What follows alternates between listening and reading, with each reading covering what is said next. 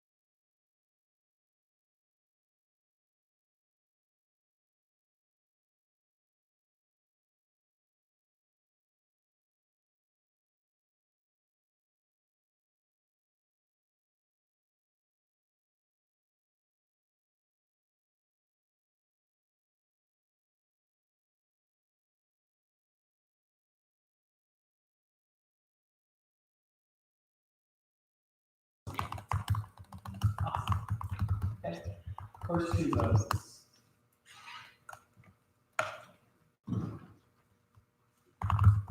Okay. Second or last two rows. Okay. Move into audio and video around the public comment. First two rows. Hi guys, hope you're all doing well with all this school cancellation things. I just wanted to give you some updates on what Colbert has been up to. So as you guys know, we've been spending a lot of time this quarter working to protect our oceans by banning single-use plastics. And since we were able to do that here at our campus, here at UCLA, we've been working to get LA County to pass an ordinance that would phase out single-use plastics across the entire county. And so we just were able to meet with the LA County Board of Supervisors last week. So we met with two of their offices, our Representative Sheila Kuehl's office, as well as the Representative Janice Todd's office as well. We were able to deliver all of the 1,800 student petitions that we collected here at UCLA to our Board of Supervisors. It was really exciting that we were able to actually represent our over 5,000 student members here that pledged Colbert to be able to represent their voices to our elected officials about this issue that so many of them signed on that they care about. So that was pretty great. And so the supervisors were super open to this, and Sheila Kuehl's office actually said that they'll be working to support and even champion this, as well as voting yes on it. So we're really excited that we're able to make our campus's voices heard on this issue, and we're going to be continuing to advocate for this throughout the spring quarter, since it's going to be voted on in June, which is super exciting. Yes. Yeah. Cool. My name's Dylan. I'm also here at Calvert. So I'm coordinating our tracking campaign. So as I mentioned last week, we ran our UC-wide oil spill, or human oil spill on Friday. And just want to quickly let you guys know about how it went. So first of all, fracking is the high pressure injection of water, sand, and chemicals into the ground to extract oil. So that we can lead to earthquakes, pollute our air, our land, and our water. And also really impacts marginalized communities at a disproportionate rate. So yeah, for those reasons, we're just trying to ban it here in California. And so about the event, so here at UCLA, we managed to get 120 petitions or voter petitions combined. And we also ran this across, like I said, it's UC-wide, so we ran across 6 other UC campuses. And across all of those chapters, we managed to get 100 emails into Governor Gavin Newsom, and that's really exciting. It's a big step forward towards banning and tracking. Everyone from the Office for Low Taxes Campaign Coordinator, or they call themselves before, so this quarter we've been working to make tax books more enforced by advocating for agency by the tax book grant program. We've actually made a lot of progress. Quarter we've got 28 practice items just here at UCLA and counting. We're gonna get more, a couple hundred across the state. Their support is super important to the campaign just because of the primary stakeholder that they just want to support from. We've also set up a meeting with open access librarians here on campus. We can start connecting faculty towards those open resources from our currently existing open text program we have here just at UCLA. So we're going to be continuing our work for affordable open access next quarter, and this is super exciting, especially now that the UC system has made an open access deal with QLS. So I'm looking forward to next quarter. Last two rows.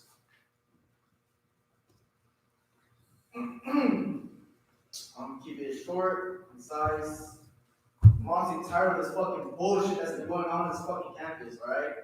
Everybody here knows, everybody watching knows, that I don't appreciate the fucking members of the council or fucking tokenizing students of color to push their own fucking political agenda. Alright? I ain't gonna tolerate that shit anymore. I see shaking your head, Lalo. I'm gonna hold you accountable to that shit, alright? With that being said, I'm gonna hold this bitch. Just let you all know, I'll keep y'all accountable to this shit. And if y'all don't know, don't act like you don't know. You gotta know what the fuck's going on. We'll continue with public comment. Last two rows. Okay, final call for public comment. Okay, if there's no public comments, then we'll conclude public comment at 7:23 p.m. We're gonna move into FICOM update from Nadia. Okay, I'm gonna actually start with the contingency. But this week we received 31 applications from non-USAC entities. The total amount requested was $74,899.93, and our recommended allocation is $21,190.33.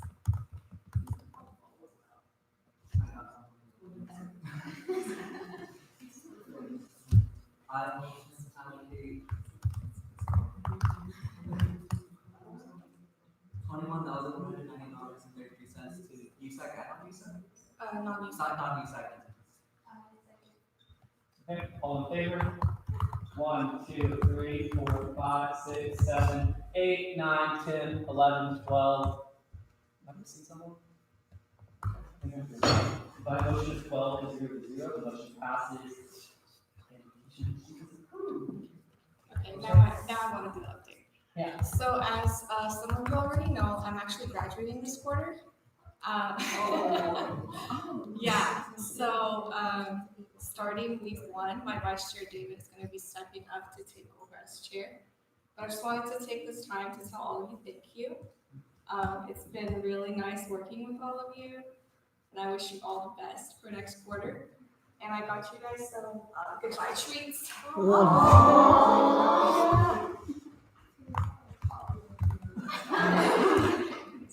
What? Thank you so much. I'm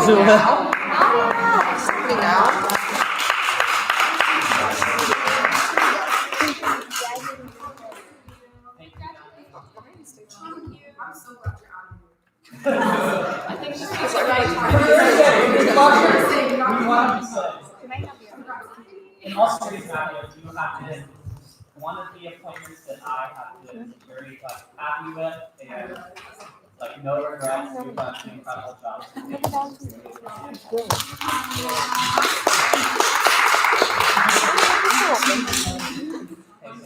Bear it out with us one more time tonight. Okay. SWC program refund allocation. Hello everyone. So the total requested this week was $2,200 and the total allocated was $1,564 to 5 different non-USAC entities. Okay. Is there any opposition? If there's no opposition, the SWC program refund is approved for this week. Group advocacy grant allocations.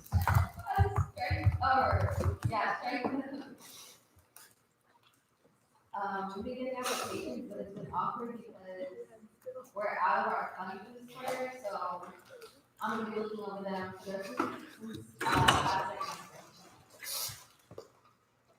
Okay.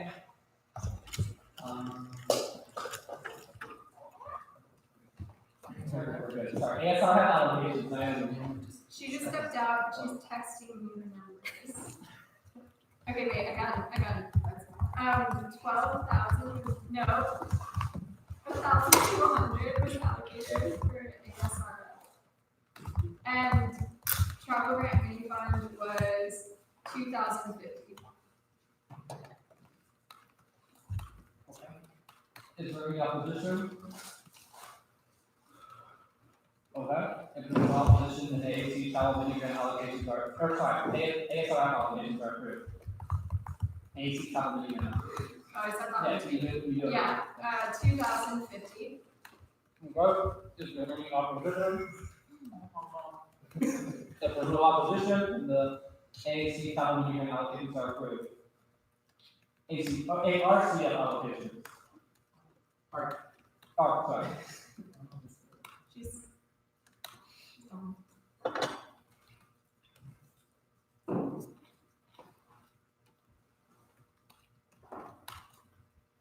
oh, it's me. I just realized you said art, and I was like, what's everyone doing? Okay, art is allocated $51,839.50 to, please.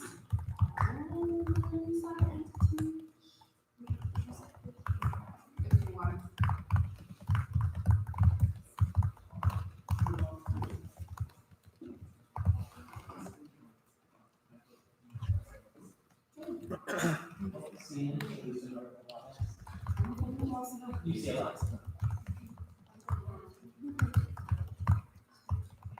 Okay, sorry, your question? Yeah. Our fund allocations, the opposition, no, the opposition. Okay, if there's no opposition, the park fund allocations are approved for this week. Special presentations, LGBT Research Center presentation. Hi, Andy. Andy.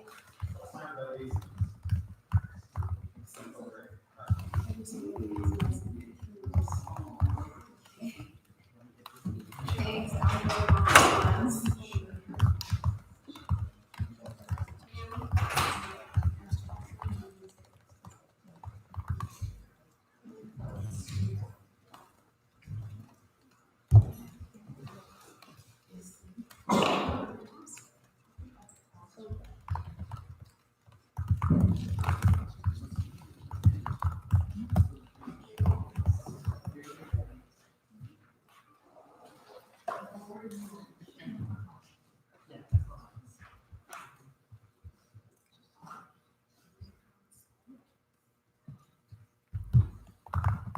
All right, can everybody hear me?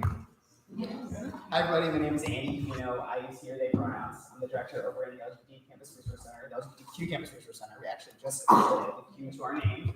It's very exciting.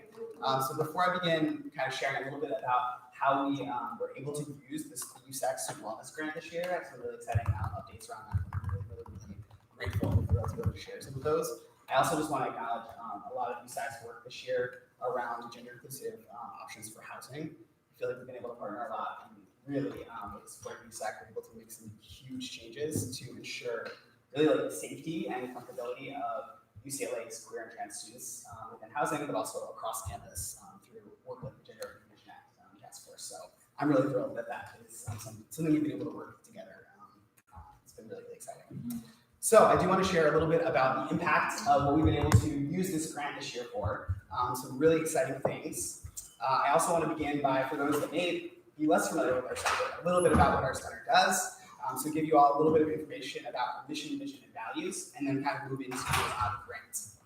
So our center, we support students and employees of all genders and sexual and romantic orientations through community building events, resources, counseling, outreach, training, consultation, and advocacy. And the frameworks that our center uses to approach our work are through holistic, intersectional, and social justice frameworks. So we honor and empower individuals at their many identities and lived experiences, including but not limited to their race, ethnicity, immigration status, ability, religion, and class. We envision a UCLA community that is equitable and affirming of all identities, where people of all genders and sexual and romantic orientations can feel celebrated, respected, and empowered. And the values which were actually re-articulated this year with our student interns at the center, these are our new values that we espouse and aim to achieve through our center. So we have values around accessibility, community and accountability, education, equity and advocacy, intersectionality, social and racial justice, and wellness. So as you can see, these values really align with the intentions as well of the grants around student leadership and wellness. And so one thing that I think is really important to keep in mind about why this work that we do is so important and why the grant you all allow us to sort of utilize what enables us to do and some of the communities that we're able to serve because of this grant. So some national trends that we need to be aware of as the center kind of continues to do its work and kind of achieve the goals that it has, the vision that I mentioned earlier. When we look at national statistics and national trends when it comes to higher education and LGBTQ students, we find a couple of different trends that seem to come up over and over again in the research. So we know that LGBTQ students of color do not have adequate resources to sufficiently meet their needs. So that is something that we definitely know when we look at the research.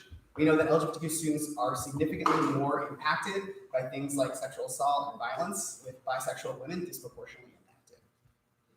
We know that about 3 in 5 middle and high school LGBTQ students have been harassed in school, and nearly 18% reported such events occurred often or frequently. So we're thinking about the environments that our students are coming to campus.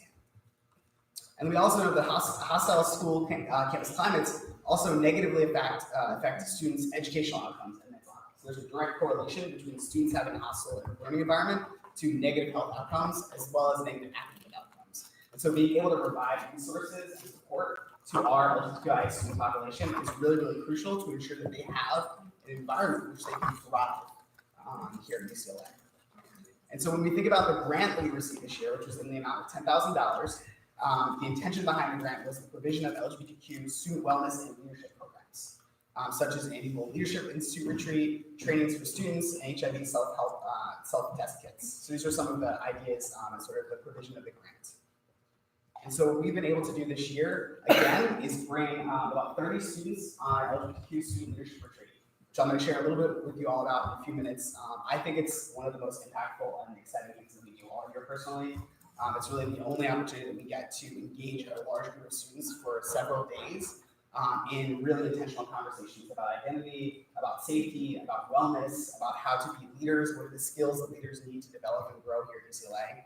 This photograph is actually our student staff from this year.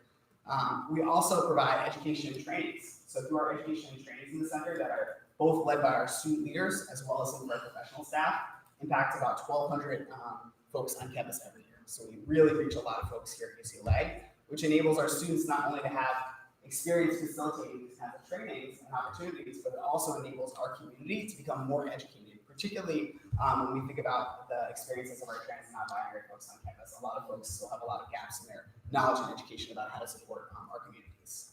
So I'll share a little bit more about that. So here's a little bit of information about this year's student leadership retreat. So this is our 4th retreat that we did, and this year's took place over 3 days. We had 28 student participants, 5 student facilitators, so that's 5 students who actually returned with us at leadership retreat to facilitate sessions. The retreat itself, we've been able to impact over 125 students over the past 4 years. From this year's retreat, 100% of folks who attended said that they would be likely or very likely to recommend this experience to another student, another peer. This is a photograph from this year's retreat. And this is another photograph from our retreat. Some quotes from some students that participated in the retreat. Students said, "I enjoyed all the workshops, but I loved meeting new people and sharing our experiences, our challenges, and sharing laughter." Another student said, "I was hoping to build close friends and community, and I'm leaving with just that. I wanted to be inspired and challenged in leadership and to meet incredible people. My expectations were more than met." And then one student, this one was probably my favorite, said, "I used to think I could not be a leader, but now I see that I indeed can and I will." So that gives you a few different highlights of how our students were impacted by being able to take these students off campus, off site for 3 days to talk about student leadership development, skill building, networking, and really get them set up so that they can recognize that they are already leaders and also encourage them to continue being leaders when they get back to UCLA's campus. In addition to that, as I mentioned, we also were able to host educational opportunities and trainings. So again, these are run by our professional staff as well as our student interns who are training on allyship sessions, training them other their peers, training other student organizations, student leaders, as well as professional staff. And so we're able to serve about 1,200 students a year, as well as the faculty and staff who help support them through our educational efforts. So here's a photograph of some of our student interns from the previous LGBTQ allyship training. So our students get trained themselves, they train other students on how to lead these sessions, and then they lead sessions for their peers as well as faculty and staff across campus.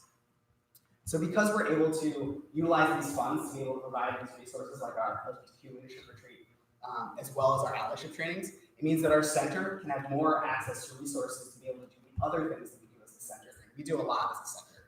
So in addition to the things that I mentioned, we also have a physical space that we maintain, we have a study space, a lounge space, we have the biggest library of its kind on the university campus, or at least for a library. We have a cyber center. We also offer drop-in counseling from all across campus. We have our CAS counselors that come in and provide services. We have financial wellness peers. We work with the academic advancement program oftentimes as well, and we work with peer peers through the Career Alliance.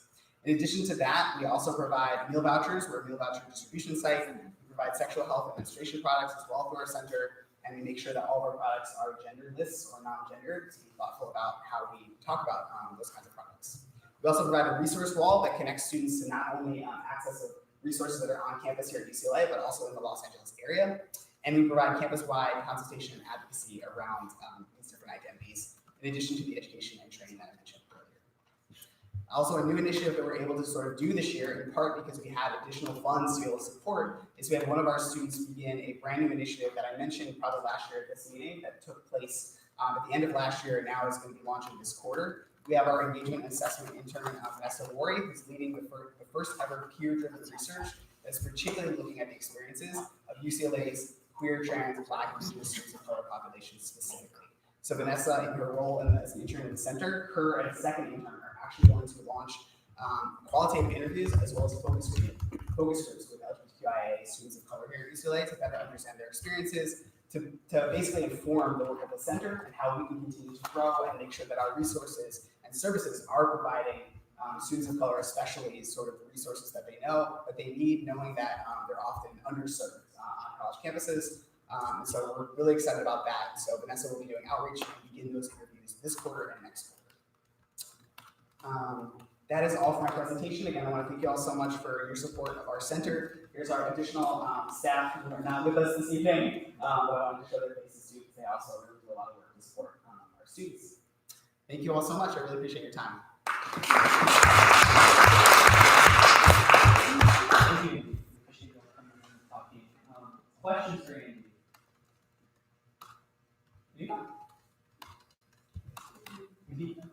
I mean, like, yeah, I guess, in terms of, because I know hopefully this is a grant that we aim to keep going in the future, so, you know, when it does roll in next year, do you foresee like it being used for the same things, for different things? You know, what are your thoughts on just the amount of money, I guess, and like how it's being applied thus far? That's a great question. I appreciate it. I think that for next year, I mean, again, I think our leadership retreat is a really powerful experience, and it's one of my favorite things that we do. I also think knowing that our budget is going to look a little bit different next year because of different allocations through SFAC, et cetera, we're going to have to make some decisions about what we're able to fund and what makes the most sense to fund. And so I think we're going to really need to have some intentional conversations with our interns about what that looks like. Okay. So for example, if we're unable to do the leadership retreat off-site, can we do some of those educational opportunities on campus to provide the same kind of learning? It may not have the same impacts, but I think we're going to have to make some tough decisions. We've also been working really hard to see if we can secure additional resources for things like sexual health and wellness. So we actually have been partnering with some local organizations to see if they can provide support for things like condoms and things like that in their center. But it may mean that some of our programming is going to have to be parsed down so that we can continue providing adequate resources. So I'm going to have conversations with our student interns about what that looks like. Thank you. Of course, thank you. Any other questions? Well, that's it. Thank you so much again for coming out. Thank you all so much.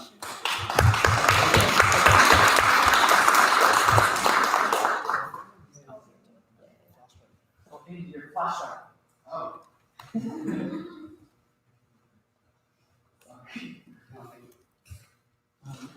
Okay, we are going to move right into our discussion item on the coronavirus in relation to both fraud, but also in relation to council. So, as you all know, we just had the email that was sent to us about how classes are canceled, basically if possible. Where possible, and that people should still contact the dean of the student's office if there's a problem with that. I probably should read out that number in email. Yeah, so people have access to it. I'm trying to find it if somebody else wants to. Okay, thank you. Oh, I got it. The email, if you need to report a professor who is not compliant with having classes, as we do online instruction, is dean@sao.net at UCLA. Wait, dean. At sao.net.ucla.edu.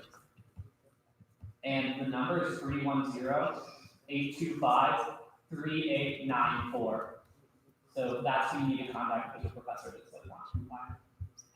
Okay. With that, are there any other broad comments before we talk about council for the next couple of weeks? Yeah. Anybody? Yeah. So, my team prepared a list of possible suggestions regarding the coronavirus. I could send it out to everyone, but I'm not. What's the email that was sent to? It is. Can you drop your movie so it comes faster too? And it's USA Council at asccla.ucla.edu. Yeah. It's not like a definitive thing, it's more just kind of like stuff we can talk about. Yeah, sorry, Nikki. Yeah. Also, yeah, real quick, I just want to give an update on the thing that I mentioned in the group meet. So, right now, I haven't had an update since we got the newsroom email on the status of like UCLA Health direct referrals. But concerning like UCLA students and the immediately adjacent campus community and like volunteering at UCLA Health doesn't just include students, it's like any community member, usually obviously from West LA, who, you know, volunteers their time in like a bunch of different programs that we have. In terms of that, some peers of mine, like we sent direct referrals, basically an email saying like, we're gonna come in to talk about, basically the cancellation or like the pulling out of volunteers from like Reagan for like certain direct referral programs. Just because, okay, well, it's like pretty important just because that's kind of the, at least if there was an epicenter, it would be at Reagan, obviously. And so volunteers being at Reagan, it's not just a risk to the volunteers, but it's also a risk to health professionals and patients, just in terms of like exposure, in terms of spreading coronavirus, or really anything. But since this is basically a pandemic right now, we're working hard to contain it. We don't want it to spread in LA County any more than it has. We're gonna move forward on like basically taking more of a strong arming approach with like UCLA Health direct referrals, because they basically told us, oh no, like as long as the volunteers wash their hands, it's okay. But it's like a huge, it's just a huge source of unchecked transmission, especially because most volunteer services are like non-essential. They're helpful, but they're not essential to like the inner workings of the hospital. And in situations where panic is kind of the main driver of people's actions, the ER, for example, like volunteers in the emergency department, definitely don't need to be there for like the next couple of weeks. So yeah, we're basically trying to figure out what's going on with that, but I don't have much of an update, just that we're working on it. Yeah, Jason. My name is Jason. I'm here with the chat, but I'm also Garrett's Ender, Yeah. New York department. Oh, perfect. I just got an email this morning that they stopped our shifts in New York. Okay, that's awesome. Okay, that's really good to hear. I think, thanks for chiming in. I think that there's a lot of inconsistency across what Lily, basically, the head of direct referrals, is telling a lot of different people. She's leaving it up to the coordinators of each program, and that could be a good way to go about it, but I don't think it's the best way, the most efficient way. So we'll keep on working with that, but thank you so much. I'm really glad that care extenders pull people out of the ER. Yeah, thank you. Sean? I just want to like point out that I still haven't like received an official like reply to the email that I sent. And just for the record, that was about like international students. So if you're on an F1 visa, you have to take at least one in-person class. And I understand that the registration of the class is still like not online and in person, but I still would like appreciate if I got an official reply confirming that the status of international students in the country and their visa would not be threatened by this move. Yeah, so we should look into that. Lily and Naomi? Brandon was actually first. This is a question for a point of clarification. To my understanding, student workers are still obligated to come into campus, even though like the entire point of the like moving classes online is to prevent spread, and also, I mean, ultimately, like it is a it helps people like sort of figure out around spring break and coming back and when all of that.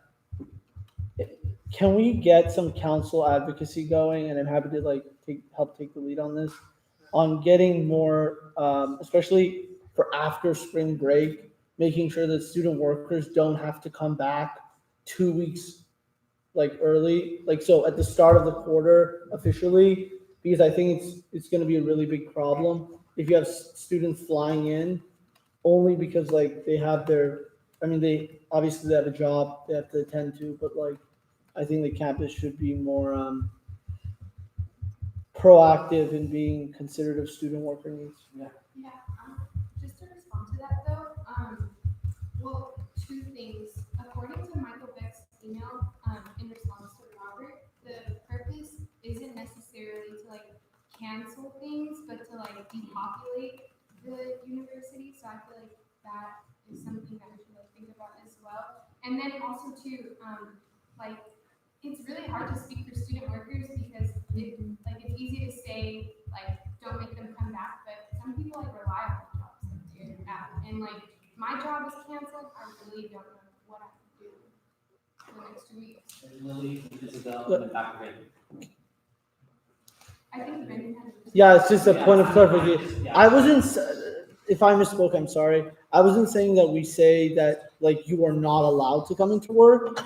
I'm just saying that I think it should like be a student, we should see if we can get student workers a choice. So like if somebody isn't here and let's say they're heading back for spring break, and people have very different circumstances and like you don't want to, I don't think we want to like, not everybody's in the same category necessarily, but like if student workers have that choice to decide, depending on their circumstances, to either come in, if they need to come in and they need like they need their paycheck or whatever their situation might be, or if like, I'm just saying like we should accommodate people where they're at, but yeah. Okay, yeah, and I just want to emphasize that like the reason that I avoid back and forth is just so we can get everybody to see, so like that's why, just for future reference. It was Lily, then Isabel, right, and then Lala. Oh, Lily, Naomi, Isabel, Lala. This might be a dumb question, I'm sorry, I'm checking like every single email, but, will Ash still be open over spring break for students who are staying? Like, So, yeah. Yes. is that the first point of contact for students?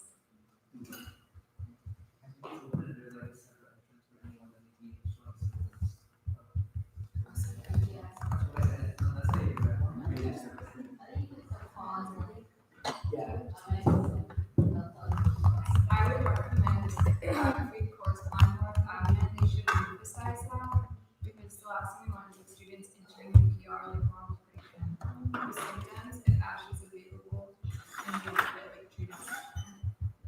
Okay, Naomi, Isabel, Lala, Lily, and then I was just gonna say, like, for the public, the academic senate is still like going into, executive session tomorrow. And, I mean, it's obviously like executive session, so they can't really disclose why, but essentially they're just trying to make, necessary changes to their bylaws and regulations so that, they give professors the fair chance to move forward with changing things that they need to change, essentially. So we're still waiting to hear like what comes out of that as well too. okay, so. Yeah, how many of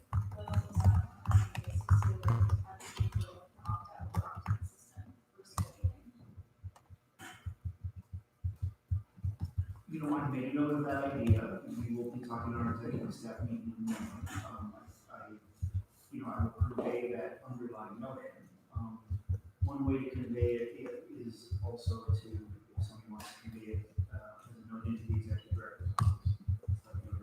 Directly for you. I will say that we are seeking to balance the students who need the paycheck versus the students who have other needs to care for the situation.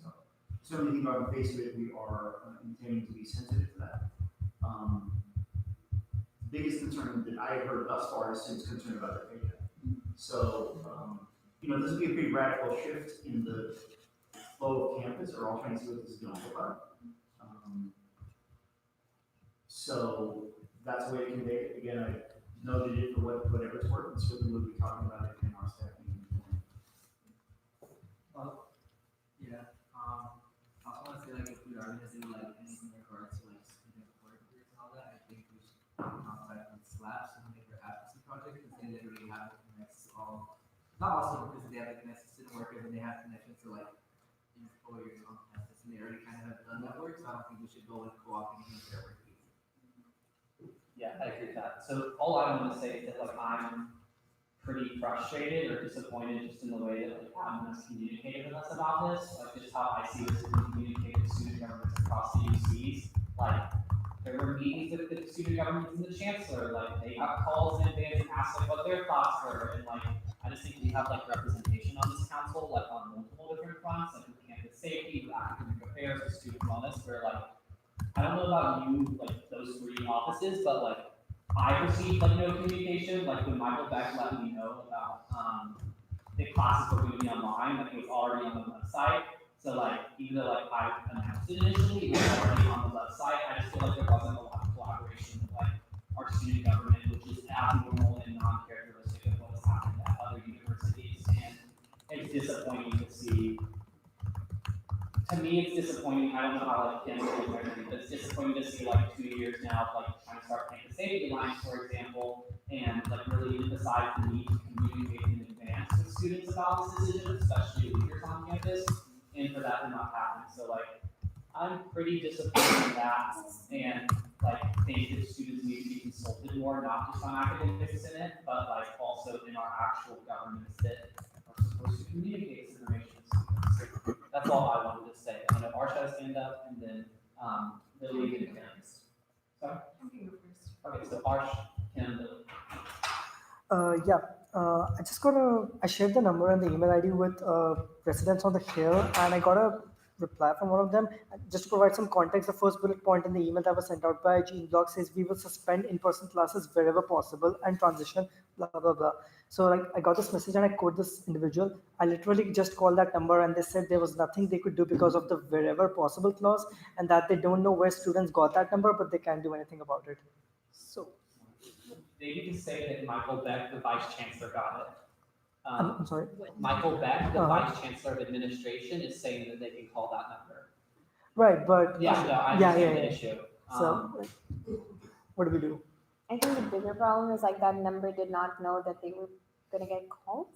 Like that's what they told. That's what they basically told the student. Okay, so I'm gonna reply to him right now. Like, the number doesn't know that it's your phone. Well, Dean Bradley responded and said that the phones are ringing constantly. She's also She said it's really. That's probably why you're not getting. And it's not a lab either, it's an English class. So like I know labs have some other, yeah. If I could chime in, my roommate tried to call that number, but then the person who answered the phone redirected her to the chair of her department. So she ended up emailing the chair of her department, the chair of the department told her professor to cancel the class. Okay. So they're being redirected. Okay. That's interesting. Okay. Yeah. I mean, anything else? Oh, no, I was going to say that we had a Campus Safety Alliance meeting last week, and Dr. Elias from Ash Center came, but the talks about of classes being moved online was never brought up. And honestly, at the time, they made it seem like the virus, or the coronavirus, is like really like affecting like the operations of campus. I don't know if admin just decided to move classes online because other schools are doing so, but like this was not really something that was brought up to student government last. Yeah. So yeah. My comment is kind of along the same lines, like less about frustration with admin not telling student government, but just not telling students, period. Especially considering we're not looking at like how diverse our population is. There are students who have dependents and like students who have compromised immune systems or like are not in the range of what is considered like safe for coronavirus. Like if you're a healthy, able-bodied, young, like stereotypical college student, like you shouldn't be affected really as much. But like that doesn't include the entire campus. I myself am very vulnerable to it, and like that's frightening when I don't know if I should stay here, go home, and getting no support from admin is like, very scary, very disheartening.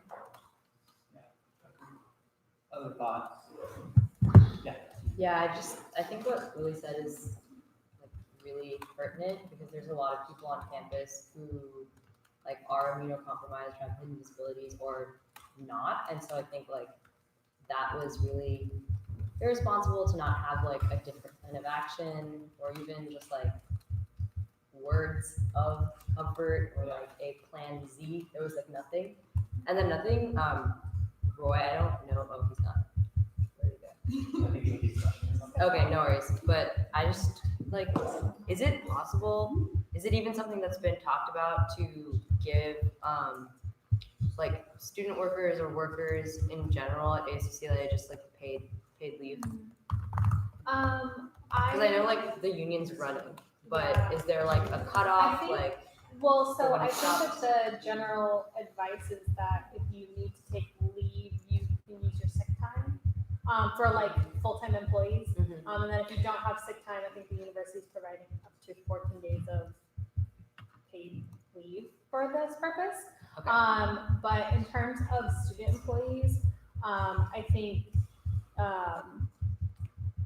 we haven't really had a chance to talk as an organization about like what the approach would be. Yeah. So it might differ based on different departments, but I think it's more challenging because, not every department has the capacity to offer like remote Yeah. work or things of that nature. So I think it's just really challenging because of all of the different types of roles that students fill. Okay. Yeah. So, for example, like students working in the coffee house, they're at work or they're not. There's not really stuff that can be done outside of the curriculum. Yeah. So I think it's gonna be something we just have to figure out. Roy, I don't know if you have any additional comments about ASUCLA's perspective on how to deal with student employees and whether or not they can get Paid time off. paid time off or remote work or things of that nature. So remote work for most employees is somewhat difficult. Yeah. Because it tends to be a service Yeah. businesses. Paid time off, I couldn't offhand comment about, certainly we'll be talking about it in the morning. Often what I find when we're in our businesses, often if the manager asks the staff, is there anyone who actually would prefer to not do work? That often the thing finds its own balance between the people that are anxious to not be at work versus the people who are anxious to get paid. So often, you can find a balance as long as you use that sort of approach. So where possible, I think we will certainly do that. And we really do have to look at, the difficulty of the situation. This is uncharted territory, so Yeah. I think we'll be watching day to day. Tomorrow will tell us a lot. We're not going to make any decisions until we see how tomorrow goes. It may be that we close the facilities a little earlier. Academic's open until 11 normally. In this new scenario, for the time being, it may be that. So I think we will try to certainly be sensitive to the employees' needs and try and get the best outcome for all involved. Yeah, I guess just it would be great if like once, obviously I know this just happened, but like once you have these conversations tomorrow or like in the coming few days, if you could like inform us to like get the message out to people who like I know you'll be spreading it through your own channels, but there's just generally a lot of misinformation. So any place you can spread clarity and like things like that would be really helpful. I mean, I will say that certainly coming from the senior suite, Maria is extremely approachable and has sought to meet with every group of students directly in person, and conveys very clearly his door is always open, and that is a very active outreach. So he's certainly sought to open up all of the channels of communication between students and believes in our philosophical stance, which is that we are of students, and that is what our basic nature is. So, there are a lot of decision points in there. So, I will see what kind of clarity I could come up with, but certainly a lot of that really is going to be kind of local. So usually your main relationship is with your local manager. That might be the Fairware manager versus the coffee house manager versus North Campus manager. Yeah. And And those sort of really, those decisions and the flow of traffic is going to be read really very locally. So it's a pretty fast moving and dispersed, distributed situation. Brandon, you have your hand up in the room? It's okay. Okay, Lily? I'm blanking now. I forget. When it comes back to me, I'll let you Okay, Ryan? So. know. Wait. I'm sorry. You remember? Yes, I remember. It actually has to do with Orion. Orion's sheet had a very good point, and that led me to ask, are we still allowing campus visitors, like cub tours? My question is that still happening? Why? I don't know, and I wish administration would consult us. Like, if they're gonna cancel class but not tours, that's kind of ridiculous. I mean, even if they cancel tours, our campus is still open. Yeah. I don't disagree, but it's just like, I would rather short on campus. It's like, outside institutions are just still massive. Like, there's just so many people in this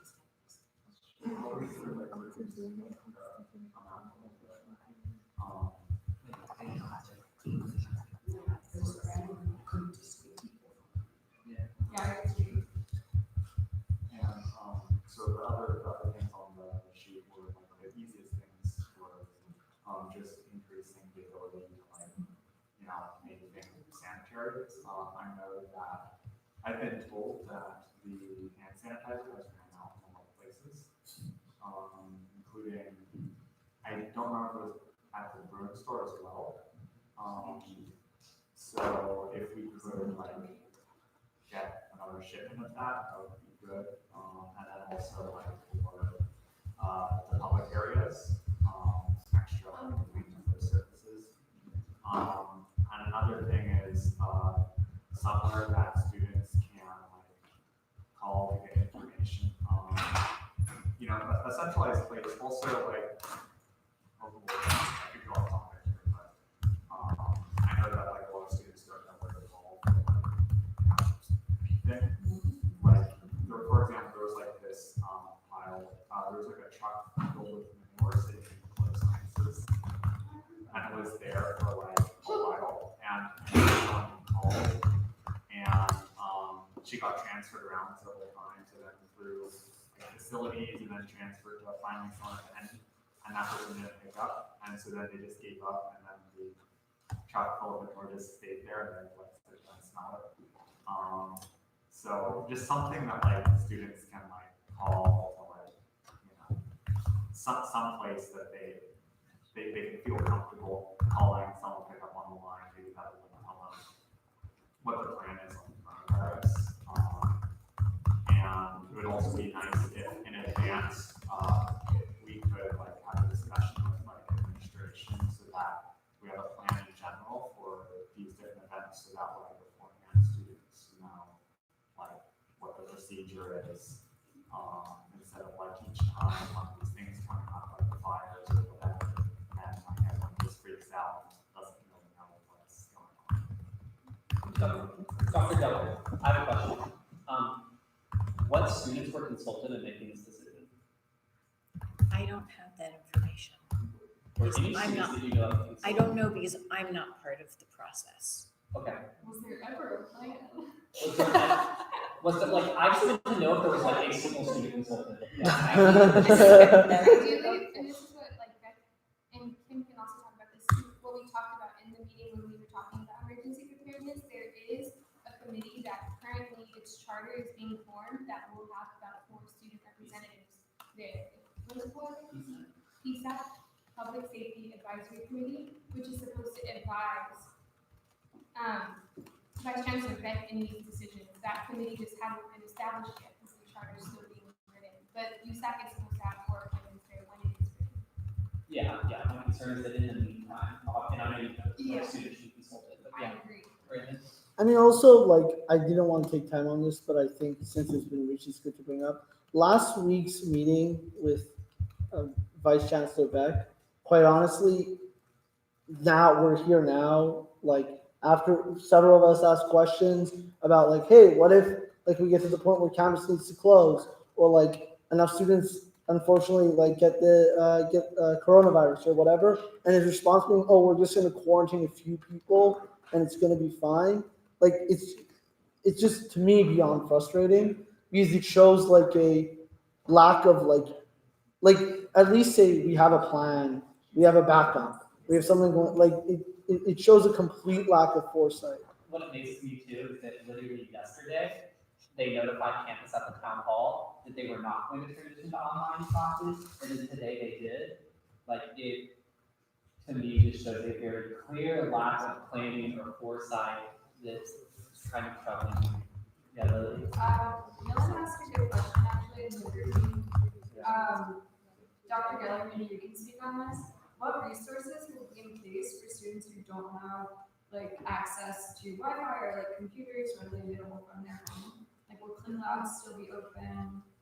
So I don't have all the answers you need and deserve, but Dean Blandisi has let me know she's going to come over here now. She'll be here by about 8:30, and she'll have more access and be able to do her best to answer whatever questions you do have.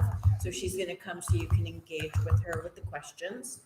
And in regards to Shahama's question about the F1, I did get some information there. They've confirmed through the DASHU Center that students on F and J visas will not be negatively impacted by moving instruction to the online format due to the COVID-19 outbreak. Each student with an F or J visa will get contacted directly by DASHU with more information. They're going to clarify that the students need to remain with full-time enrollment, that they need to be ready to return to campus when in-person classes resume, and that in regards to winter finals and the spring online instructional format, they should take direction from their faculty about how that will work. But they'll each be getting contacted individually by staff in DASHU with information and to answer their questions. And the DASHU Center will remain open and fully operational so that anyone who wants to talk to an advisor in DASHU will have access to that as well. So they do want to be reassuring that no one on an F or J will be negatively impacted by the switch to online instruction. Okay, I do want to transition into the council discussion about what we're going to do, but Lily, I was going to say for the purpose of time, since Dean Blandisi is coming, should we maybe move up the shack presentation? like to right now. Yeah, so we don't keep them here. Yeah, that's fine. We can have the council discussion afterwards. Yeah, that's fine. Is everybody okay with that? Yeah. Okay, cool. Well, and then also, well, how long do you anticipate, just in regards to the personnel matter?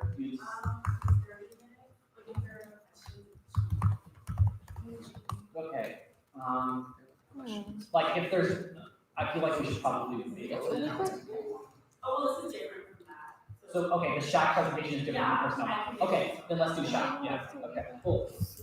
Oh, she said bye. Oh, bye.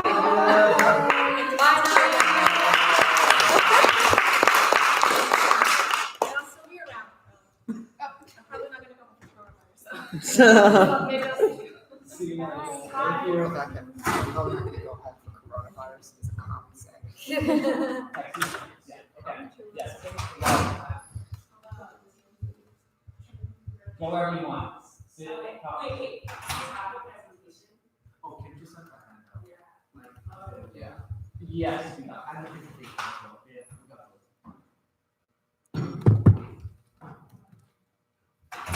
Yes.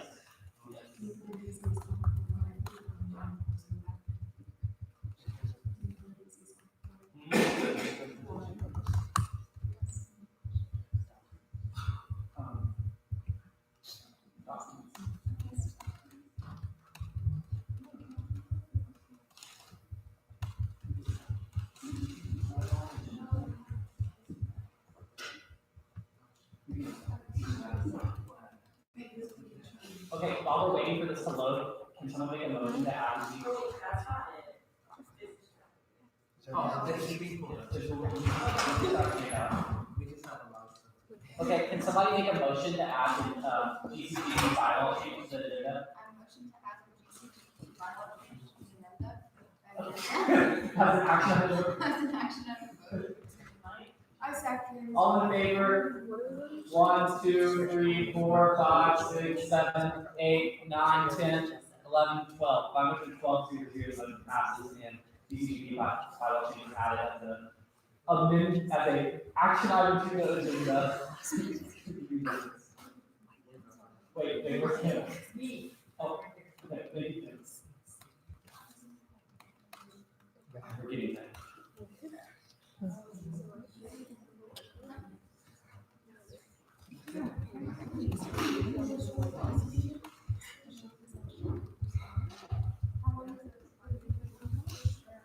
Okay, also, yeah, I do want to express too that this presentation, we have like 15 minutes till the when we arrive, so, yeah. We can do the bylaw change right now. Okay, DCG bylaw change, Isabel, you can. Okay, I'm sending it to you guys right now. What's happening here? So we're bouncing right now to GCGP bylaw change because the presentation isn't ready. Okay, I'm just down to this. Was it sent to all council? Yeah, Listen. Okay. it was sent Wednesday, March 4th at 8:28 p.m. 6 days. GCGP bylaw change. So GCGP met and, CRC. yeah, sorry. CRC met and the Good Pros, Good People, group, Redistribution center. the center itself. Yes. Okay, the redistribution center is going to be moved, to be under the Community Service Commission. Previously, it was under the Internal Vice President and the Facilities Commissioner, as well as, the Student Policy Commissioner, and now it will become one of the department heads. Yes. Oh, exciting. Jonathan, you got anything to say?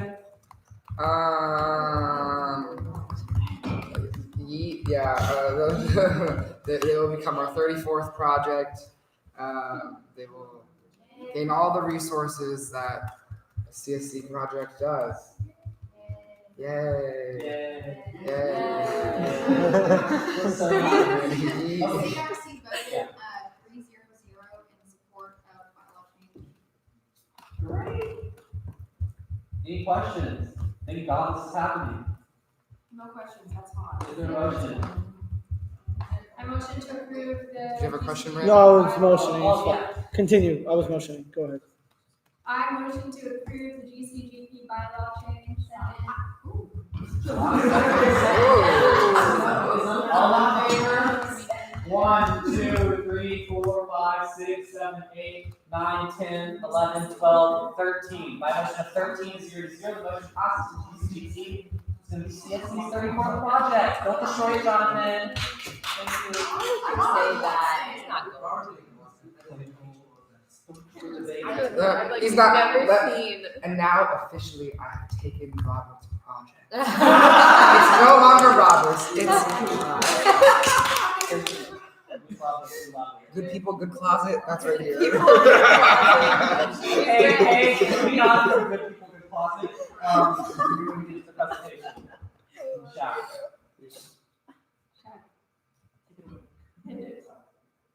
David Shaq.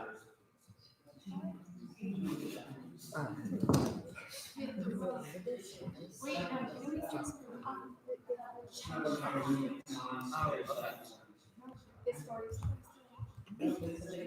Y'all can make it 15 minutes, right? Yeah. Okay. Here it is. Shaq it up. First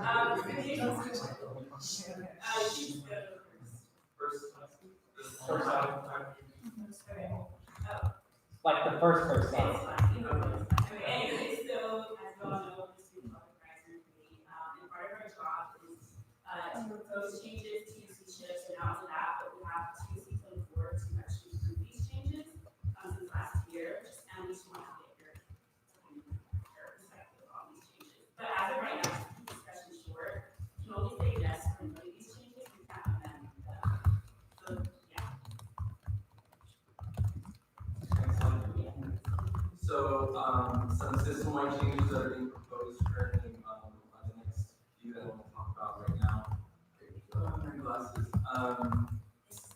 So we're going to increase the cyber educational out-of-pocket maximum from 3,000 to 4,500. Let's see, as you can see, it's going to be about 22% increase, minimally, for students. And, we're motioning to vote, no for this change because in, the majority of, people who are, assigned on the business teacher plan, they don't exceed the 3,000, but there are several individuals who exist on campuses that don't have the same resources that other campuses do that are being taken advantage of by providers that are increasing the price. So this increases the out-of-pocket maximum would just kind of wouldn't really solve anyone's problems. It would just allow providers to increase price without offering any additional services. So we're going to be voting no for this one. We're going to be including gender conforming facial surgery. So the plan currently doesn't exist under UC-SHIP. This, as you can see, there's a proposed or a supposed 0.3%. Is that 0.3% increase? And we're voting yes to provide this health care for trans individuals. Let's see. So we're going to align the plan with a couple legislative changes that are being proposed for the passed. The first one is SB 159 that allows PrEP and PEP to be dispersed without restriction for 30 to 60 day in advance. So you can get 2 months right off the bat without a prescription. And let's see. No impact to the plan. We're voting yes for this as well. The next bill, SB 30, expanding eligibility for domestic partners registration. This one was, we've already voted yes for this at the UD level. But so now, let's see, if you are older than 18, you can be added on as a dependent for a UC-SHIP student who currently is enrolled at UCLA. So there's no age limit for dependents now. SB 600, fertility preservation. This bill is going to cover fertility preservation services and procedures for individuals who go into the doctor and come out of the procedure with damage to their fertility. And this bill would allow for $20,000 max so that they can get this procedure. They actually removed the $20,000. I'm sorry. And there's no cap on it. Yes, so they're going to be providing funding for fertility preservation for people who get reversed when they go into the doctor. And we're voting yes for this as well. So this one's for UC-wide, so those are proposed in all UC systems that are UC-SHIP. And these ones are UCLA specific changes. So these changes will only be for UCLA. Yeah. So the first UCLA specific coverage change that we're voting on is the X-rays at Student Health Center. So currently the coverage is that there's no copay. They're planning to the proposed coverage change is a $5 copay. So that's a $5 increase. But so there's some information that's missing here. So it says that the impact of the rate is a 0.3% increase. And that's because there's actually going to be a flat fee or flat rate change in the X-rays as well. That's some information we haven't been provided yet. But in order to, I think, balance that out is there's going to be that $5 copay increase. And I don't think we decided how we're voting on this yet. So we haven't decided how we're voting on these. That's kind of what I probably want to get your opinion on this, because obviously this impacts every student at UCLA. The second one is live health telemedicine. And so the current coverage is a $5 copay for mental health and physical health appointments. So these are basically online appointments that you can get with a provider, and they're reducing that copay to $0 for both mental health coverage coverage and physical health coverage, and then mental health coverage includes therapy and psychiatry appointments, and then all physical health appointments. You have to rates there is minimal to none. And then the third specific coverage change is in-network mental health, and so that's one of the initiatives that the wall has been working on, or Wall's have been working on since last year, right? Or Wall's been working on to they agreed to reduce that copay to $0 for in-network mental health providers, and that's going to come with a 0.15% increase in rates. And then the fourth one is the usually specific coverage change. I think this one is impacts graduate students more because it's for students with filing fee status who will be paying a student premium as opposed to the increased non-registered fee, and that would come with a 0.5% increase to all rates. But in my understanding, filing fee status is usually given to students that are in their last semester and then are only extending in order to file their thesis or their diploma. But I guess that could also be for undergraduate students. Anyway, that change, that's the last thing that we'll have to discuss. That's the last question. Back to the first two UCLA specific, the X-ray and then telemedicine. I'm sorry, I really don't understand a lot of insurance, but did X-rays get more expensive? No, Ash Center is just looking to balance their budget, and this is one way for them to get more money. Okay, so they have like no correlation to each other, that this one now has like $5 and the next one is like taking away a $5 copay? Yeah, no, right now, currently students are charged $0 to go get an X-ray. And now Ash Center is saying like, hey, let's charge $5 for copay to get X-rays so they can balance out their budget. So it's really a disadvantage for students. Now they just want to charge us more to use the same equipment. They're not getting more equipment or anything like that. It's just the same. Okay, but that has like no. Okay, gotcha. Yeah. Thank you. And then I think I just don't really understand what a lifetime maximum is. So I think someone mentioned that like it's not a big, but your out of pocket is going from like 30 or 3,000 to 4,500.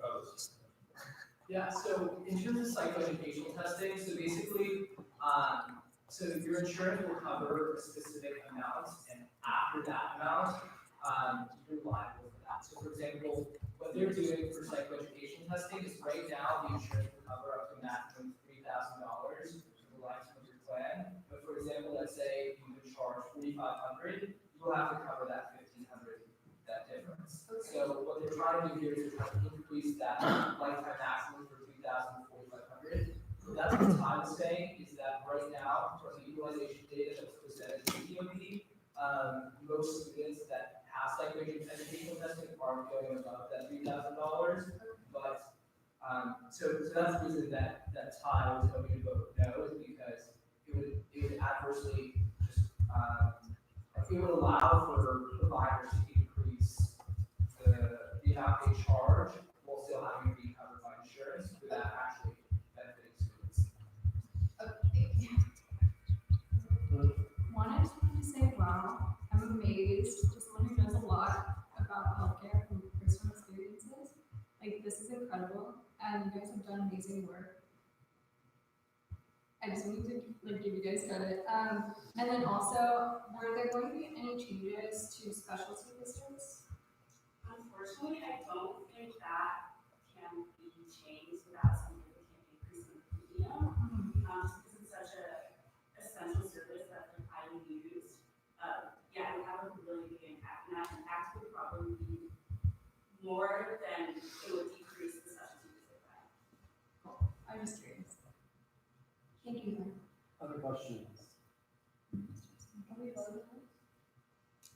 No, just like if you guys have any questions, concerns, just email us, let us know. We're voting on it on the 16th, so any feedback we get from you guys, we want to be transparent, we want to show you what we're doing here, and just kind of. Yeah, we appreciate it a lot.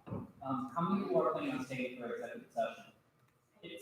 Okay, cool. Then Unless there's any other questions, thank you all for coming out tonight. We appreciate it.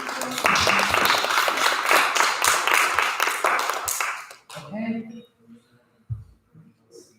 We can do office reports. Dr. Gallagher, do you have an update on DZ's location?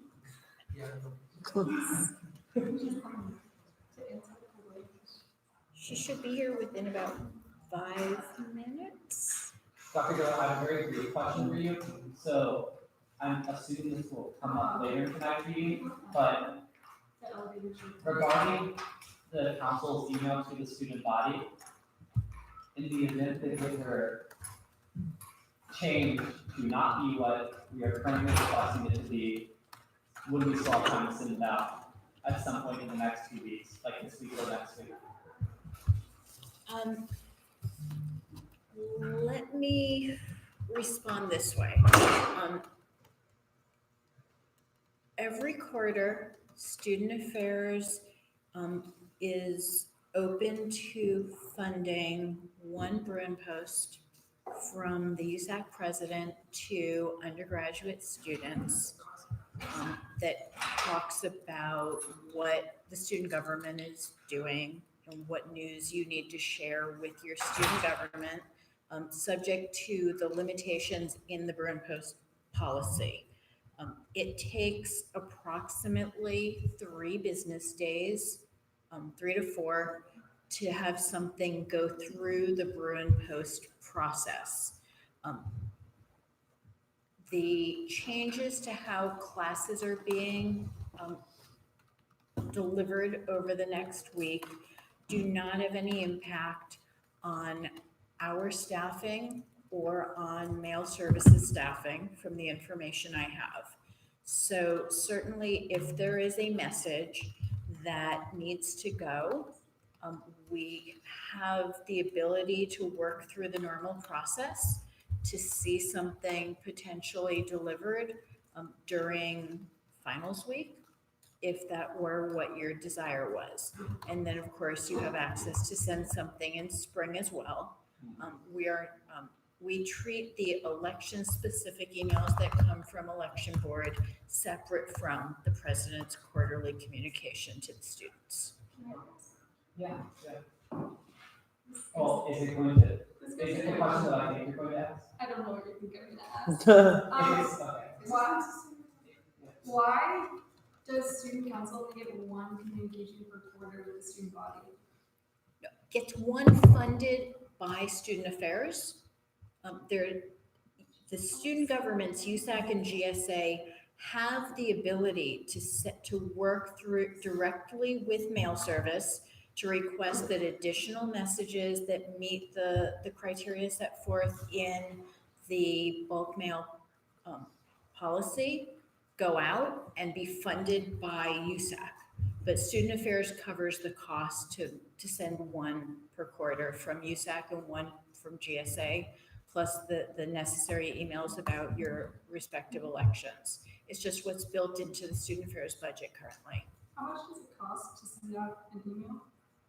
It depends on how quickly. If you're trying to get them to rush, the rates go up, but it's typically under $200 for something that's no rush. So if you can wait a week, once it gets to mail service and goes through all of their approval processes, their non-rush pricing, I believe, is a little under $200. And I believe they may have their price schedule posted on their website. So theoretically, if we pay for it, does it need approval from Student Affairs? The policy on use of Bruin Post calls out requirements for administrative approval of content of all messages that go through Bruin Post. It doesn't specify where in administration that comes from. So if you were to send a request directly through mail service, they would route it for whatever the appropriate administrative offices were to get you the approvals. Okay.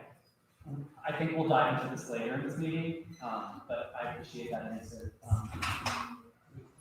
Yeah, okay, so what? about 5 to 10 minutes, so I think we can just move into officer reports, so, like, obviously, that's just mine, is that I might convert the student body. You strike yours. Sorry, just the student body email might be converted depending on the conversation, that's all I would say. That's a council matter, yeah, and then. IVP, please apply to IVP participant, it's too much.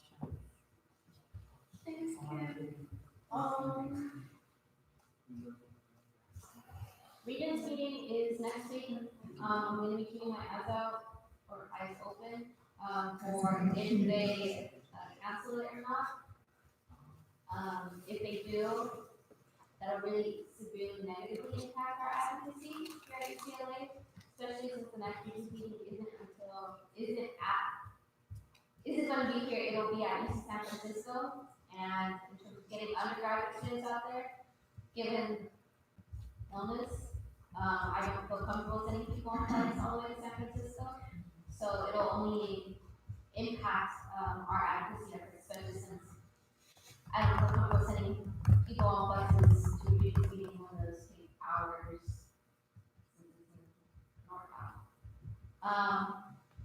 Regardless of that, there will be a town hall this weekend on Thursday, March 12th from 5 to 7 in the Brewer Youth Point Conference Rooms, which are right over there next door. The town hall will discuss things like what are the regions voting on, why is this important, how will you be impacted, and specific nuances about UC Regions policy. And so we'll have a panel and be looking to take student input about these different issues, regardless of whether or not there's a tuition hike or reducing it. So my hope is that there is a reducing and that students do have the opportunity to voice concerns about tuition hike. And if they don't, UCSA and I will be strategizing about how to best approach that. Secondly, our student lobby conference applications closed last Friday.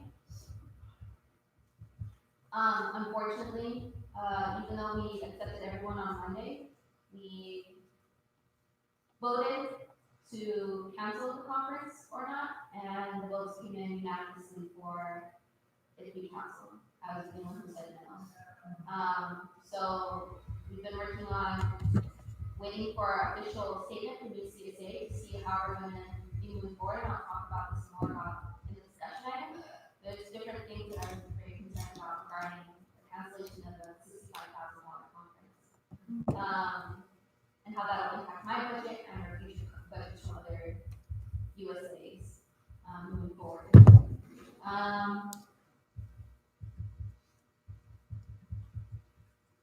I'll leave it at that. I'm sorry about the conference. No. Oh yeah, okay. So yeah, I met with some folks from the library today or Doug Washington from the library, and we're gonna be, Doug is awesome, he's definitely for students. We're gonna be talking a lot more about like study spaces and how AAC can partner with NIPAL and like the expansion of NIPAL, and also talking about like, again, textbook affordability, access codes, and like open access here at UCLA. Next, we have our like Provost Study Space series, but unfortunately it's being canceled until further notice. Yeah, I think it's just going to be canceled up until probably like week 2 of the spring. So yeah, we're still waiting to see what's going to happen with that. Travel grant mini fund, bus passes are currently out right now too. If y'all can circulate that, that'd be awesome. We've already got a lot of people sharing it. And we also already have applicants as well too. So that would be very essential for students. And lastly, since I wasn't here when giving my funding reports, academic success referendum is officially out of funding until further notice. I'm possibly going to be moving some of our travel grant funding to ASRF just because communities are still applying to the fund and it's still useful for them, and I don't want to not be able to give people funding, so we're just gonna see, we're recalculating our budget and seeing where we can move things around to still provide for student works. That's it. CSC, Jonathan. Hi. Okay, so my thing. Oh, did I bring any flyer? Actually, I have one. If you want one, I have a flyer. If you want one. But the Robert S. Michaels Leadership and Service Award. The application is out. It is on our website. It is on Facebook. I think I sent it in our group chat last week. So we give out 10 every year. It's $1,000 scholarship for yourself, and then $250 for the service org of your choice. We give out 10 every year, and usually we only get like 11 or 12 applicants. And there's many more than 11 or 12 students involved in service and that are highly eligible and like we would love to honor with this award. So really like looking to focus on getting the word out and getting people to apply. I shortened the app a little bit this year, and it is due March 30th, which is a Monday, the Monday that we come back at midnight. So I'll send all that jazz in the group chat again, but could really use some support there. Otherwise, that's what we got. Thank you. I need to unstroke just for a second. Just a reminder, our last main fund for TGIF of the year is, the deadline is Friday of week 2. Applications are all online. It's up to $10,000 per event and or organization. So apply. Jessica and I will figure out what the hearings will look like based on the community. But yes, apply, spread the word. Everyone apply to TGIF. We have money. Okay, seeing as there's no FSC proxy and SWC is not currently present, moving to OCHC rep. Hi. For OCHC, we're transitioning into our next elections that are going to happen in the spring as well. So somewhere around the same timeline, but like it's a week prior for the 3 positions. We are going to be reopening the applications because no one applied for my position, which is kind of sad. So we'll see how that goes. That was one. We have started a new initiative known as the Treehouse Initiative, which would provide to all residents of the Hill and students at UCLA with free menstrual and hygiene items, which will completely be funded. So it's sort of like similar to a redistribution setup, but something similar to that on the Hill, and it should be fully in effect by the spring quarter. So yeah, be on the lookout for that if any of you live on the Hill. Yeah, that was it. Thank you. What's up? So when I spoke with Brooke back in fall quarter, when I was given like maybe that was even last year's spring quarter when I was like recently elected, we talked about like collaborating on the Treehouse Initiative, and like redistribution. And I know this is something that like I don't know if we have SWC, but I'm assuming that SWC like would want to stake in, given like their role in menstrual hygiene product redistribution, or not redistribution, but just offering on campus or unused products, redistributing them. Is there a way you can relay that to OCHC? Because like it was hard to know what was happening until it just happened. We have a treehouse, and I would prefer, and I also don't want to speak now, this is Jonathan's purview as well, but like I think that like it's important that they're at minimum working together, if not directly collaborating, if not all under the same like leadership or guidance as well. So that's something just if you can communicate that to OCHC, and also I think Nikita should become aware of that too, especially if it deals with menstrual hygiene products. Yeah, definitely. Thank you for bringing that to my attention. And I wasn't aware that Brooke and you had that conversation before. Otherwise, I would have definitely like looped you in or brought up that point earlier. But yeah, I'll definitely talk with her and make sure everyone is on the same page. Our next meeting is going to be tomorrow, so I'll definitely bring it up then, or if possible, like before. And however we go ahead with that, like I'll keep you in the loop. Yeah, I appreciate it. Thanks, Robert. That's all. Thanks, Josh. Okay, cool. Roy, you got anything? I don't think so. There's the stuff that is scrolling around us. Yes, we'll be there soon. Jessica? I just forwarded earlier ASUCLA's press release on the closure or the online classes. So ASUCLA essentially is going to be open and operating. So you can read that release for more information on the precautions we're taking. Thank you. Yeah, good job. Speaking of ASUCLA press releases, I got one the other day about the vote center that I'm not gonna lie, like really made me mad because it really portrayed it as like this huge successful thing when in reality I saw that as like voter suppression. And they're like, this many students came and blah blah blah, like celebrating without really recognizing that there were some extreme issues with the vote center. Yeah. I'm sure, I certainly understand your observation, and we'll share that with what is inherently kind of an enthusing department, and that was not something to enthuse about, but something to problem solve. Really good. Cool. Amanda. There's a sale starting tomorrow.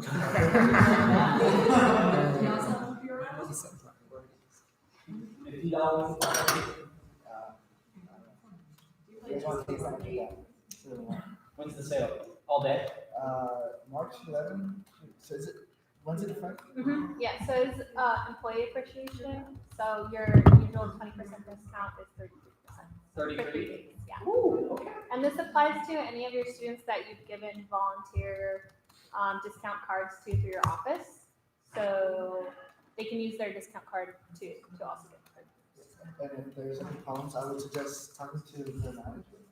Because I know some people have had problems. So just say your name and say you're a USAC and they can look it up. I will use it.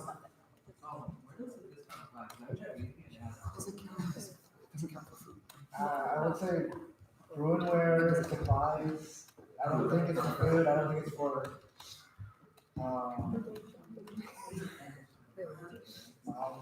Not technology. I don't think it's for books.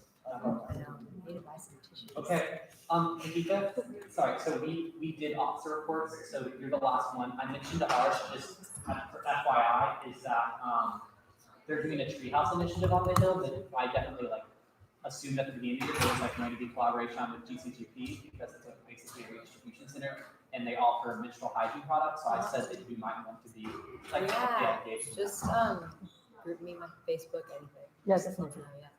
Okay, my ops report, super brief, and all items pending, because I don't know what we're gonna do about it yet, but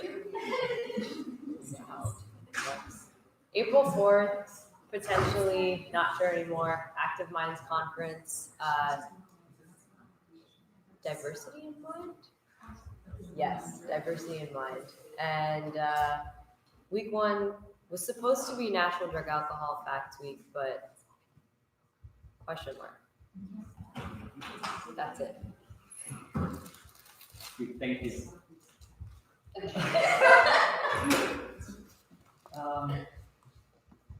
Okay, yeah, hey, Dr. Keller, sorry, I forgot. Yeah. Anything from you? You're good? Okay.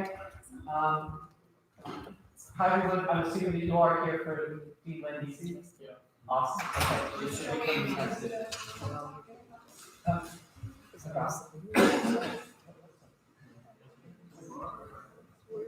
Yeah, we should just one second. Yeah, we're going. Okay, do you referenda? You want to do referenda? Yes.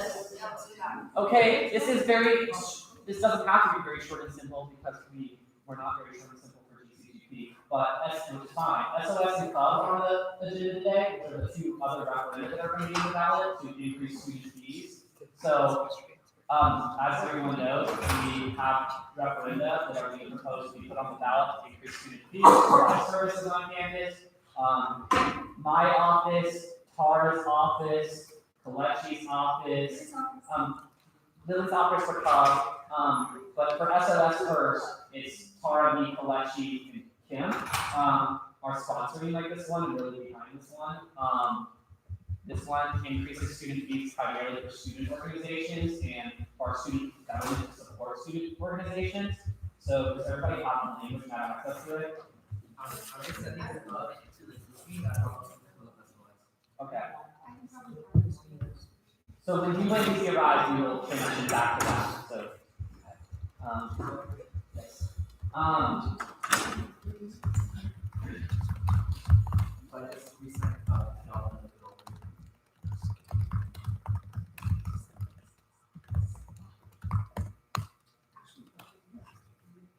So SOS increases fees by $9 a quarter, and 175 of it will be directed towards the contingency programming fund, which funds almost all of our students. Yeah, I can send SOS. Sorry, 1 second. Thank you for.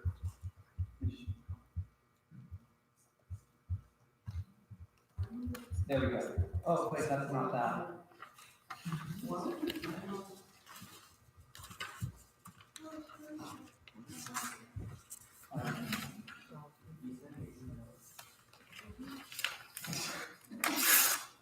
There.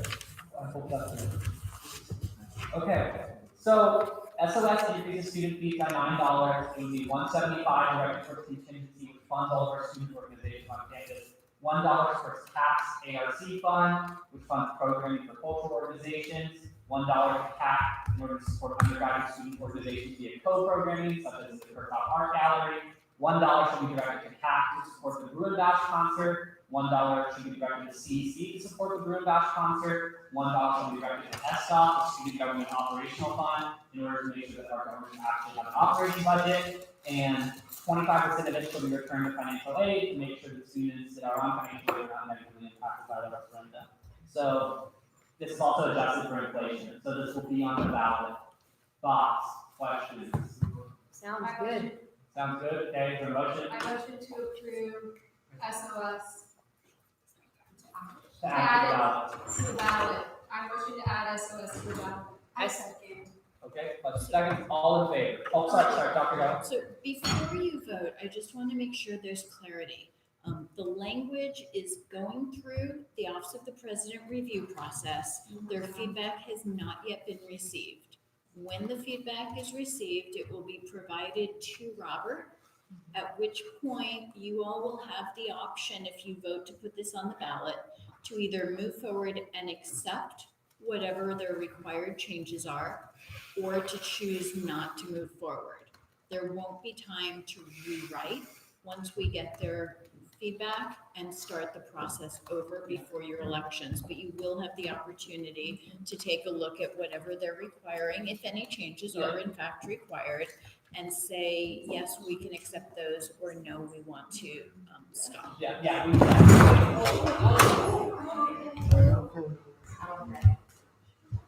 All good.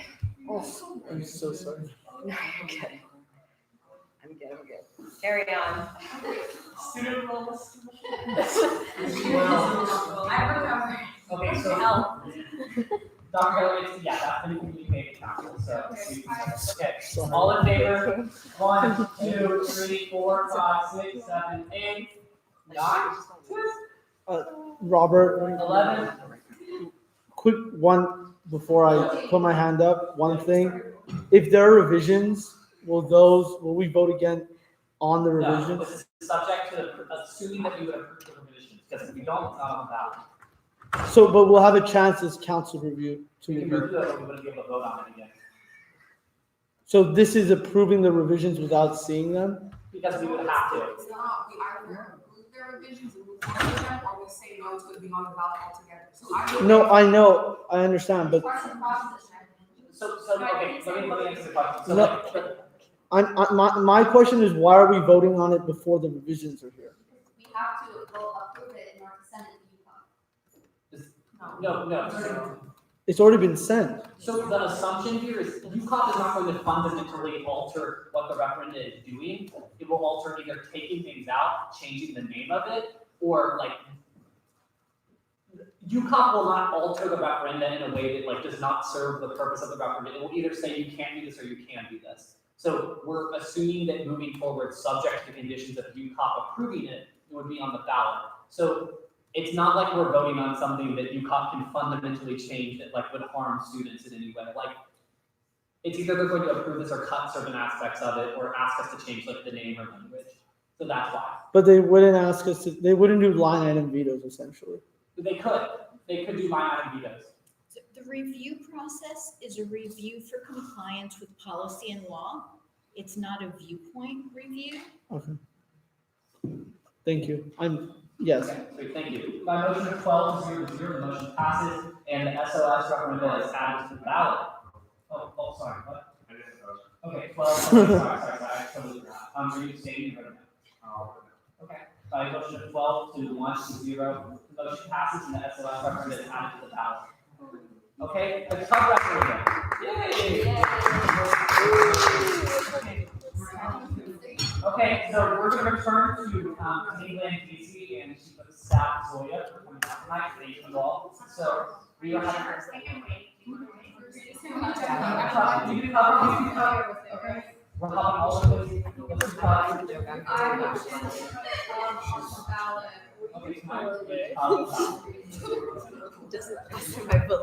Okay, everyone, let's get on task here. So Cub is the biggest, largest referendum on the ballot. Cub is $15 a quarter. Cub will support undergraduate programming for underrepresented and historically underrepresented communities on campus and their spatial needs. What's included in the Cub is the creation of a Black Resource Center in African Union. As many of you all know, there's currently a Black Community Center on the Hill, which does not necessarily serve the students that the original intention was to serve. This would also support many of the mother organization projects. We would use for ASCCLA programming broadly for spatial needs of these organizations. And the board of directors would have oversight over these funds, but as a condition of the referenda, they would be required to consult with the MO Coalition and USAC and TLC. This would also pay off the debt for the TL, or not the debt, the rent for the TLC, or the transfer center, which is currently paid by the transfer center. This would free up SAC funds likely to go to other aspects of the transfer center. So yeah, also what's included in this is like prayer, not meditation space. It could be used as prayer space by like communities on campus that currently don't have access to adequate prayer space. So this referendum is pretty all-encompassing. This referendum is like largely sponsored / supported by a lot of our offices. Like Lily's office is involved with this, Kalechi's office, Kim's office, Lalo's office, Sam's office, Isabel's office. Almost. Am I missing anyone? Yeah, I just want to make sure we have it on that. Questions? I motion to put Cub on the ballot. I second. All in favor?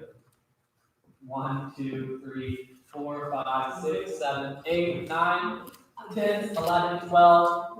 Okay, all against? 1, all abstaining?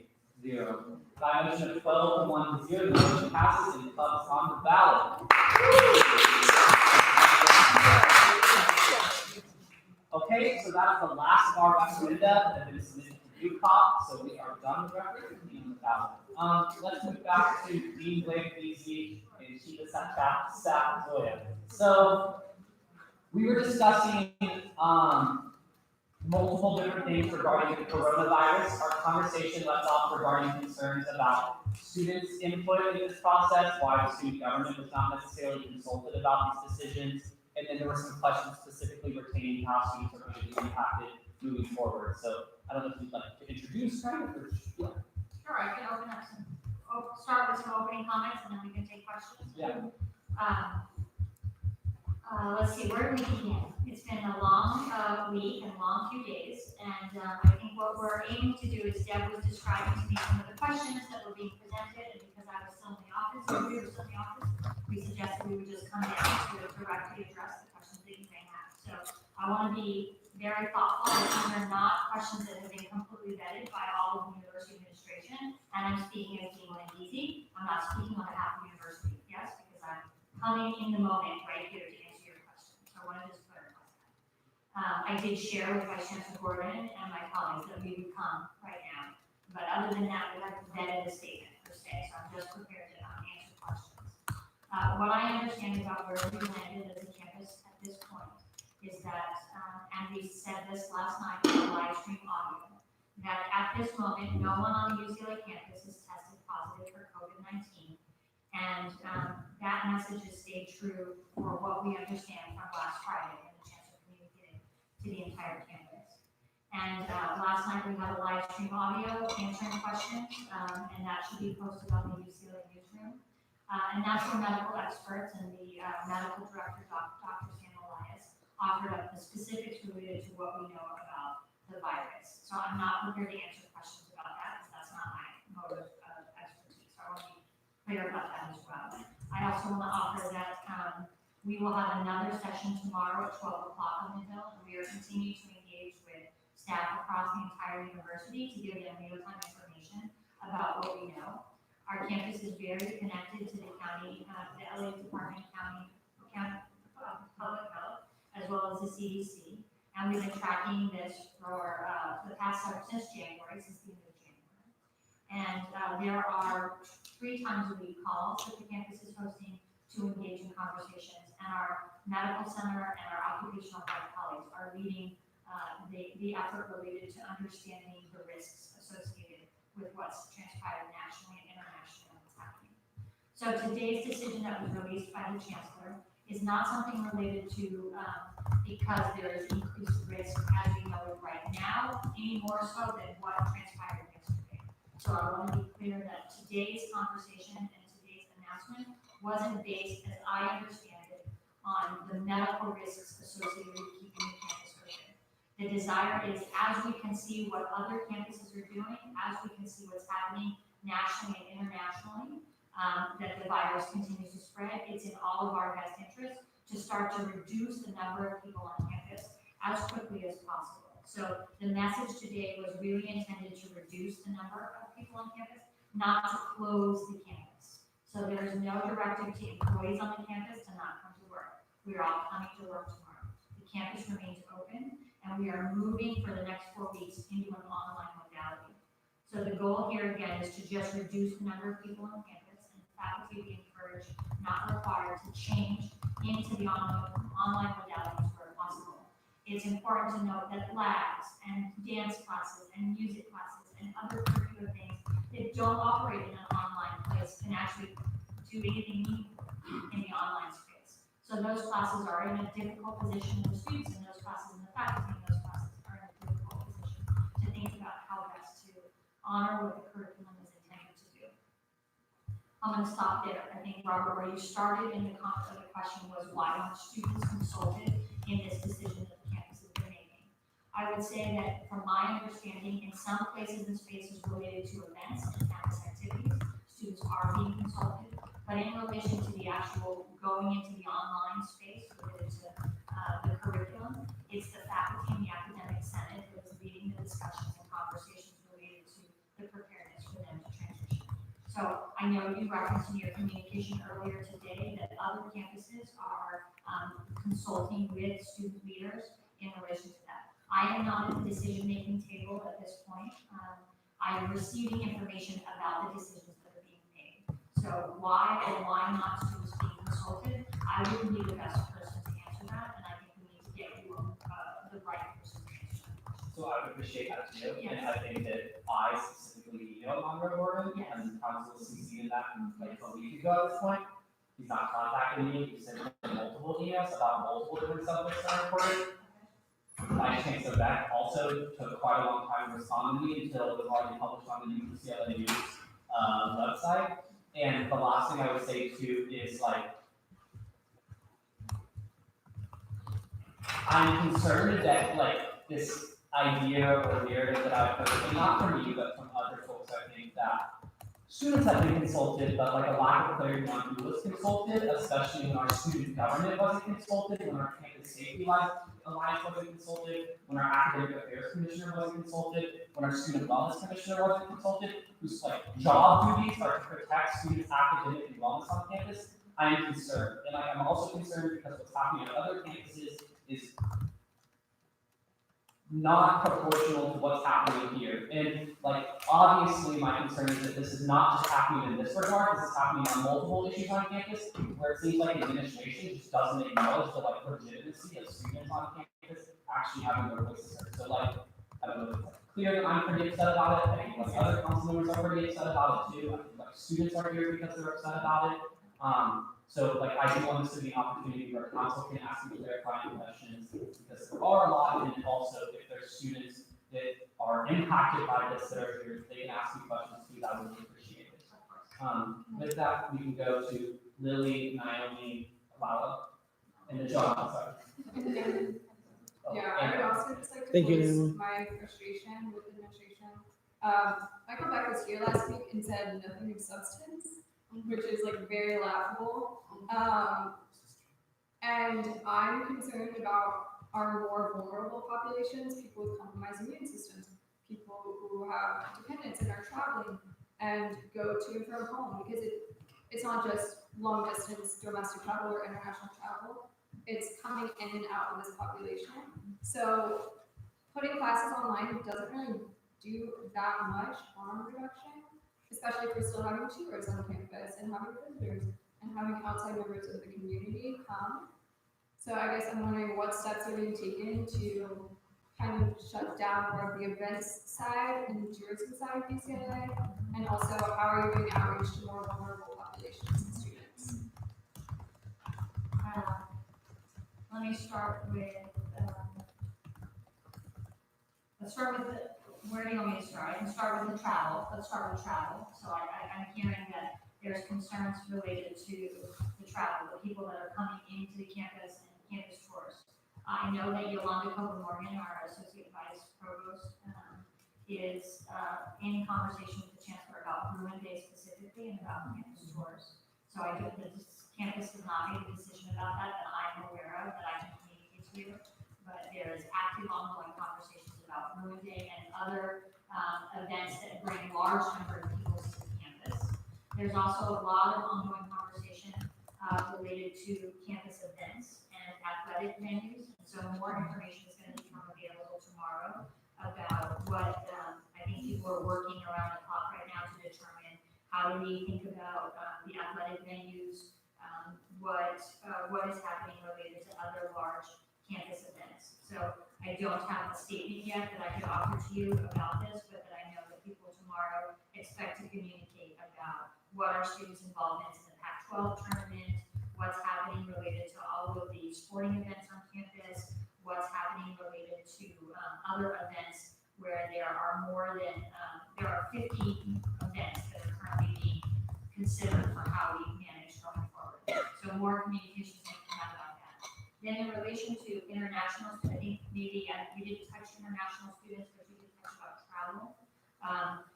Friday, we hope to have, we're working on a survey right now, so we have a better understanding of where students are traveling over the spring break. And we're gonna ask you all of that, and this is mimicking off of Berkeley's example, where they're trying to assess where our students are going and coming back from, so that we can do appropriate preparations. So that survey's gonna go to all students, graduate and undergraduate, and try to assess where the travel is.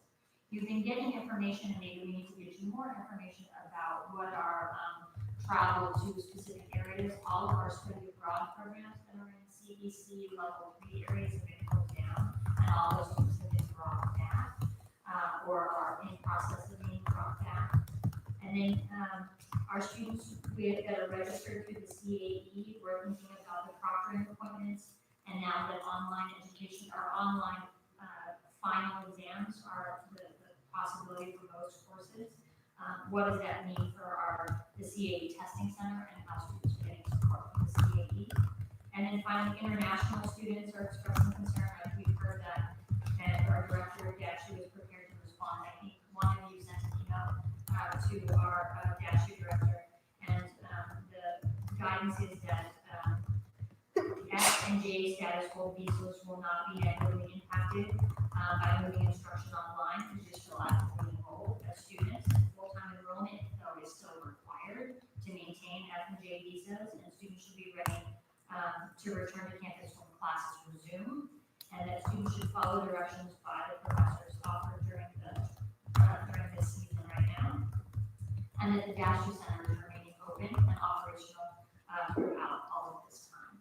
So in terms of really your questions about the specific populations, I'm just aware of CAE and the students registered and working through the DASHU. I'm sure there are a whole number of other sets of student communities that I haven't referenced, and that's because I'm not aware, because I haven't had a moment yet to connect to those different areas. I could also add that for specifically immunocompromised students, that outreach from them started weeks ago before we were having conversations about moving to online learning, because we wanted those students to have additional support, and we were getting calls daily from students. We've done some dedicated one-on-one outreach with those students to faculty. If there are other students that are concerned, they're certainly welcome to connect with us so we can support. And we'll work with them to figure out how we can adjust it and work with faculty to accommodate their needs. And then I think that maybe some part of this, and this maybe came from Deb telling you earlier about your conversations, but if there's concern about technology and lack of access to technology, and that impacts one's ability to participate in courses, there is, we can get this to you, but there is an online form through the Message Center where we're trying, with the library and the Office of Technology Services, is attempting to identify what technology needs students may have and how we can meet their needs that way. Thank you for bringing up the concern about international students. And I appreciate that. I still want to emphasize that even though like professors have got in touch with us, DashU has not made any effort to get in touch with students. I know they plan to reach out to international students, but I think this is something time sensitive, and I've had multiple students reach out to me, and it's a difficult position for me because I cannot speak legally, and I don't want to be saying something and then students holding me accountable for that. So I think like the sooner DashU could probably at least reach out to international students, I think the better it is for the community. Understood. So, Thank you. Deb, can you help me, because you're in front of your pad, can you, we will communicate to Sam immediately. Thank you. We're hoping that the message comes out as quickly as possible. Thank you. Understood. Thank you, Wendy, for coming here. I wanted to talk about something that Robert had sent after we had sent our initial email, and it was regarding like answering students' concerns when it comes to professors being like non-compliant. I'm receiving like several communications from various people, particularly in STEM, that really took a chance to this email and are really interpreting it for their own, in their own ways, and making claims that, of course, like physics can't be taught online or can't be instructed otherwise. So, what do you have like for students? So this is what we've been doing for the past 3 hours, learning. I think Zoe has been answering the phone nonstop, and I started to relieve her a little bit as we were trying to draft some talking points so that we're prepared tomorrow when the office opens and the rest of the team comes on board. Because it's not just going to be the two of us that are in the 1104 suite, right? So, but let us offer to you what right now we've been doing in terms of our response. So, faculty are being encouraged, not required, to change to online modalities. So this is not a policy. What we're hearing from students is this was a policy that the campus issued. Campus didn't issue a policy. The chancellor's statement was an attempt to transition us into the online learning environment wherever possible. And the goal here is to reduce the number of people on campus. Labs, like in STEM, are hard in some ways to give this, if it's a lab practical class, how are we going to put that in an online frame? What we are advising students that call the Dean of Student Office right now is that we aren't the place to file a complaint against a faculty member related to they didn't follow the chancellor's directive. We are the place, the Dean of Students Office, is if you can't go to class because your faculty member says, I can't move into online, or I am going to do this, and you as a student can't do that. You're sick, you don't feel well, you have to travel, you're unable to do that. Then we are the place where we can help assist on a case-by-case basis for a student that needs that level of support. They're feeling such a level of distress, or they don't know, or they're already communicated to their faculty member, hey, I can't come to class because I'm sick. I can't come to class because I have to travel home. I can't come to class for X, Y, and Z reason. And their faculty member said, no, you need to come, the attendance policy is what it is. That's where then we can assist in communicating to the faculty member that we're working with that student, that we're attempting to assist and support. But the Dean of Students Office and we are not in a position to mandate a faculty to comply with whatever the request that the chancellor has issued. So we are here to manage the request based on a case-by-case situation. And it's not a general, just I'm complaining, I'm concerned, I don't understand, I don't know. We can answer questions, but we're not going to be able to resolve and tell a faculty member in Physics 5B, you can't come to class. Now, if we get 50 calls of that and we're tracking all the calls, then we're gonna do our own background work to write to the department chair. What else can be done? Have we thought about this? What else can happen?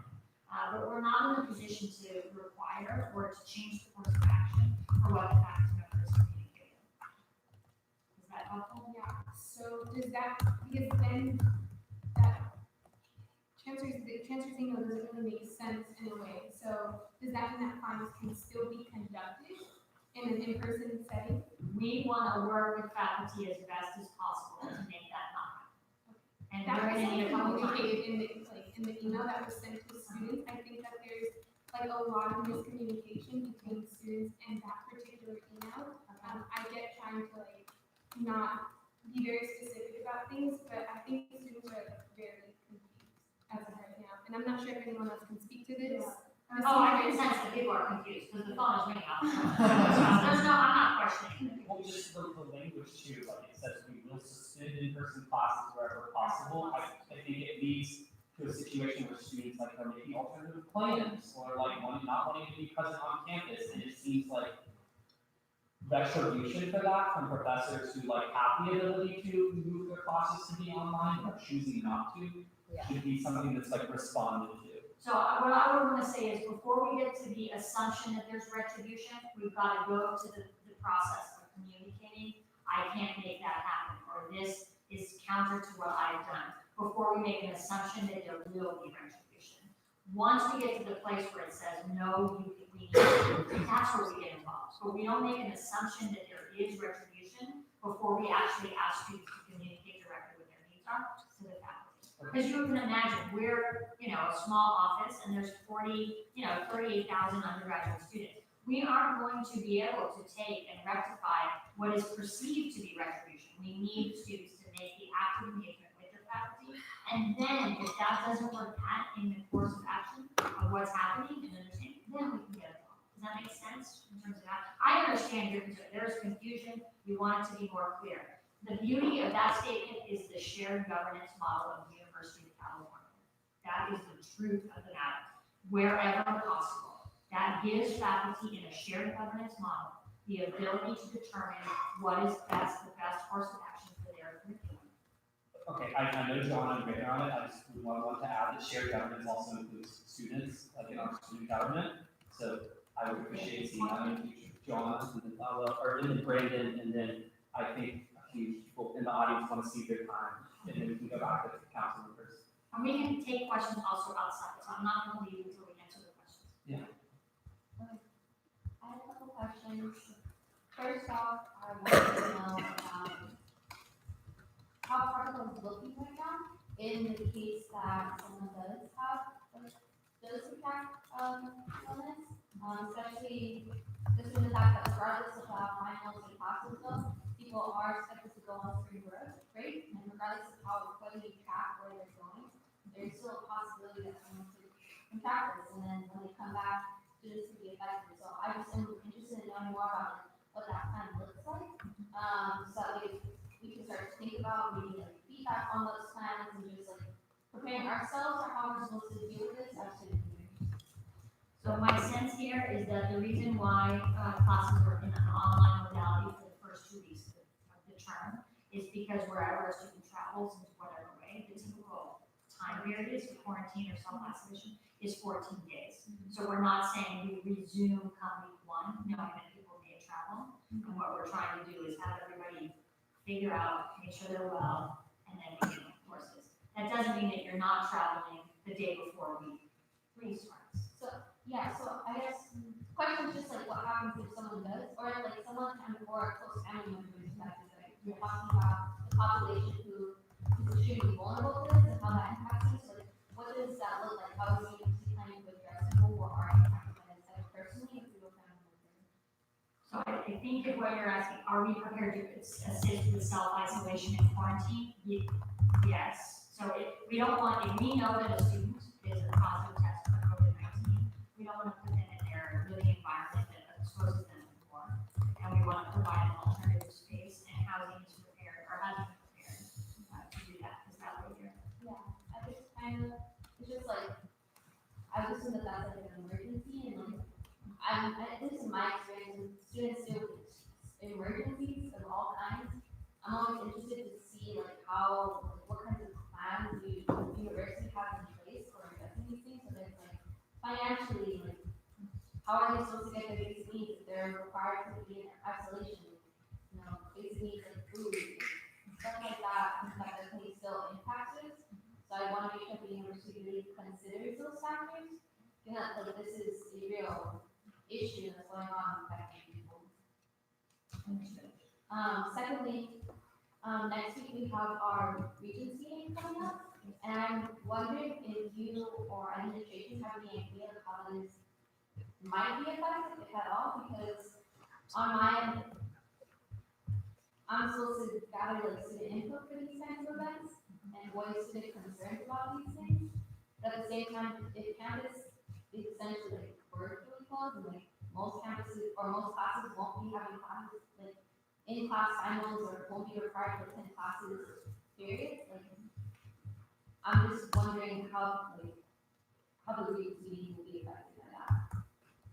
So what I understand is that the chair of the Regents has decided to continue the meeting at this point. That was communication that I saw yesterday, and that the office of the president staff that typically come to attend much of the meeting are being encouraged to participate remotely so that it lessens the number of people actually present.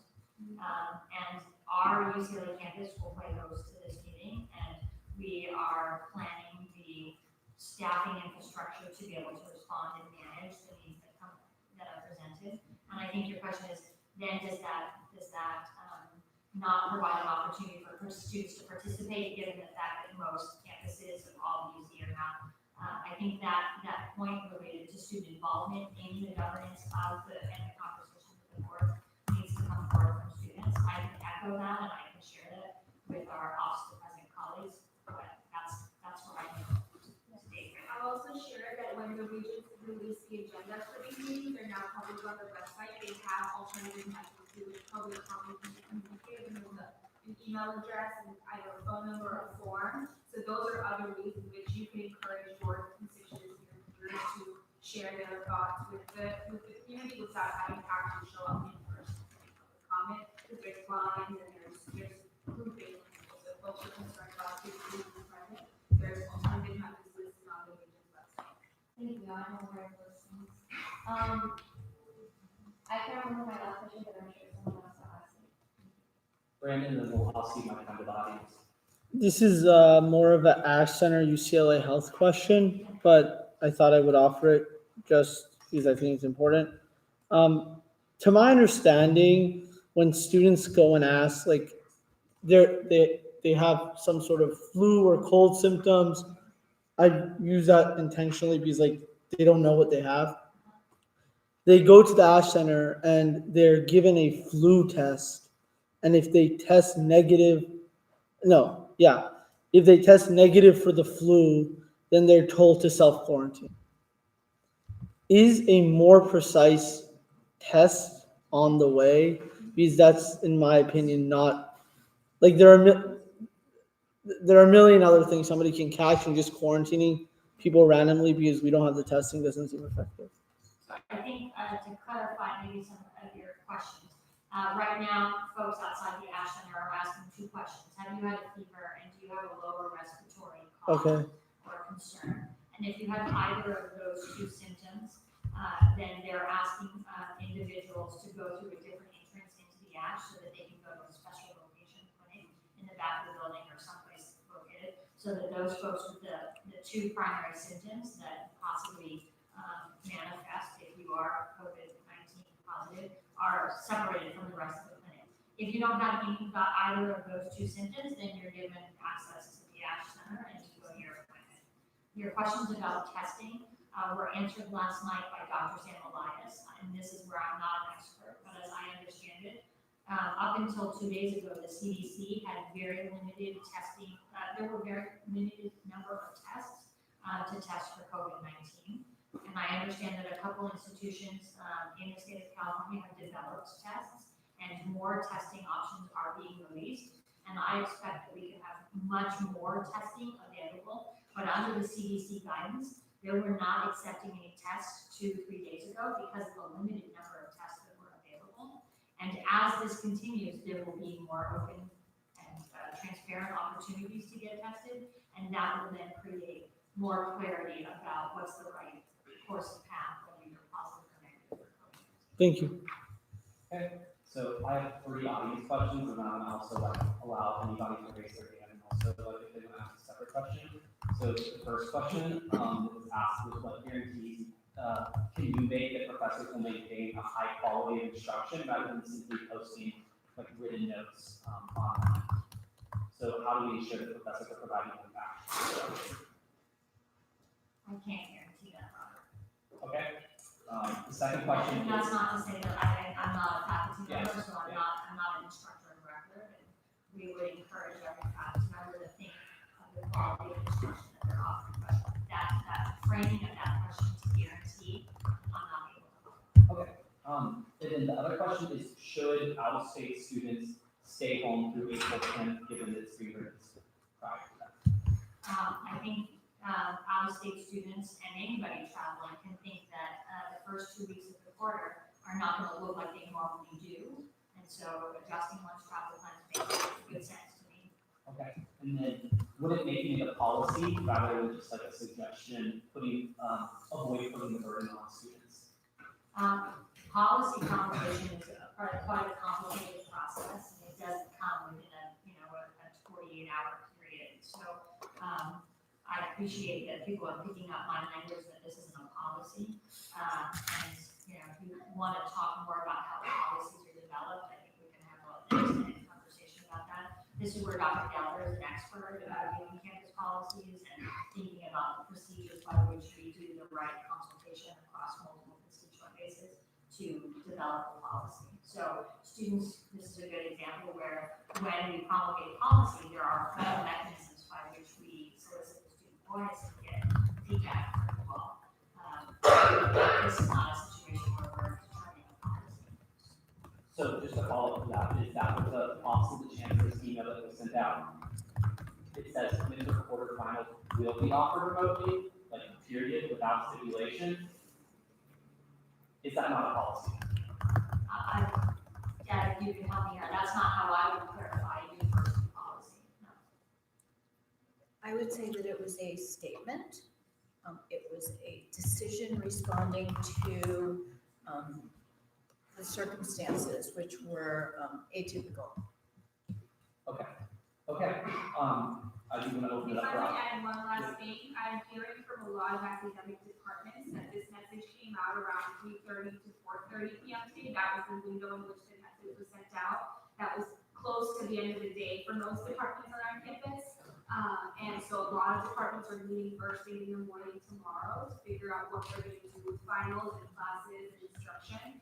So a lot of students are expressing a level of concern about what's going to happen. Finals in a couple of days might get some more clarity tomorrow or the day after, as departments have a moment to actually gather faculty, staff, TAs, and get on the same page. Okay, audience members, anybody else looking to ask a follow-up question? Yeah. I have a question. So I'm a student worker here. I'm also one of the student absent project staff. So currently exposure on campus is student duties, is ACC operations. Receive a cover. There's a department specifically concessions here, whose hours are athletic events and conference parks. Getting athletes is also shut down. Getting athletes shut down. But we also have support. Also, student workers were covered on sick days, so even if they were not comfortable with the work of safety for themselves and others, then we bring extra. Obviously, I'm able to compensate students who able to pay rent and afford their tuition for all of them. I hear the level of concern from the financial aspects, and I don't diminish that, and I don't have the answer for you right now, and that's not because I don't want to answer the question. I would say generally speaking, when we have students that are in financial crisis, we refer them to the economic crisis response team, or ECRT, encourage that resource. I am the chair of that team, and we assist students that cannot afford rent, cannot afford to pay tuition, and we try to think as best as possible how to support. We also assist students with basic is a resource because of financial distress in a way that doesn't allow a student to actually maintain their apartment or maintain their current living situation or their enrollment. Never have we been in a situation like this where we could have thousands of students that are impacted this way. So I can't tell you that ECRT is going to be that mechanism, because I don't think it can maintain the current demand on what might present itself. And that way, then I say, I don't have an answer for you, because I think the campus needs to discuss how that's to support. Oh, absolutely.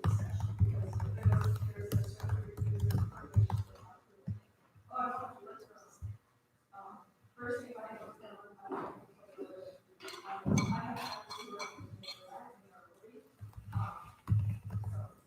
any hourly employee, right? Any hourly employee, whether they're a student or any hourly employee on the campus.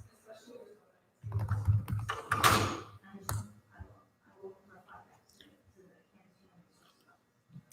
Other questions from the audience? Yeah.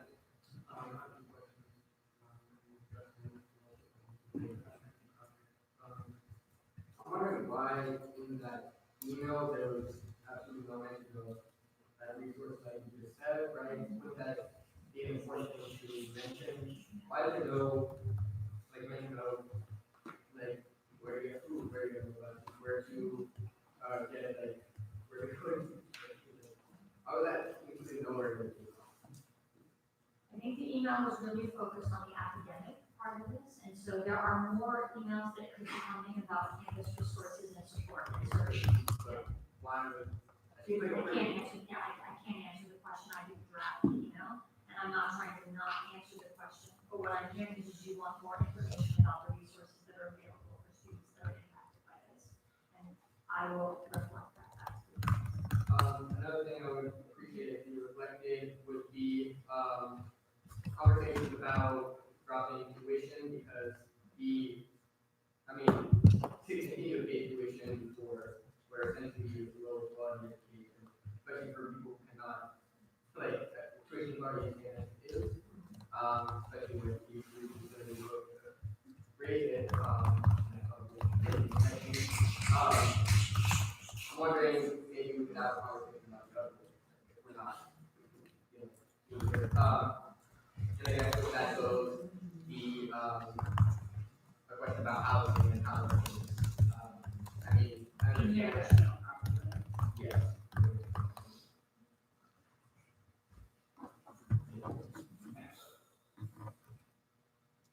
Other questions? Yeah. hi, my name is Samia. I volunteer with UCLA Health Hospital, and I was wondering if hypothetically there were a confirmed case of the virus in Oregon, will the UCLA administration be obligated to disclose it, or would there be HIPAA-related loopholes to avoid doing so? My sense here is that we would want to release the information, but protect the patient's privacy. I don't work for the hospital, and so I would look to the vice chancellor for our hospital, UCLA Medical, Health Sciences to answer that question.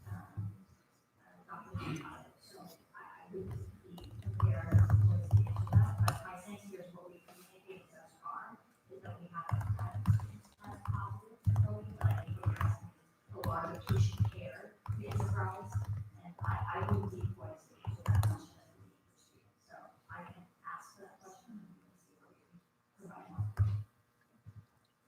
Yeah. Okay, so I do have a couple of comments. Starting from the first step. If I ask you right now to answer this or no, can you say 100% that you are sure that no one in this room is actually affected? And No, I if cannot say that. You cannot say that. And there is no basis for that. And this is like just one room which have 50 people.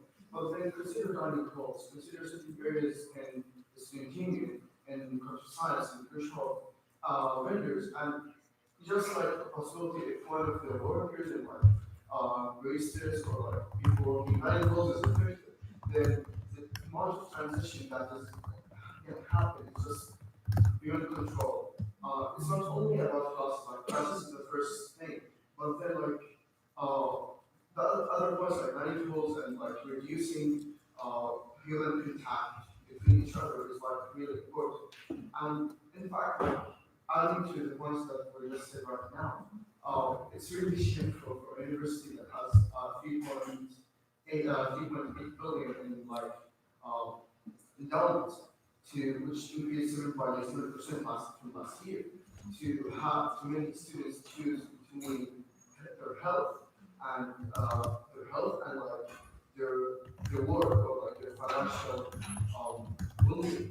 That's really shameful to us. And then like just if you go like around the campus and you count the number of sanitizing stations, that is nowhere near like what we need. It's not about UCLA having cases or not. It is that if we really know that there are cases or not, and the possibility of them transitioning from outside.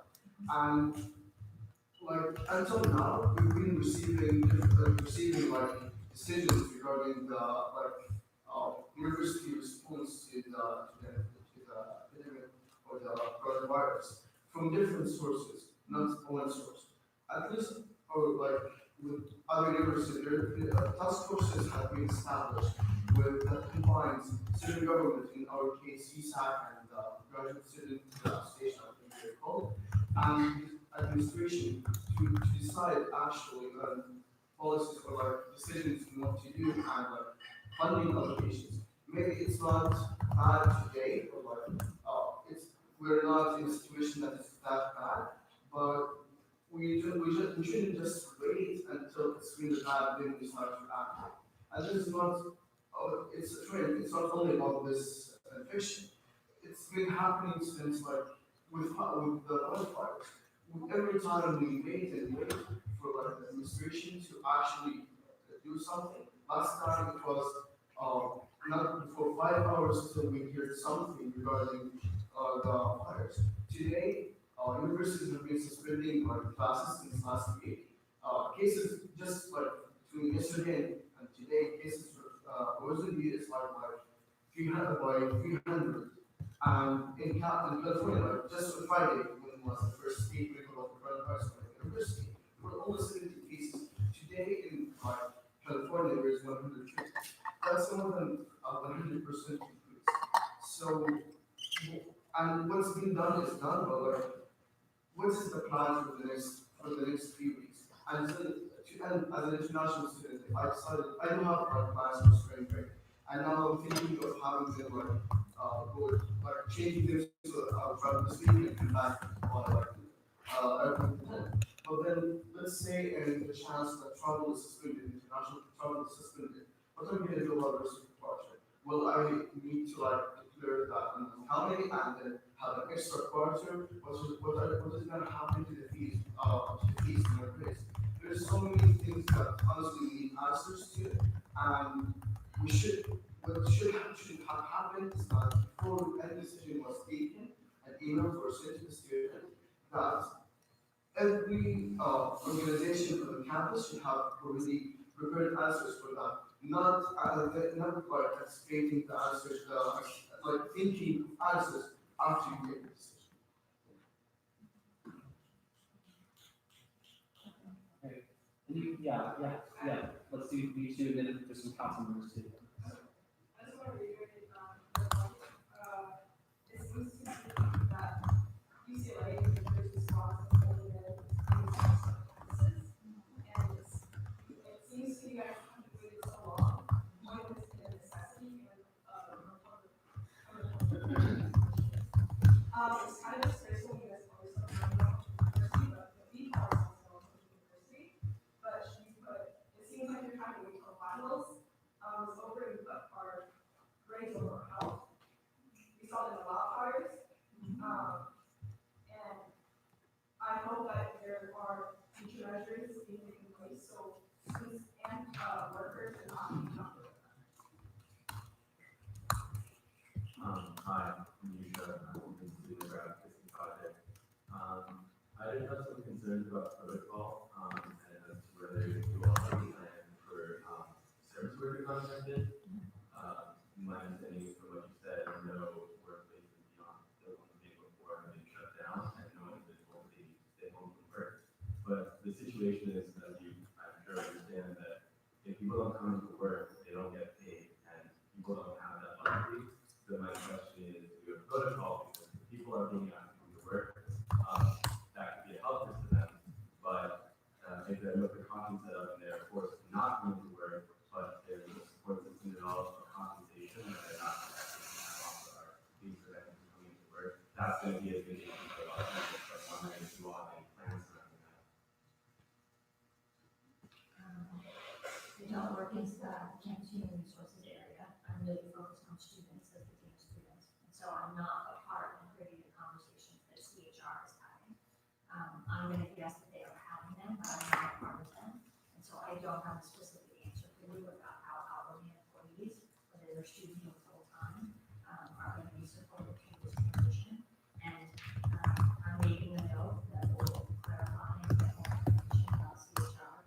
I will look on the stories, understand where information is correlated and what information is.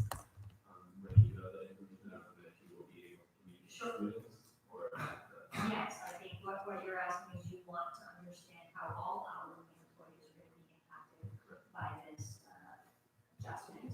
And hourly employees are students and full-time hourly employees, and you want more information about that.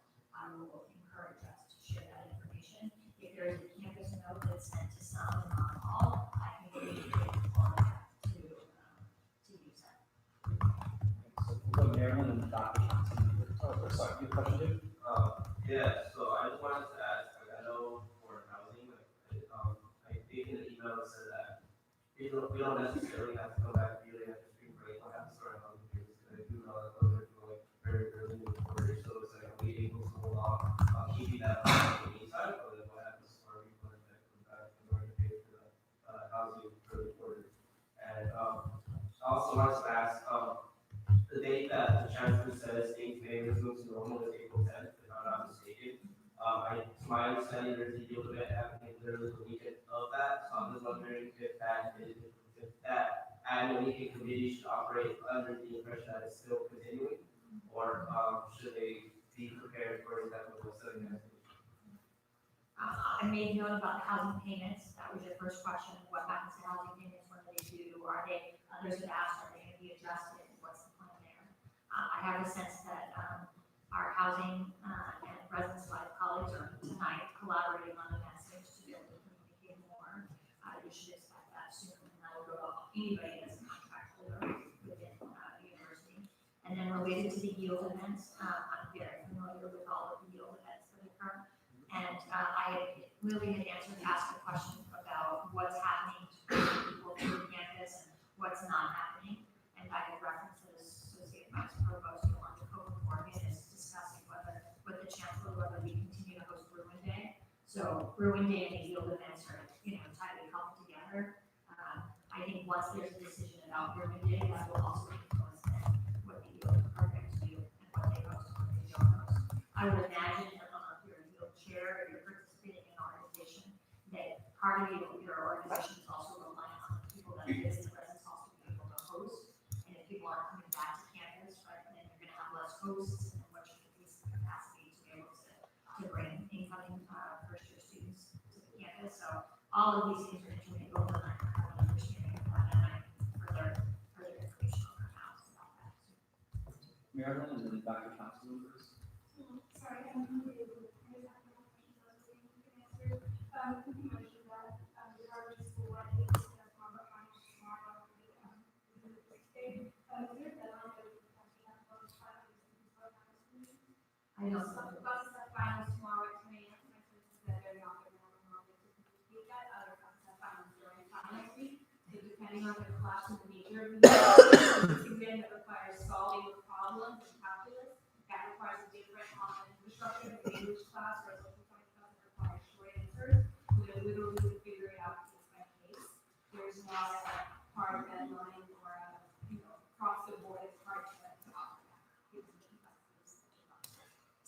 Is that something that is going to be on, yes, on the project?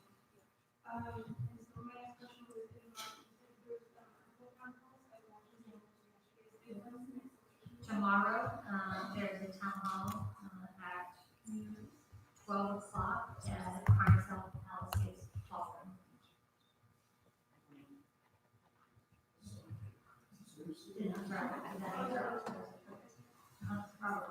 Yeah, so I'm gonna go around here for a second. Arsh, and then Lily, Nikita, Lalo, bless you. Uh, Hi, Dean Blandisi. Thank you for your time and answering our questions. I'm the OCC representative, so I've been getting a lot of questions from the residents, a lot of concerns about things that we've been talking about. So most of them are answered. I do have a couple of questions which I'm gonna briefly make it quick.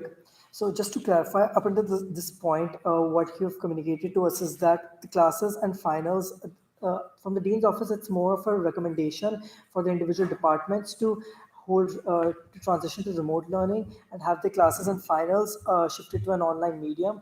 But ultimately, it's the autonomy of the individual academic department. Is that correct? Because I feel like there's been somewhat of a miscommunication and people are unclear of that distinction. I think what's important here is that a student needs to, if they are unable to attend a class or respond to what the faculty member is saying is the plan, then they need to communicate their needs to the faculty member or to the teaching assistant. And if there is not a compromise that can be reached, or the faculty member says, I can't do anything, then that's where we can get involved to assist. Right. I guess I just want a little bit of clarification on the email that was sent because it said that as Chancellor Block addressed in the email that after careful consideration and consultation with experts, they have decided to enact the following changes. And when that, rhetoric like that is used, it only implies that it is on behalf of the entire university and after consultation with all the academic departments. And I remember last night during the town hall at the dinner auditorium, like I was there, attended that. I put up the question about why we haven't already transitioned to the system and why we would possibly transition after a case is detected, which would be too late. And I remember the answer you gave me was that in order to transition to such an online module learning system, the purpose would be to make it beneficial for both students and faculty. So that is why currently the faculty is being trained, and that's why we're holding off. And then, like, we received this mail, so one would assume that such things have already been taken care of. And when the language in the mail is pretty simple, like we will suspend in-person classes and final exams will be handled in such and such manner. But then when having this discussion, it's only about like 50 to 70 people of us present in this room, but there's a whole another group of people outside of this room who are ambiguous about the meaning of this email, and that's why we've been having so many calls like sent to your office, and they don't know what to do because it is only now that all of us were informed that it would ultimately be the autonomy of the department to decide whether how they want to conduct their classes, which ultimately renders this email pointless, because if it was the department that was going to decide, then what really happened in the past 5 hours? And I guess that's why a lot of the emails that students have been getting about the ambiguity surrounding the wherever possible clause and will be offered remotely and stuff like that, that's what's causing them a lot of concern. So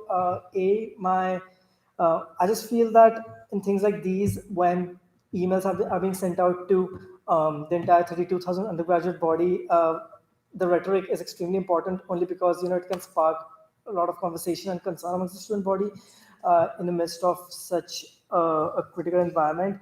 And B, what is the ultimate decision? Like, will the office of the dean of students be enforcing departments to regulate these policies, or is it more of or are they encouraging departments to do that, or is it a recommendation and the ultimate say would still be reserved to the departments? Like, I understand the point about if a student is unable to meet those needs that are being enforced by the department, that's when the dean's office would come in, and that makes complete sense.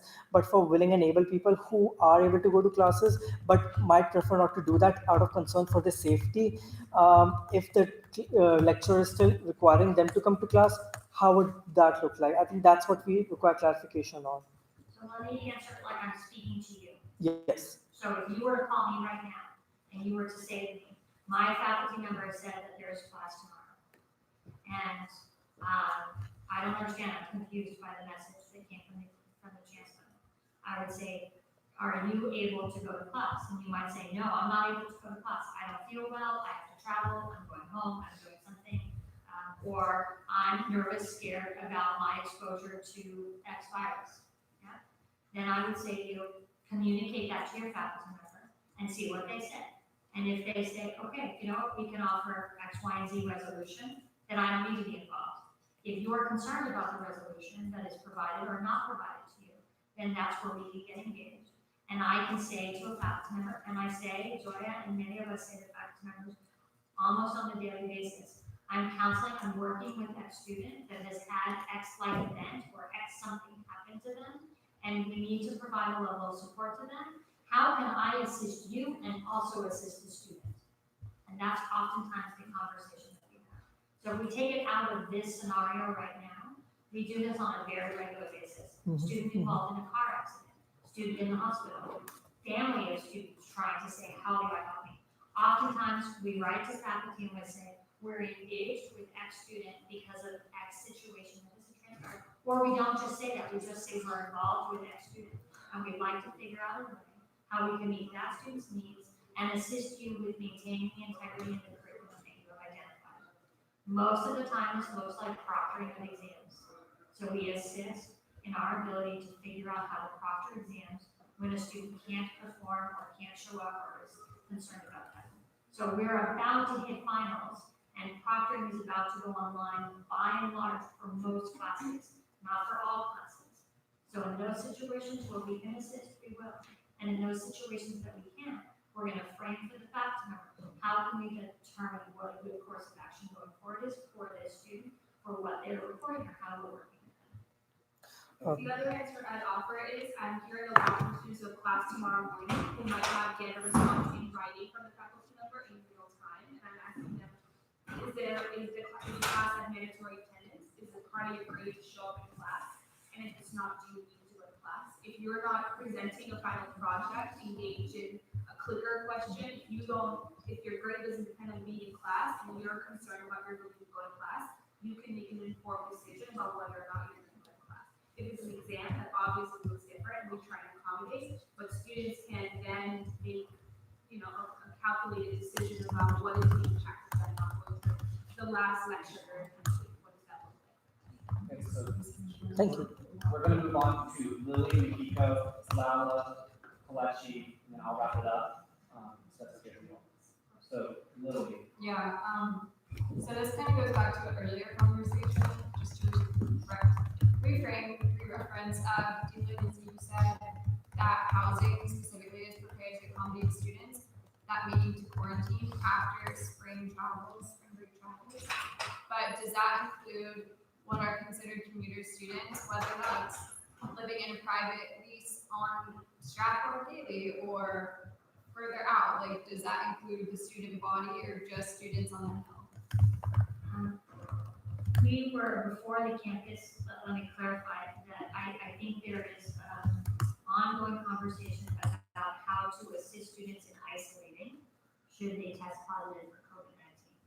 So there are a number of things that are happening to make sure that there are empty rooms wherever we can accommodate them. And there is ongoing work to identify as many spaces as we can to accommodate students that may need to self-isolate. And I would say that that is for students, generally speaking, and I can't tell you, whether they're a housing contract holder or not, but if the Ash Center came back and said, we have 5 students that have COVID-19, they need to self-isolate, we'd be prepared to, housing is prepared to take in university and story and support those students. Does that clarify your question? Yes and no. Okay. I guess. I don't know, because there was a different answer for fire evacuations. And Michael Beck said they were prepared to evacuate students on the hill, but no one else.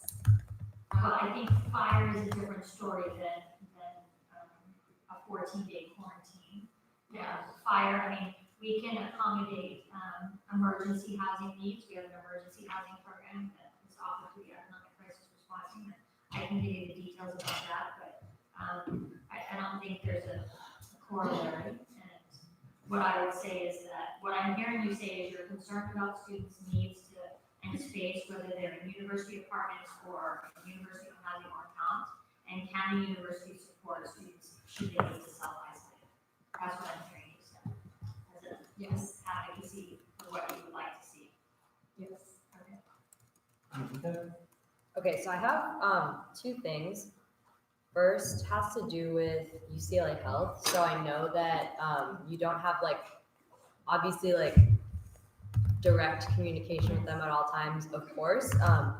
But I was wondering if you had any, I don't know, leeway, input, connection to UCLA Health volunteer services, direct referrals, because different programs have been sort of telling their volunteers not to come in, students or not, such as stroke, EMRA, care extenders, specifically for the ER, which is very responsible. However, direct referrals sent an email out to their entire listserv, which is a lot of people, a lot of students. And one thing I wanted to share with everyone in this room is in regards to testing. Brandon, you brought it up. They are, UCLA Health is developing plans to make testing for coronavirus more readily available. I'm just reading off the email via ours UCLA Health's virology laboratory and through commercial labs. So starting on Tuesday, March 10th, which is today, the virology lab will be able to perform limited in-house testing using strict clinical criteria through consultation with emerging infectious disease team. And then there's a pager number. And direct referrals anticipates those workflows and clinical criteria to be posted on the website, which I sent to the USAC group me, which by the way, for all members of the public here is just uclahealth.org/coronavirus. Posted on the website in the next day or two. And then we will be the first hospital to perform in-house testing in Los Angeles County. So that's just an update in general. But yeah, so for Dean Blandizzi, I wanted to know, is there any way for you to maybe advise direct referrals to just issue a blanket, any non-essential volunteer services should be suspended until April 10th? Because I don't know how to get through to them other than going to their office. Which is just met with, everyone's washing their hands. Don't worry, we have it under control. And yeah, that's kind of my concern. So I really appreciate it if in your preparations and people you're communicating with, you also communicate with direct referrals office. And then secondly, regarding academics, I don't want to rehash things that have been said. But I want to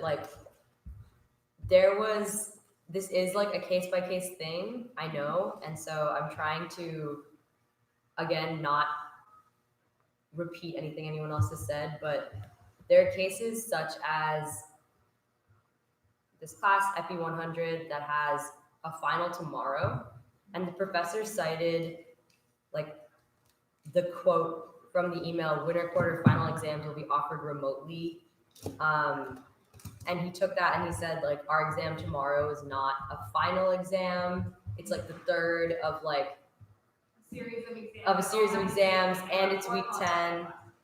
And there's just a lot of, and also it's 33% of those students' grades. So obviously if someone shows up or tries to make arrangements before 10 a.m. tomorrow, they just receive, at the highest grade they could receive in the class is 66%, which is a fifth. I asked those students to specifically go to the faculty member before the exam, before exams are handed out, and share with them their concerns about being in the class for the rest of the hour, 2 hours, however long the exam takes, and to share with the faculty member they an alternative, given that it's literally in 12 hours, that would probably be the biggest response.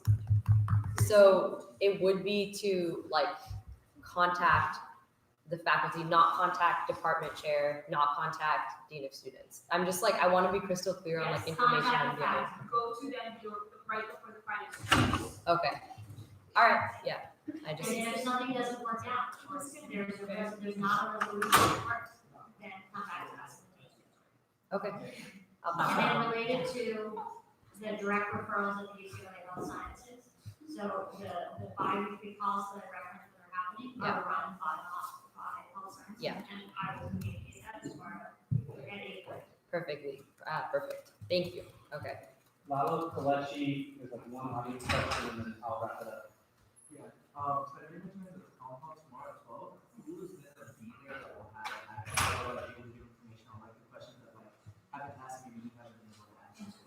So tomorrow, I anticipate that Dr. Sam Elias will be there. He's the medical director for ASH. So if there are questions about the testing, questions about the science of this, he will be there. There will be a number of student affairs staff, including myself and others there. So there might be answers related to housing and residence life and about campus events. I can't guarantee there isn't, I haven't seen the agenda. We're moving quickly on this. So I can't tell you that we're going to have all of the answers. I capture them, and I will work diligently to communicate to folks that messages going forward need to include more information that address these things. But I can't promise tomorrow at 12 that there will be answers to all of these points. And in the event that like those folks aren't able to be there, like what it will be the capacity of communicating to them, because also like any overwhelming email probably isn't the best, because they're probably getting the exact same email from like the students. Yeah. So like, would there be a method that would be best to do, like, would that be like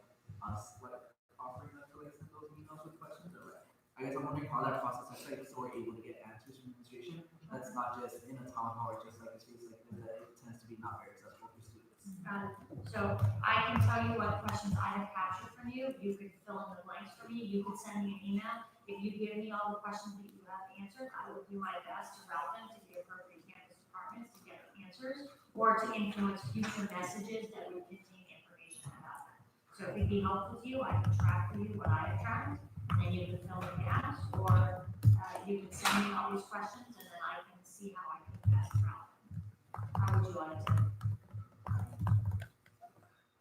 I think we can discuss it, and I or someone on council can correct me about that. Okay, I mean, I can listen out really quickly for what I captured in summary form. Yeah. Okay, so, specific, and they're not in order of anything as I've taken notes. So, wanting to make sure that the UCLA Health Services has a clear message about the direct referrals. That there's concern and questions about the policy perceptions in the statement that was included in the message, and that future messages need to be more direct and clear and not create more confusion. Clear questions about how students are being consulted in the decision-making that's occurring. Lots of concerns about basic needs and what happens should students not be able to have employment and earn wages. CHR guidance related to all hourly employees, offering ECRT resources or other resources should students be in financial distress. Questions related to dropping tuition rates, given the adjustments to curriculum that's being made. What about housing payments? What about yield events? What about students that might be impacted by COVID-19? Would we know that type of information? Sorry that I tracked. I've got vulnerable populations, including students with dependents, students that are immunocompromised, message to international students as quickly as possible from the National Center about clarity, registration, compliance, volunteer services suspension for direct referrals, clarity about who can make academic decisions, consulting with student government on an ongoing basis, quarantine procedures.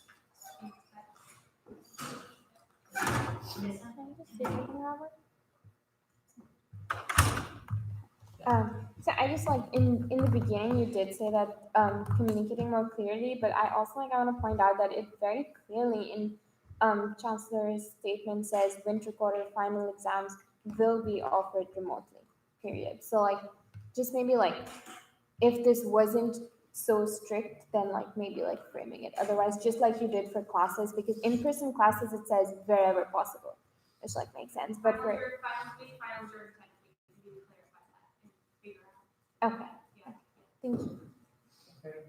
Kalechi, and then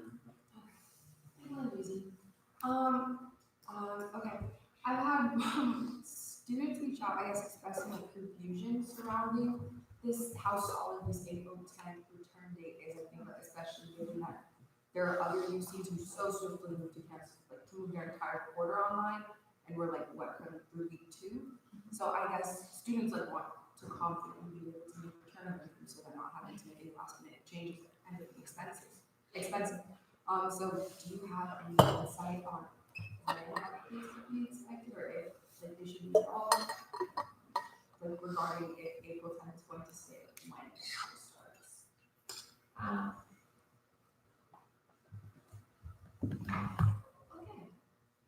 I can say to you that's what's being communicated. I sense that the campus is not gonna stay, come back earlier, they're gonna stay at April 10th.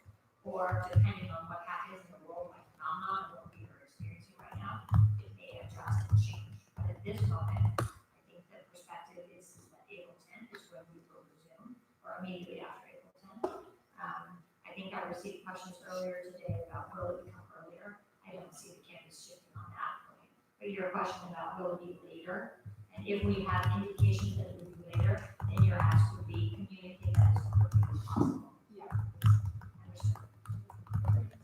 Yeah, Lily, okay, so, yeah, Lily, let's keep order, and then audience, I'm gonna wrap up. Okay. I'm gonna make this like very clear, I guess. Like, obviously you don't have almost any answers. Is there a way we can get Michael Beck or Monroe Gordon or anyone that's making these decisions here or on the phone?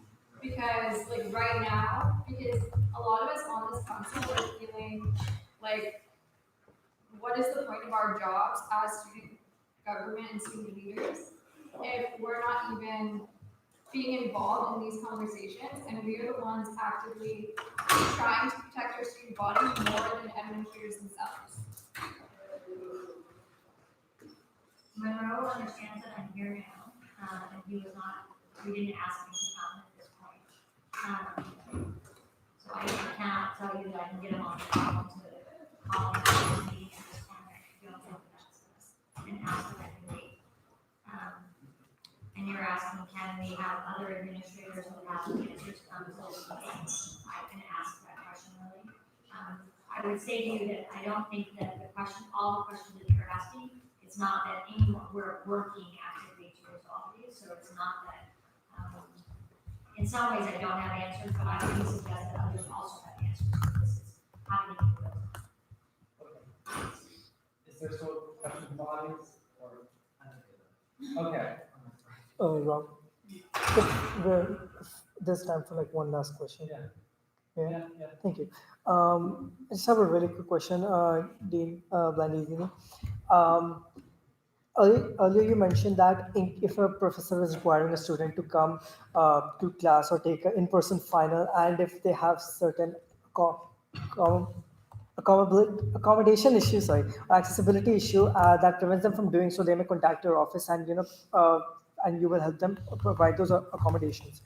My question is this: from the perspective of the dean's office, is concern for a student's safety and the health a valid or big enough reason for them to not go to in-person class and expect the dean's office to advocate for them to the department and tell them strictly that no, this person cannot come to lecture or an in-person setting, and the department needs to make certain accommodations? Because I feel like from the majority of the student body, that is the concern, and that's the question we're getting, because most of them are more concerned about their health, and that's why they would prefer not to go to the in-person lectures or in-person finals. But the uncertainty comes in the fact that whether the office would be strict on that front, and ask the departments to ask them to make certain accommodations when they're concerned, not encourage them. So that's the tricky position students are in right now. So from the perspective of the dean's office, is that a big enough reason?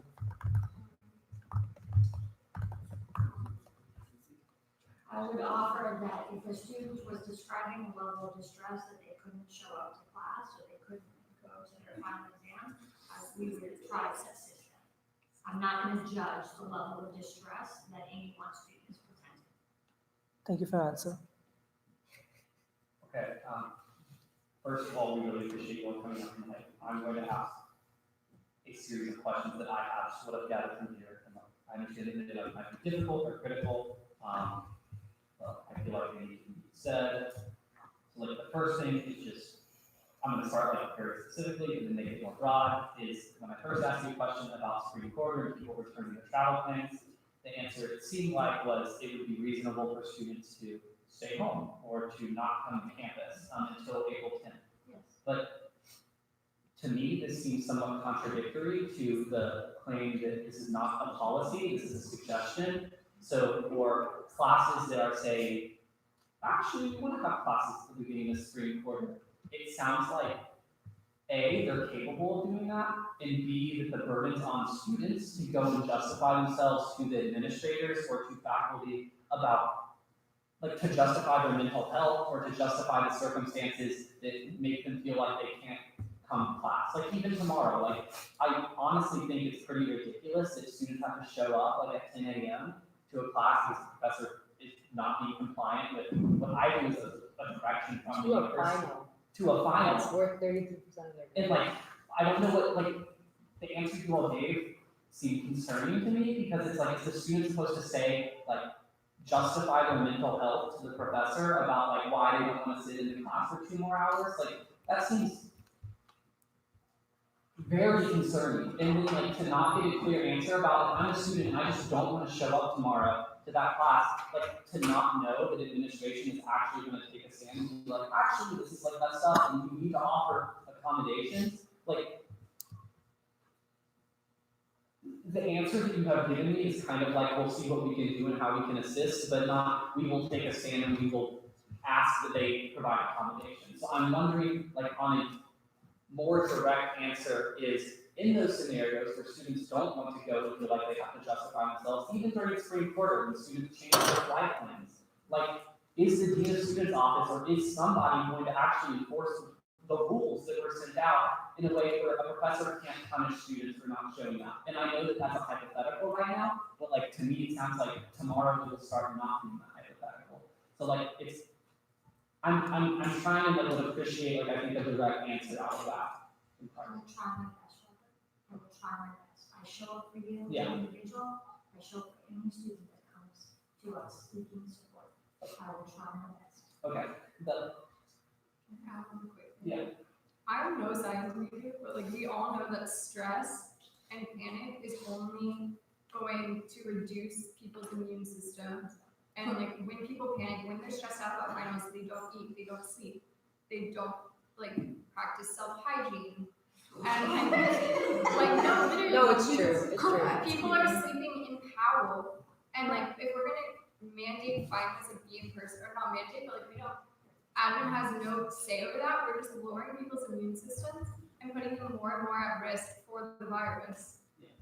Okay, well, that's not how the virus works, but other than that, yes. Thank you. Answering to you is that I think we're at a really difficult point because of the transition from one modality to another.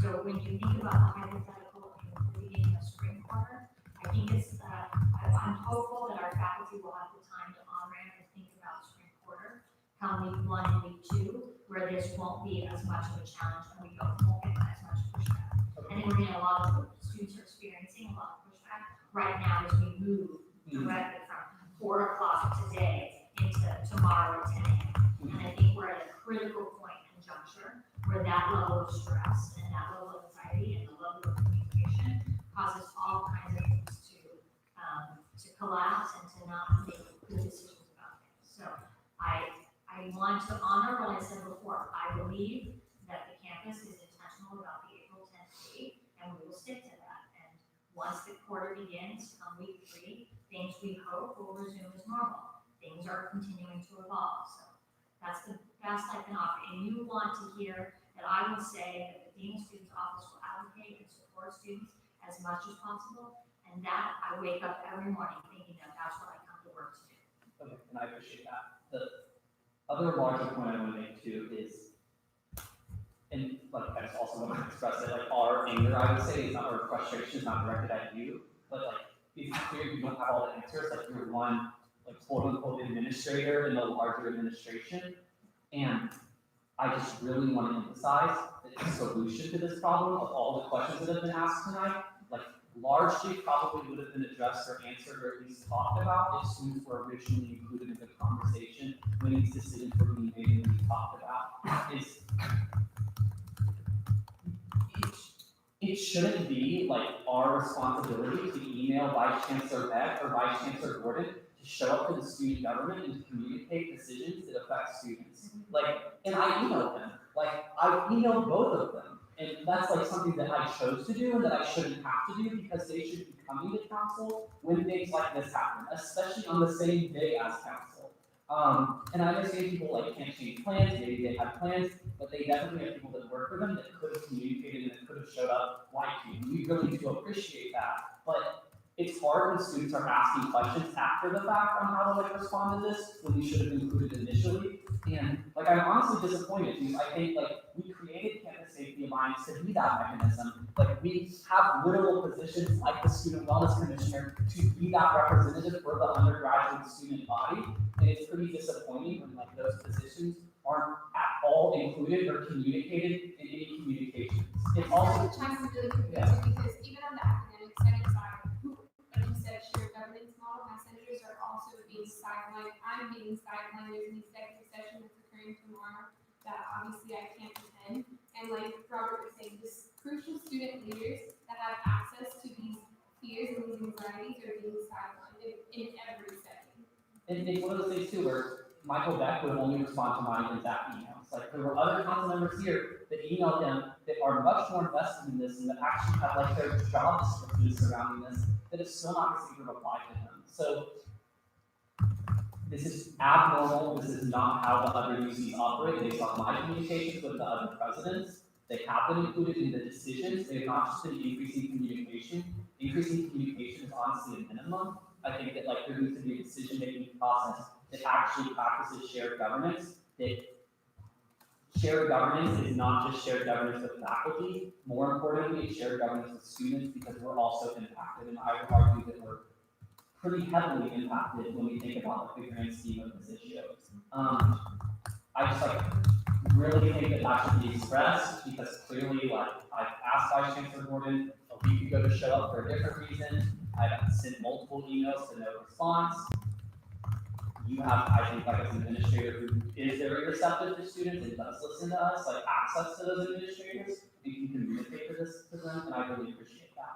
The last thing I want to ask you, this is like something that Naomi had mentioned, that like some other companies have mentioned, is with spring quarter, if there's like a decision that's made about spring quarter being remote, or if there's ambiguity about the possibility of April 10th changing, which it sounds like it is very likely that like that's possible.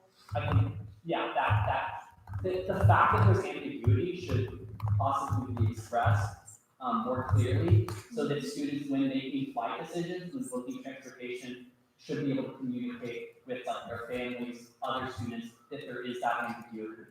Because like I know like personally, like and from other folks as well, like there's people booking flights right now who need to come back on April 10th and they should be aware of the consequences of that. So like that's the last question or comment I have.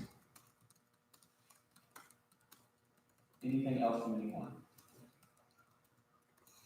And I do want to emphasize again that I think we all really appreciate you coming out and that you're in a position where you don't have all the answers, and like we definitely understand that because you're one department on campus and one many that have to respond to this. I want to echo that, like we appreciate you, like the reason we're asking you these hard questions is so we hope you convey them to the right people. That being said, we want to hold them accountable because I don't think they belong in positions of power if they're unable to do their duties. When should we receive any sort of follow-up information? I'd like to set a timeline moving forward. And not even information at a time where we can meet and actually discuss future steps of the I'll have another council this week.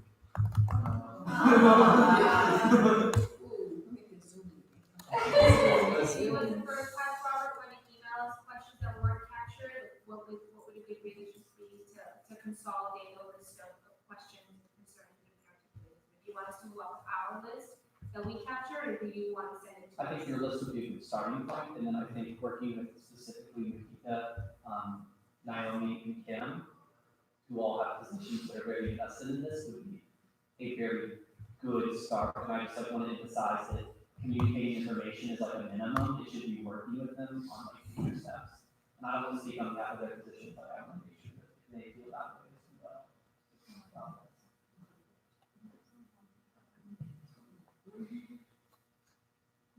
but I think we were more so also looking for specifically my respect to probably coming to council. You're not going to anymore. I mean, when's the next time you're meeting? Week one, I think that like there's still a very easy way for Michael Beck to give us a call, communicate with some of us via email, would be like preferred in the meantime. Yeah, he was just here last week, like we said. No meaningful contribution.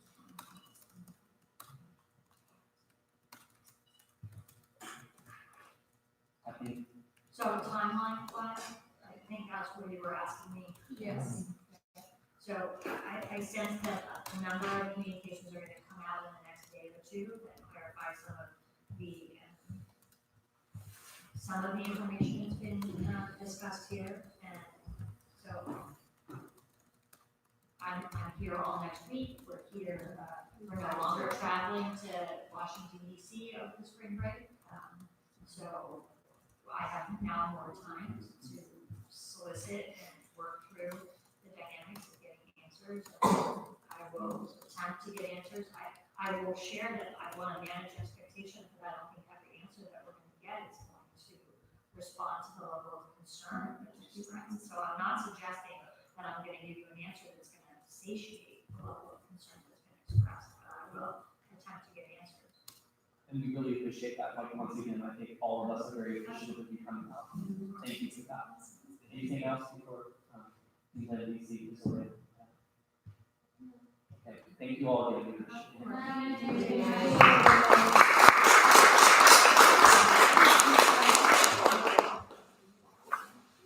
Okay, Lala, we're sorry for keeping you waiting until 10:20. We appreciate you waiting until 10:20. We are going to vote to go to the executive session, so that we can move on with your items. Is there a motion? I second. All in favor? 1, 2, 3, 4, 5, 6, 7, 8, 9, 10, 11, 12, 13. My motion of 13 is here. The motion passes. We're entering executive session. So we can turn off USAC Live. Ask everyone to leave except Walla. We will be good to go.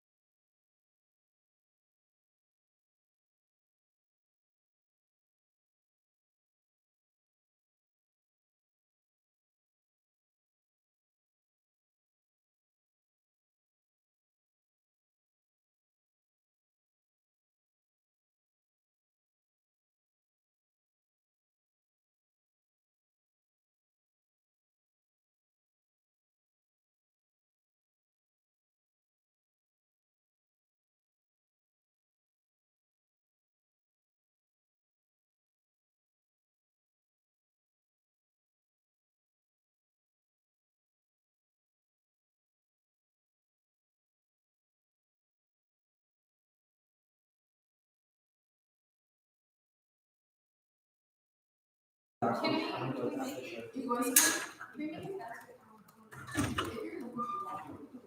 No. I've done that like twice. That's it. Okay. We have exited executive session. No action was taken, just to discuss the personnel matter.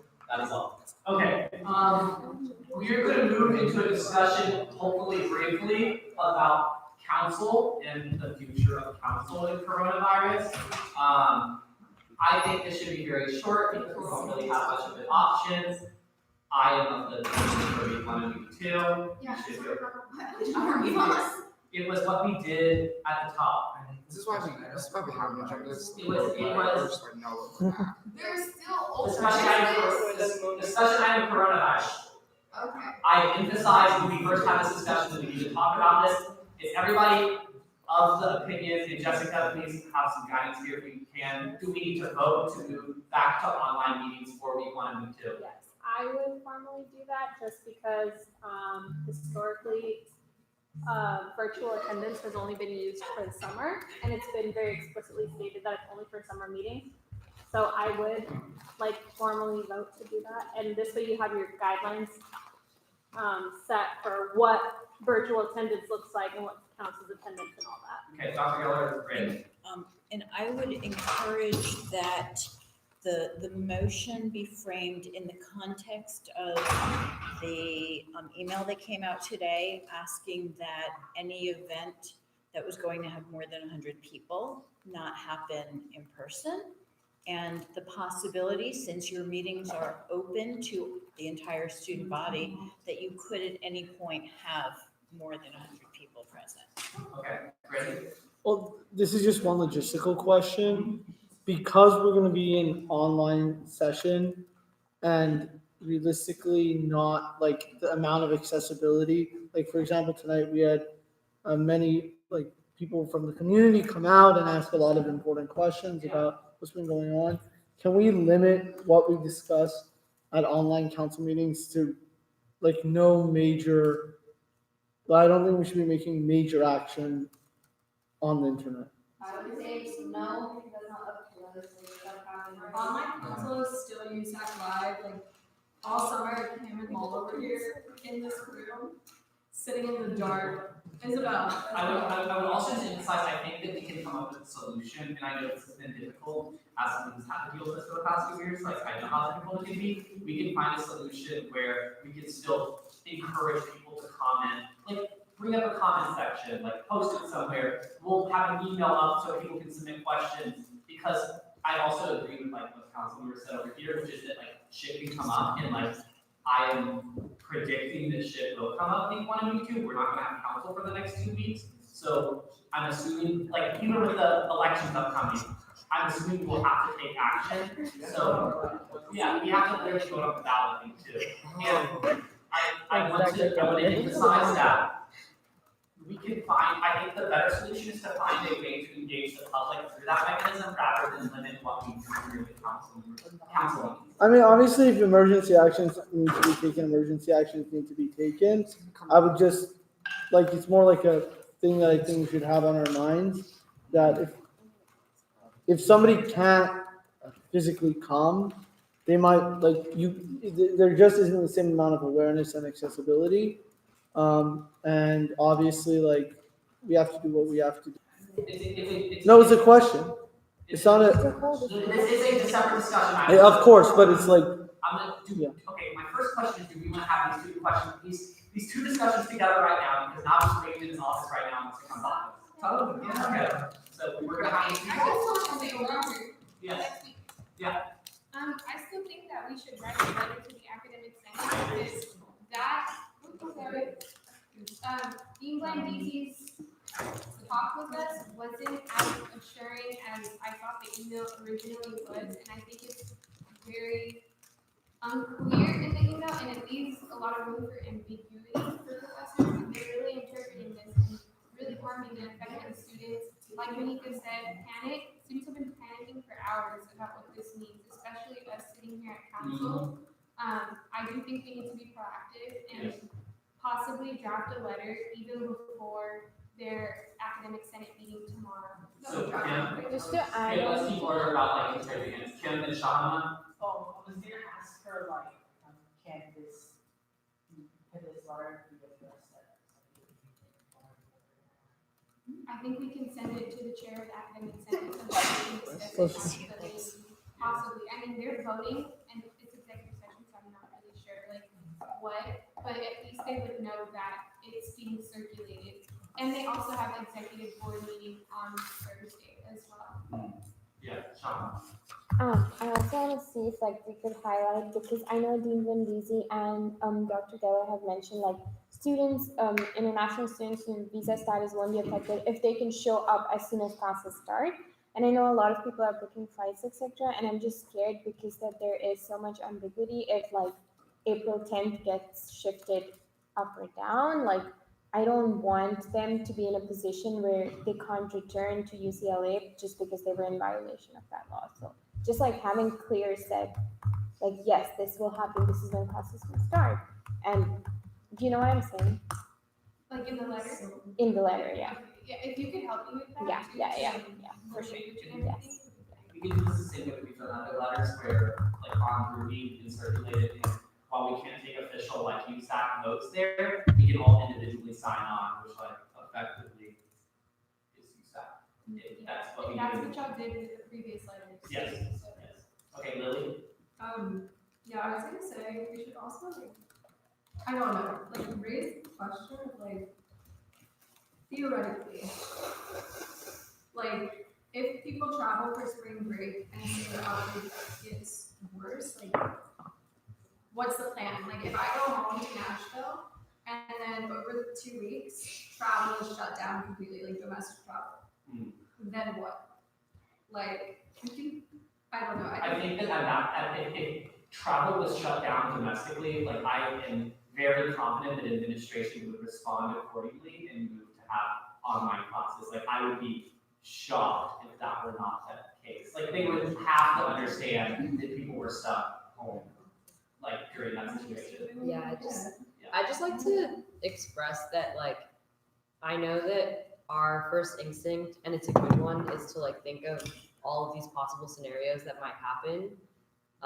But to be quite frank, like that's not our job. It is admin's job, and it's admin's job to contact us when they have possible plans of action. So like in terms of like us talking about in this meeting, or like are preparing for like very real possibilities, like Lily just brought up, like we can't do anything. So it's like I think it would be in our best interest just to, like Naomi said, like draft that letter expressing how important it is to have like student representation when they're making these like primarily academic but secondarily and then like not primarily in terms of life, like decisions that affect like all different spheres of campus and like honestly the West LA community. Like I'd say like student representation is like what we really need to push for. Like we already did it by like making that very clear to Dean Blandisi.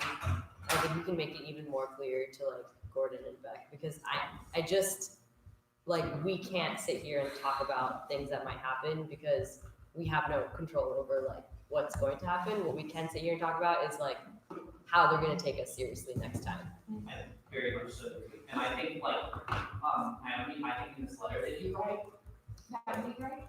That we write, So that we write, that we write. Yes. Yeah, I know. I have so many. Sorry. So I do want to help like Ryan and you. I think like we need to express like the root of this concern stems from a lack of shared governance. Like I really do agree with like think that that's the case. Like what Manika just pointed out is like how can we improve this collaboration in the future? So that we should have expressed. I would still say that pushing for the few concerns that we brought up tonight is still really important, because as leaders, we have the ability to streamline things to the city academic senate. It's not like thousands of students at UCLA can go to the academic senate and say, these are some of our biggest concerns. I think as leaders, the minimal that we can do is talk about the things that we heard tonight and share them. Because that's our duty. So we're not here to like say like, what if this happens, what if this happens? But as a servant to the community, at least what I would like to do is to share what has the community. Because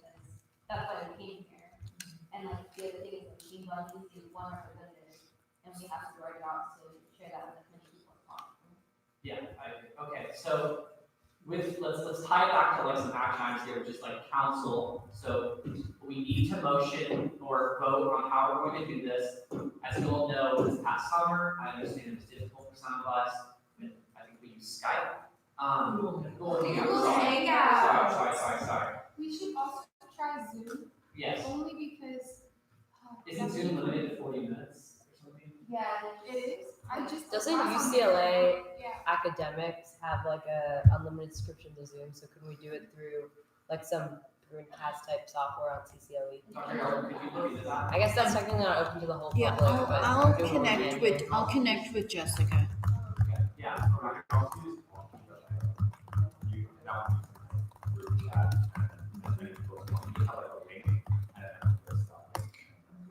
Talkie.io? Yeah. Okay, so we should look into that. Kim, I understand you're busy and everything, but you know, this is something that I would encourage you to inquire about before. You have like 2 or 3 weeks to do it at this point, but to maybe come up with some like best options. Communicate with Jessica. What? Yes, okay, that works. Okay. Yeah, I would just test it before because I think the way that USAC Live works through YouTube, I don't know if it can broadcast from a different platform. Like I think YouTube uses Google Hangouts, I think, but so that was why we always used it before. But I know that their streaming guidelines changed recently, so I don't know if it is compatible with other platforms. Yeah, Fernando, I know we have a lot of difficulty with that this summer. Yeah, so streaming Google Hangouts is not existent anymore. So you can choose to move to another platform. Yeah, so right now we've been streaming through the webcam just because Google Hangouts is now a thing to live stream on YouTube. But there are ways to stream what's on the laptop so it can capture something like Zoom or. But I was seeing if we can to figure that out. So I think Kim, Fernando, Jessica, we all can work together on this. I think what we need to do now though is just broadly vote to move to online. And maybe in this motion say due to like the coronavirus, which has caused restrictions and gatherings or something like that. Yeah. You say like until classes resume as normal, because I don't think we should restrict ourselves. That's fine. April 10th deadline. Yeah. Yeah. Yes. Okay. Yeah. How many questions on? Any final questions? Motion to move USAC meetings to a virtual platform that will be able to live stream on the contingent of the coronavirus until classes resume as normal in person. I second. All in favor? 1, 2, 3, 4, 5, 6, 7, 8, 9, 10, 11, 12, 13. This is so much easier to count. By a vote of 13 to 0 to 0, the motion passes and we will be moving to virtual platforms for USAC until the coronavirus is resolved and classes resume. Yes. Questions. Do we have to approve this guidelines again? Jessica, we don't need, I don't think so, because the guidelines were approved in place of, online. Okay. So we updated them this past year, which is why they were approved again. So, okay. Elections, I really need to pee, so, thank you. Yeah. Okay, the goal here is once, I would ask you to give your opinion first before they start telling you their opinion, because you have a lot of knowledge. So obviously coronavirus has impacted the way that elections is going to run. So starting off with just even collection of application packets, we will be done in person on Friday. And so the executive committee of the elections board convened about an hour ago to talk through some of the short-term logistical issues that we're facing. And then I also talked to Dr. Geller earlier today about just contingency planning in general. So right now, there are a couple of things that we are likely going to implement. The first of which is packets will likely be allowed to be submitted via email. However, physical copies of the packets will have to be turned in at a later point. We're also considering lowering the amount of signatures needed to run from 100 to 75, which is in line with previous years, to account for the fact that students still have 3 days to collect signatures.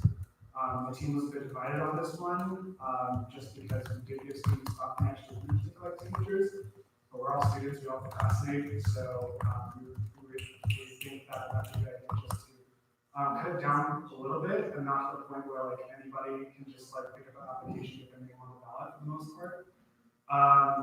And then the third thing is just a lot of logistical issues that arise from if this issue will prolong. So in the short term, we're looking at in the next 2 weeks, or so classes are online until April 10th. Within that 2-week period, we only have campaign orientation as our main event. We will likely be doing that over Google Hangouts, Zoom, or similar platform. Obviously, attendance will still be required and mandated. But the elections code, as you know, is a lovely 48-page document now that really strictly stipulates what the elections board can and cannot do and how it can and cannot do it. And it simply does not account for the flexibility needed this time. Even things like lowering the candidate signatures, I'm not necessarily allowed to do. And so one of the things that the executive committee has discussed is willfully and intentionally violating the elections code by after written notice to USAC, given the emergency circumstances. That's one option. The other option is council can give you the discretion to make certain decisions. Unfortunately, just because of the time frame, we're going on spring break.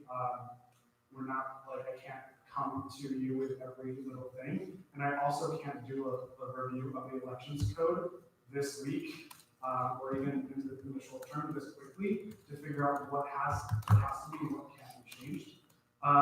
I guess I'll pass it off to Dr. Giller to kind of give a little bit of input and to maybe recap a little bit more about what we talked about in our conversation. Sure. The language in the election code that restricts when and how it can be amended is not intended to address the type of extenuating circumstances that we find ourselves facing right now.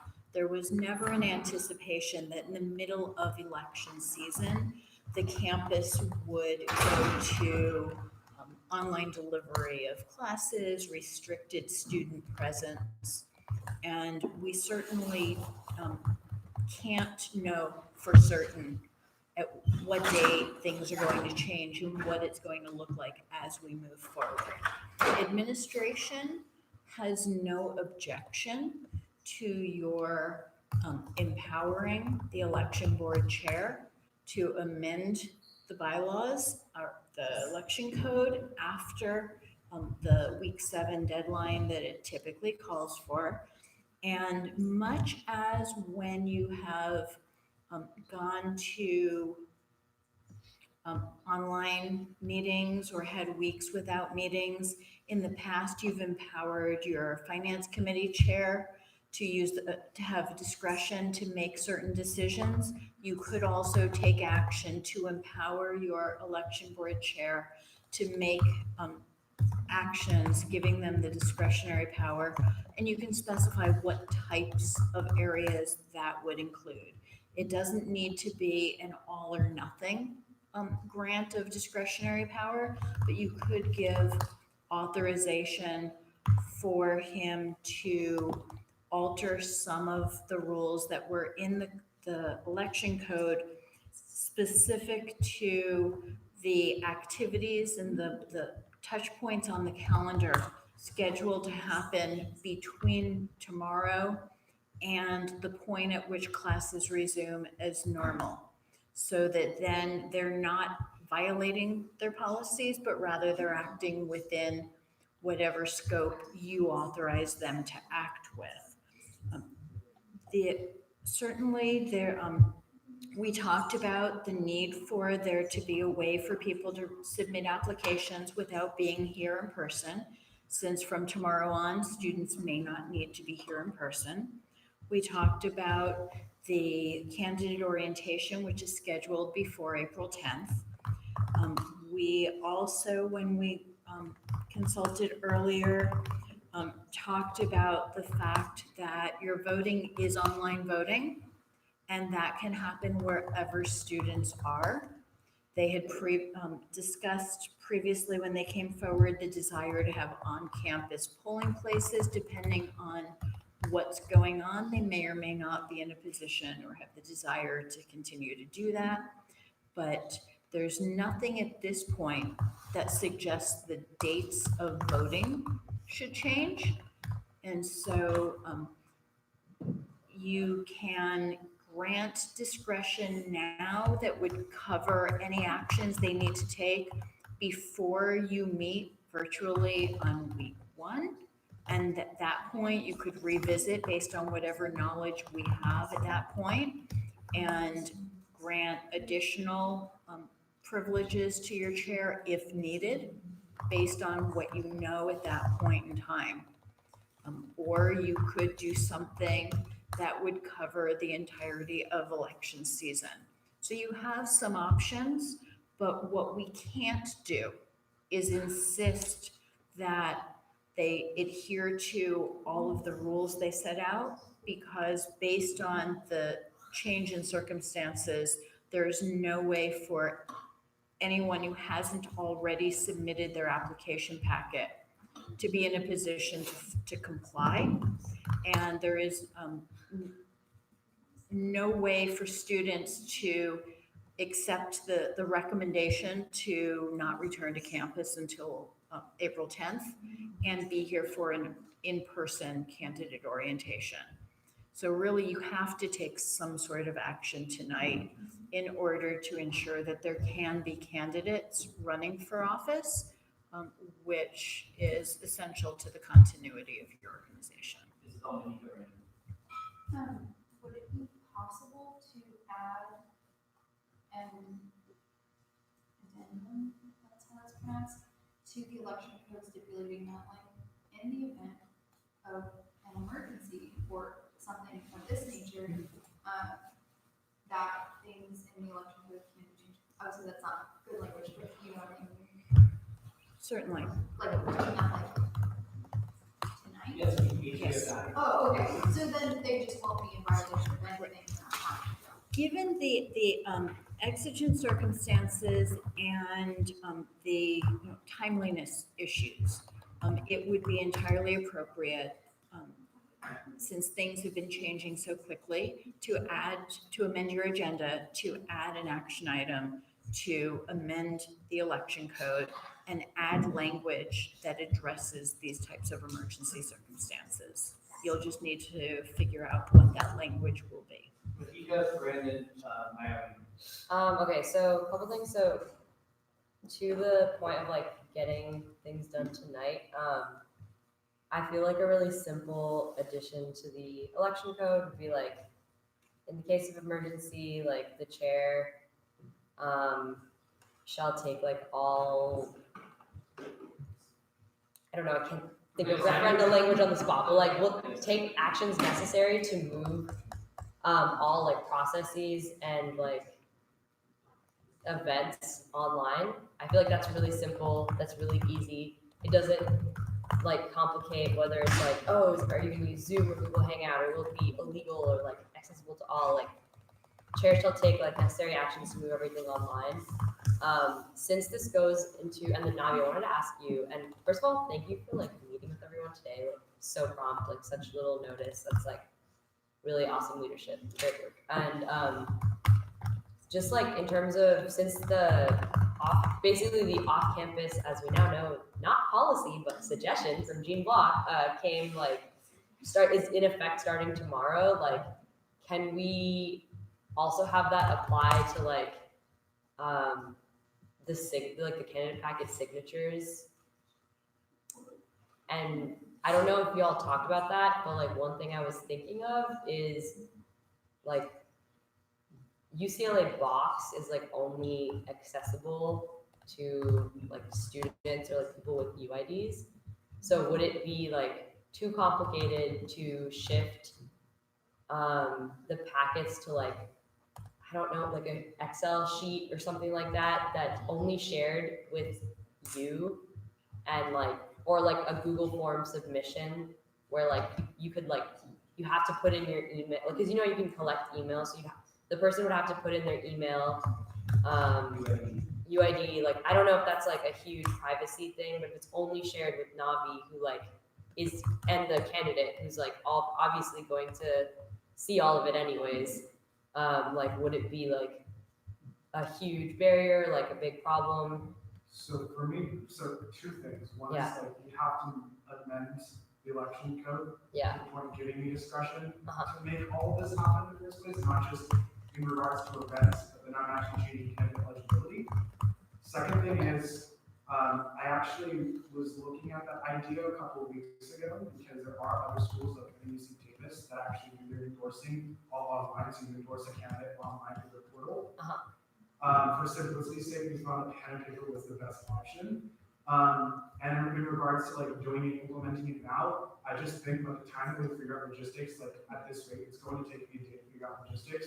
Quite frankly, I have finals this week, I have essays this week, my entire executive board has essays and finals this week. It's just not possible, and even if it was, I can get it done in one day, but that means I have Thursday, and I have part of Friday to collect signatures in Student Route, and getting it advertised and getting it to the candidates by then is going to take just that time. So if this was like earlier in the quarter and this had happened, then I probably would have pursued a strategy like that because I think it's a good strategy. But I think it's just late enough in the quarter where I think that decreasing the signature threshold is a simpler solution to making sure that students can still get on the candidate and the ballot. And in addition, I think candidate apps have been out for more than 3 weeks now. So like I know I said about procrastination, is candidates have had quite a while to collect those signatures, and in fact, five days more than they would have in previous years.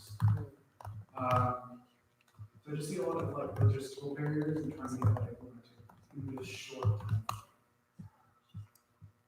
Yeah, I think my only, just like real quick before anyone goes, like I think my only thing is like, as long as we're on the same page about like, despite people having had like many weeks, it's still, because of what has just happened, like unfair for us to like leave at least the signature collecting part like as is, just to a lot of people. Yeah. So whether it's like reducing signatures, whether it's like switching to online and extending the deadline, like I think as council we are very comfortable like taking any like election code amendment actions like today, to just like fix this immediate situation, and then at least an amendment that will give you leeway over spring break after you have, when you have time and like finals are done, to,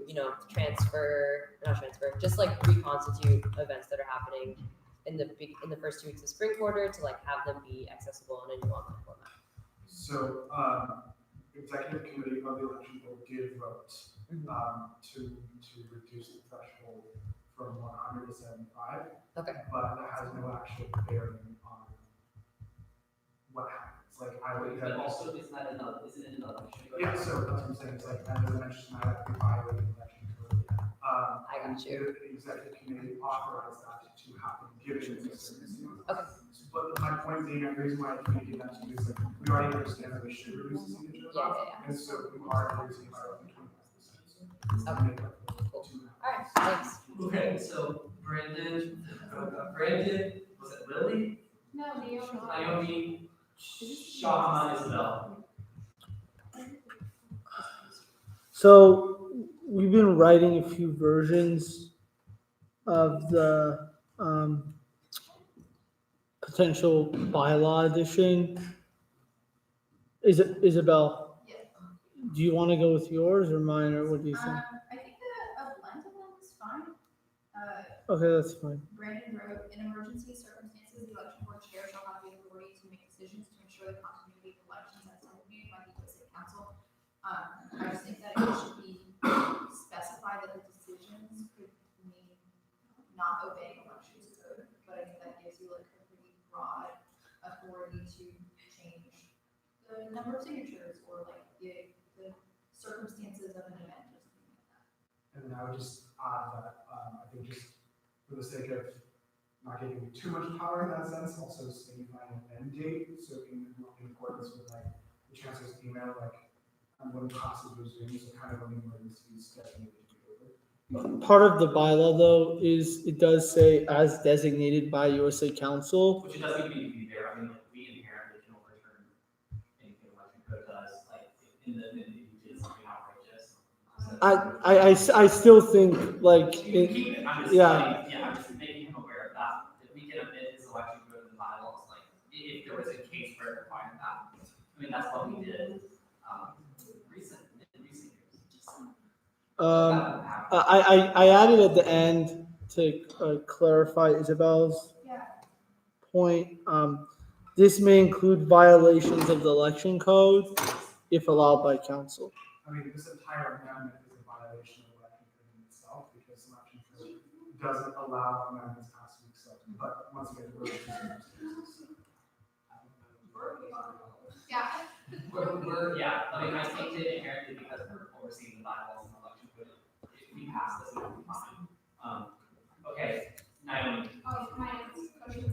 Okay, Shahaman and then Isabel and Orion. I just have a concern with it going down to 75 signatures because in previous years, like in regular working school days, it used to be 75, and I would suggest 50 signatures instead, considering interactions with students are going to be very limited. I think they've all acknowledged that a lot of us procrastinate on that, and I think 75 was something that was expected normally, like of me when I ran as elections, others. So I don't know if council members agree, but I think it should be way less than 75 signatures.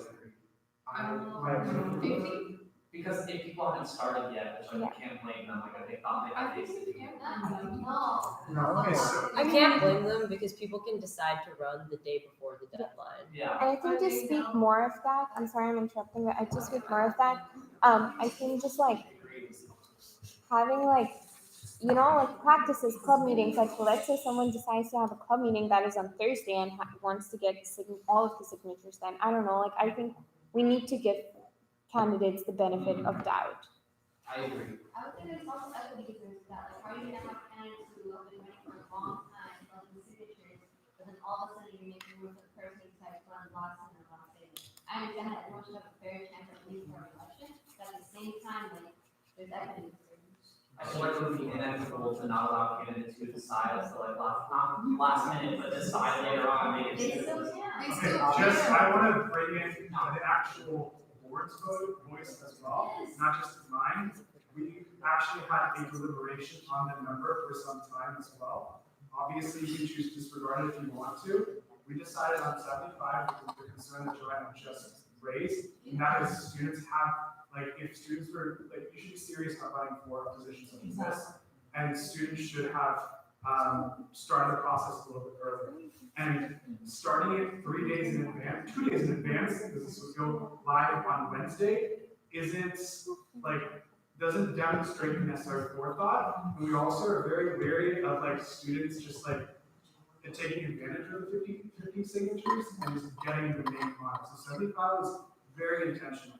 And I'd like to point out that we gave students a longer time period, and quite frankly, there was like 20 times the amount of advertising for the filing period this year too. Emails were sent out, posters over the election board, sharing $500 in boosted ads, targeted audiences, like there was a lot of work done. Okay, Lily and Lalo, and back to me. I would also just. Sorry, it was Orion actually, and then Isabel, did you already ask a question? Isabel before? Okay, so Isabel, Orion, Lily, Lalo. Oh, so me first. Yeah. Forgive me for forgetting, but what was the decision on collecting signatures on social media? Was that not brought up? Did I mention? Yeah, he said that they decided they would keep it in the paper and then. Okay, so why? Is that like a logistics issue or? Yeah. What's so between now and the Definitely in the Google form, like right now, it says UID email. Yeah, logistical issues. Yeah, you have to submit signatures, once again, it says in the election code signatures, you already need that in an emergency situation. They then would be an election code to amend that, but theoretically, yes, they do have to submit all three. My thing is, we should try to, yes, we want to make sure that it's open, it's open, as accessible for everybody as possible, but we also, I think, really should strive to maintain the integrity of elections and the process that has been set out so far. We should make deviations where necessary, when absolutely critical, but not just make extra deviations just because it's an emergency situation. And I think it's a view that the entire executive board of the elections board agrees, and I see some nodding from administrators, some council members as well. Because it's not like we shouldn't just change at a moment's notice these numbers. Yeah, I'll address that one. Okay, so, yeah, it was Orion and then Lily and then Lau. And then Tara. Oh, then Tara. On a different note, I was looking for the verbiage. I think we should stay a little bit more clearly what an emergency circumstance is, and maybe tie it to like class cancellation or something like that. Am I allowed to respond? Yes, but like, also let's. Yeah, the reason I disagree is because council can decide what the cancellation, like what the emergency situation is, and it's a vote of council. So like specifying it is redundant and also creates problems. And I also think we have more time to specify it. Yeah, Lily. I just wanna like reiterate that I think 50 is way too low. If you are running, you wouldn't wait until the day before anyway. And even then, you'd work your ass off to get those signatures. It's not like people are suddenly evaporating. Like, But they no are. one's Have you going gotten Have you gotten how to just close their books on that? They're literally not there. If you're suing on this in an apartment. Okay, I put myself in the word before Tara, I said that already, so that would go. I don't, it doesn't matter, like, it's blatant disrespect, but yeah, go ahead. Oh, yeah, I was gonna echo that too, like, I think just because someone decides to run the last day, if it wasn't an emergency situation, they would still need 100 signatures. So I think dropping it to 50 doesn't make sense, because even, like, if it wasn't an emergency situation, if you were trying to decide to run the day before, you would still need that 100, like, signatures. I think 75 makes a lot more sense, because if someone does decide to run the last day, the fact that there are less people on campus does make it easier for that, but also doesn't make it so just like anyone can go to their friends or go to their dorm and be like, I'm gonna run. Okay. I think it is inequitable though, because they are put in a position where after classes are canceled, they don't have the same access to students now than they would before. And I also think it's like incredibly disrespectful. Like, I know people that I served with this year and last year that decided at the last minute that they wanted to run, because either they were, I decided at the last minute to run because I was going through a lot of personal stuff at the time. People that I served with last year who did a really good job on council, in my opinion, decided at the last minute because of events that had happened. And like, I don't think the time which a person decides to run should be dependent on how credible their run is. Like, that's just inaccurate. The second thing I want to say is, if we're talking about equitability, putting a person in a position where they're required to get the same or near the same amount of signatures, but with less access to students on campus is inequitable. And dropping that to 75 is also inequitable, because it's the same as last year, first of all. But second of all, saying or accusing people of getting 50 signatures as if they can just go around and ask their friends for that is like just very inaccurate to me, and also like runs in contrast with what this council had talked about in the past, was making these elections open to people to run and to be competitive. And I would also ask for council members that do have a personal stake in elections, and like, yeah, I'm one of them too, to like acknowledge our biases or possible biases of wanting to make elections less competitive. And that's like the last thing that I want to say about it. Sorry. I'm gonna let Tara go, and then now sorry. Who's after Tara? What's the order? Can people raise their hand if you want to talk? Is that what's allowed? My hand up while you're talking, so I'm asking the order. Yeah, I'm asking if people raise their hands so I can give an order. Tara, Kaleshi, Shadama, and then I'm going to respond. Yeah. So can I respond to your comment? Yeah. Right. I'm going to let Tara go. She's had her hand raised, and then you can respond, and then we do Kaleshi. I personally find it very condescending to say that the person that decides to get their signatures the day before the packets are due is not serious about their job. I got all my signatures 3 hours before it was due. And I went to Powell, I made some new friends, I talked to people, I went out on jams and I talked to people, and I got 75 signatures in 3 hours. And if you're suggesting not serious about my job, you're dead wrong. So I think that's just absolutely not fair. And for me to say to whoever wants, like, let's say I was not told by the person who was helping me run how the hell anything works. So let's say that case is happening again. And I recommend, do the same thing. Go to Powell and try and talk to students. Try and find someone. Go look in Powell. There's no students in there anymore. They literally packed up their books and they walked out the moment they got that email. So that's just literally not fair. And I think you are really underselling the commitment of people who do decide to run at the last minute. There's a lot of factors. This is a huge job. And for people that know how big this job is, it's scary to go and take on that role. So yeah, you have a lot of things to weigh before you do that. And I just think that it's really unfair to say that the person that does that a lot, sure, if you want to call it procrastination, fine. But did the procrastinator know they were not going to have now 3 days? They didn't. And 3 days should have been enough. And I just think there's a lot more to this story here. And like Robert said, 75 was last year. So maybe it's not 50, but 60. Maybe we can compromise on 60 then. But for us to hold them to the same exact standard as last year is just pretty absurd. Navi Nicolashi. So a couple things. Nobody's insinuating from me or my board's point of view that people don't take their job seriously if they run. Their sentiment was that it's not equitable for students who have been collecting signatures over time. And I will say, and I know the elections board only has a certain amount of likes, I did anticipate the situation might happen 24 hours ago. And I did both send a remind notification, which I asked all potential candidates to sign up for. It's in the paperwork, it's in the application packet. And I posted online the fact that because there might be developments in coronavirus, students should start actively getting their signatures. I'm not insinuating that's totally a reason to do it. Another, just one point is that we shouldn't necessarily measure last year's benchmark and say because of last year's signature count, we should do it lower this year. The fact of the matter is 100 wasn't just last year's. I think it wasn't even changed by me, it was changed by my predecessor. So it's been in effect for election day. And so the 100 is the amount that people know they have to collect for this cycle. And like I said, I really, to be quite honest, I'll be blunt with everybody, I don't care. My executive committee decided on 75 because we thought it seemed fair. That's just what those group of students thought. And there were people involved in actual planning the election. Once you get it up, then Brandon is Shahama, Brandon is love. Can I ask for a second? I did, but you didn't. I did not see it. So I'm sorry. Trying to tell you that. Okay, I'm sorry.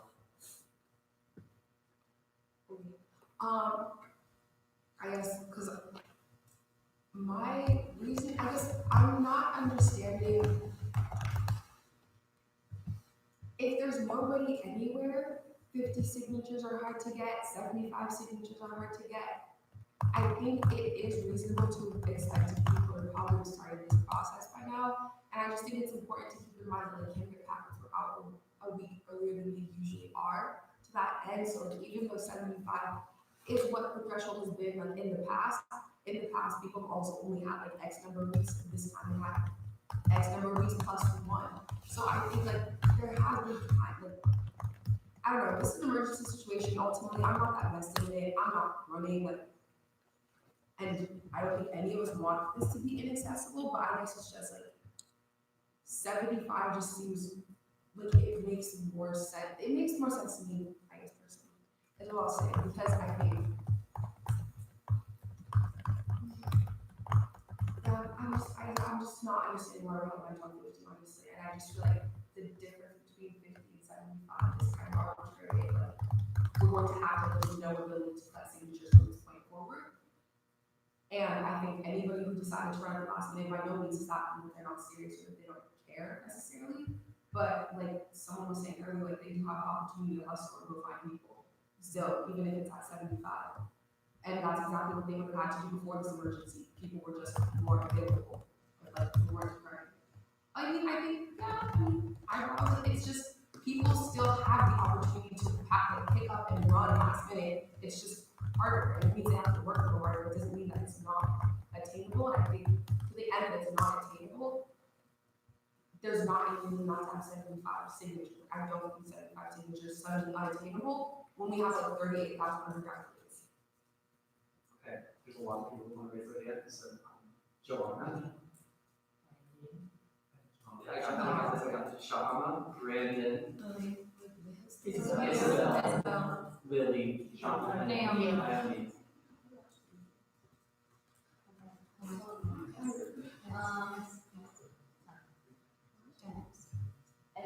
I just want to echo the restraint that we should have in terms of listening to the election board and the fact that they already deliberated this amongst themselves. And we're sitting here like trying to figure out like, I think it's just like exhausting for me to sit here, know that people are running on this very table. I know that y'all are invested in it, and I'm not. When the election board is the people who are supposed to be the unbiased ones to decide like these kind of things. So like, for me, it doesn't make sense for me to sit here and be like 50 or 75 when that decision was never up to us. Like, we approve what the election board says. For something arbitrary like this, I think it should go to the election board. That's why I'm saying 75. The reason I talk about equity concerns is because like there was a protocol, like just like there's an emergency, we're doing everything that we can.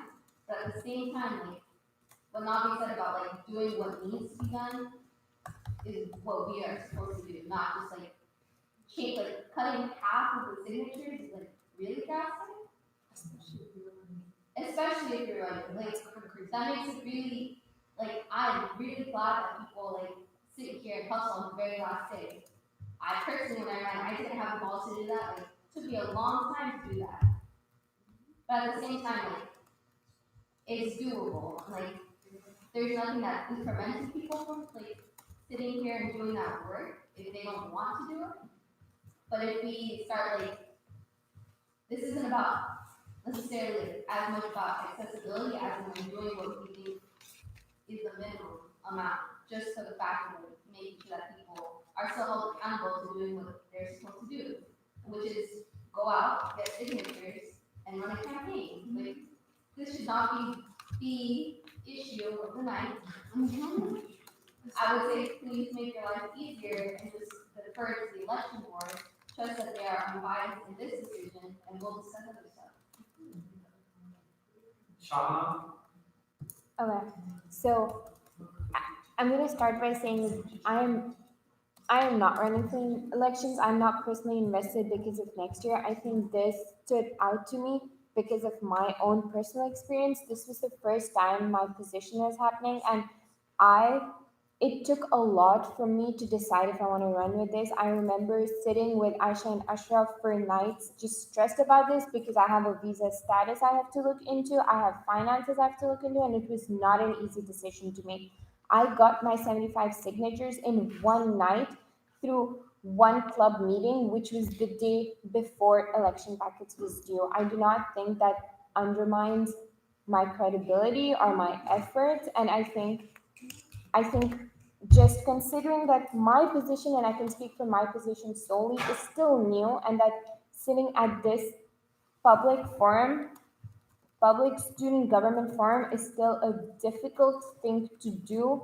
I want to be able to say that 100%, or let's say 90% of students are not going to be on campus. Just reducing signatures by 25% does not seem like a fair compromise to me and to my position based on my personal experience. I also want to say that if at any point we want to take a vote, council seems very divided about this, so a vote can be taken. If somebody can motion at any time, granted. One thing I do want to reiterate though is I think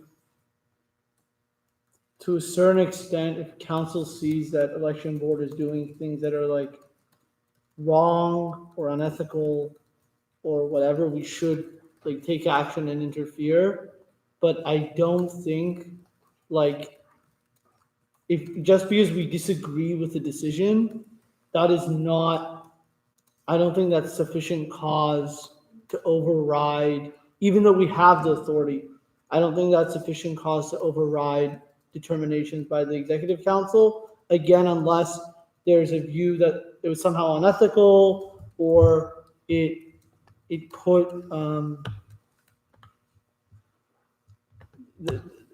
it's more than just a disagreement over like views. It's there. I'm very wary of overriding. First of all, I do think it does introduce the appearance of bias if council gets involved in too many elections decisions that are like quite honestly clearly within their purview. But that's just my take on I feel very conflicted because I agree with Jonna that if election board says something, we should just listen because it's not like it's unreasonable. But my heart very much breaks for the transfer students who are considering running even up until this point because in the 2 years that I have at UCLA, I have spent 75% of my time exclusively dedicated to council, either running for council, sitting on council, or eventually, transitioning whoever is the next TSR. So like, it is very much like a very big decision because this is like the only chance that transfer students have to make this decision, and they spend a lot of time deliberating on whether or not they should run for council or do literally anything else with their final year at UCLA. But on the other hand, I did collect 150 signatures when I decided to run, and I did that in like 3 hours. So, yeah, Naomi saw me. Before I even knew who Naomi was, I was just walking and I was like, hey, will you sign my thing? It's not a vote, it's an endorsement. Like, it's not a vote. It's whatever, you know what I mean? But like, I just, like, I feel like, I don't, like, I get it, like, 75 is still a lot, especially because you have to account for, like, the people who write down the phone numbers. And so, like, but, like, I don't see that people can't collect whatever, like, 85 signatures that you probably need now, to run. Like, there are still people on campus, and like, you still have group chats and friends and like whatever. Like, like there's still people here. So I just don't know if I 100% agree with like lowering it to 13. Okay, it was Lily and someone else in the night. I just want to say, like, I trust eBoard's decision on this, and like, clearly eBoard has done a far better job of outreach in previous years. Navi, like, you're really stepping it up, and I trust that you're doing as much outreach as you can. Like, I've seen the USAC posters everywhere. I've gotten questions about it. A lot of people have reached out to me, and like, about candidates running last minute. I don't think any of us are trying to discredit them or discredit anyone's work at this council table. Like, this is not personal. Like, and getting those signatures is still doable. I know a candidate who went out tonight post-coronavirus, like post-news, and got over 100 signatures tonight alone. So people are not disappearing. They may be harder to find, but if you're committed, you'll do that work. And I think 75 is a fair reduction. And it sounds like Navi and his committee did a lot of deliberation on the number specifically. Naomi, I mean, honestly, I was, my viewpoint when I first did executive committee was let's just keep the numbers as is. They were the ones that talked about it, so. I think this conversation has been excessive, but I just want to say one last thing. Like, I agree with all the sentiments that's being shared with, like, Mark keeps on this side of the table. I just, like, one, we've been trying to, like, get administration to, like, shut shit down and to, like, shut classes down and to, like, listen to our concerns about coronavirus and spread. And one, I don't think that these papers are sanitary. Two, I also don't think that, like, putting people in a position to, like, seek people and get into contact with people they don't know, I don't think that's, like, the best thing to do either, which is the only reason why I would see, like, 50 being a more viable thing. And also in addition to that, like, these are unique circumstances. Like, this is a lot different than, like, on the last day randomly, asking for signatures because that day was sunny. First of all, if there was no coronavirus, like the setting was different. Like I think the setting is different now too. This is a concern that I even have. Like once we go deeper into election season, we don't know what the status of what this virus is going to look like, and that can very well affect flyering. It can really like affect what the whole election will look like. So I think that this is just one microcosm of like many things that we're going to have to make decisions on, and I think that we should just like err on the side of caution and just like try to protect students' health, students' like mental health as much as possible. And if we lose this battle, like we go with 50 or 75, like I don't really think it matters. But I mean, if we were taking a vote, I think I would personally vote for 50 just because of everything that's happened tonight. It would be contradictory to like vote 75 and then to like want to bring Michael back in and scream at him for not like canceling classes. Like that doesn't make sense. You don't want classes to be conducted, but you also want 75 signatures. I don't think that really makes sense. Yeah. I'm gonna make a motion. So, I motion to like retroactively, I guess, change the election code. No, wait, no. It's not a retroactive Just change. change the election code period. It's not due yet, so you can motion to keep it, you can motion to change it to 75, or motion to change it to 50, or motion to change Wait, it is to. that even our decision? Yeah, you can make a motion, and then you can I vote thought on it's it. an obvious discussion. No, we can definitely make that decision. Could we move it so that it's? Okay, let Nikki make the motion, because she was making a motion. I'm allowed to do this, right? Yes. It is legal. Alright, so I motion to change the election code for potential candidates in candidate packets to get 75 signatures. Is there a second? I second. All in favor? 1, 2, 3, 4, 5, 6, 7. All against? 1, 2, 3, 4, 5. Sorry, how many people vote yes? 7. Okay, all abstaining? 1. Okay, by motion of 7 to 5 to 1, the motion passes, and we're changing to 75 signatures. I was going to ask, is it correct to change the election code? Because I don't think that was right. We can modify the election code. I know, but I don't think that's what we were trying to do.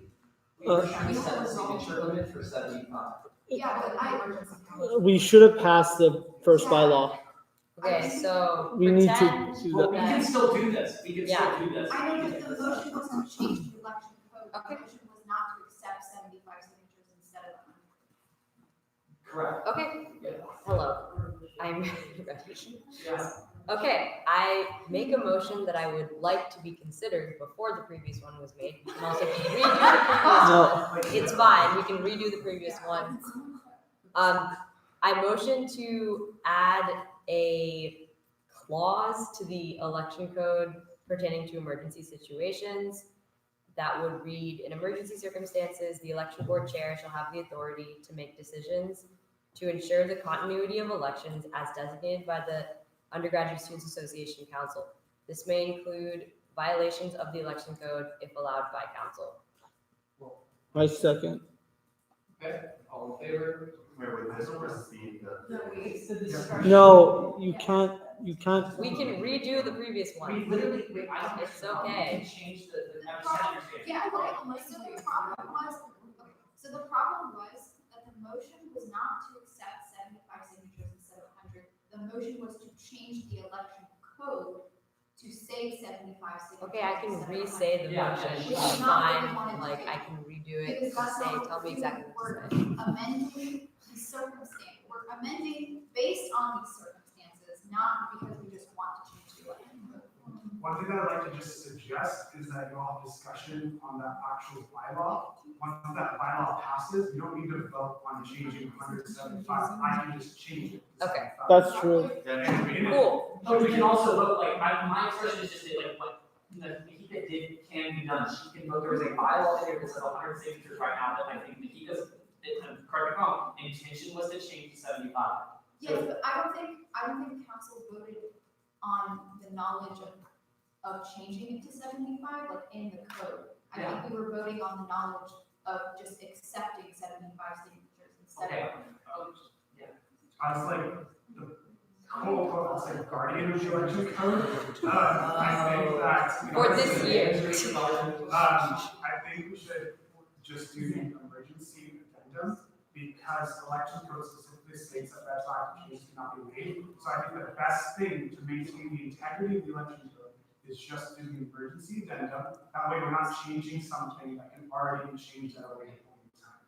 Then it should be on. Yeah, Dr. Yellen. So, you may want to submit a motion to rescind the vote that was just taken. Let's go, guys. It's a 2/3 vote to take that back, and then you can replace it with a new motion that would have in it language about in emergency situations. Okay. And before that motion goes though, can council have discussion on the second motion, the addendum? Yes. Because I would like a discussion on that. Okay, but wait, first, can you rescind your motion? Yes. I would like to motion to rescind my previous motion To about rescind the election. vote. What? To rescind the vote on the To previous rescind the motion. vote on the motion to change the number of signatures required in the election code of candidates in the candidate packet to 75 from 150. Thank you. Is there a second? 100, 175. 1, 2, 3, 4, 5, 6, 7, 8, 9, 10, 11, 12, 12, 13. Okay, 5 and 13 is equal to 0. The motion passes. The vote is rescinded. John.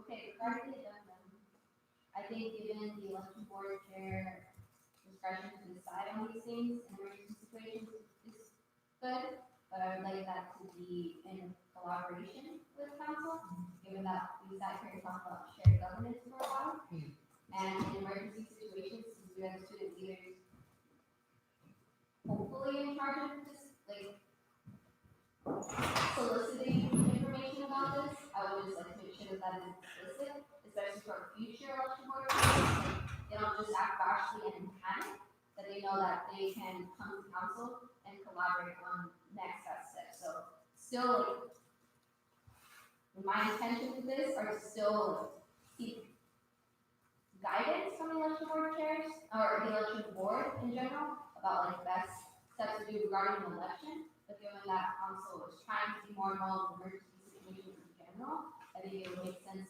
for me to sit here and say, the election board chair, / the election board should collaborate with council when making emergency adjustments to the election. Okay, we'll let you respond after this.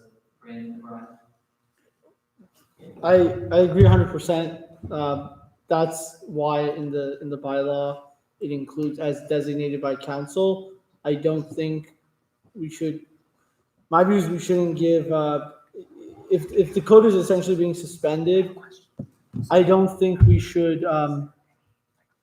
If the code is being suspended, we shouldn't allow violations to just happen with free will. I think after we vote on the bylaw change, we should set some parameters, such as designating like when the emergency situation will end.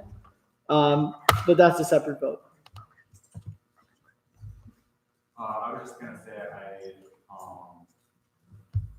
I agree that we should have these discussions with the election board, but I think that that's not necessarily something that we have to put into the code, and that's more something that the election board chair should do just as a matter of like responsibility. But the thing is, like, we're seeing like administration of students are different things, right? But at the same time, when the students don't know what to do in an emergency situation, like the direction should be to come to council because we have a connection to administration about what to do best. Like, as much as I want to trust an election board chair, I also can't trust a single student on the campus to be in charge of knowing what to do in an emergency situation. I would like for, if we are sitting here passing the representatives of the university and the students, that at the minimum they can come to us about it, just for the sake of like guidance and leadership versus like us telling them like, you should do this, you should do that. More so like just that we are working together in an emergency situation. This is what the agenda is for an emergency situation. Otherwise, the election board chair has discretion to do whatever the hell they want. Right, wait, should the vote be like a consent item then, or when? It's not a consent item. It's, Okay, is it not even responsive? I agree with that. I don't think election administration have free will to do what they want in an emergency situation. I have significant concerns about council getting involved in an emergency situation when we have active elections, which is exactly what this amendment is.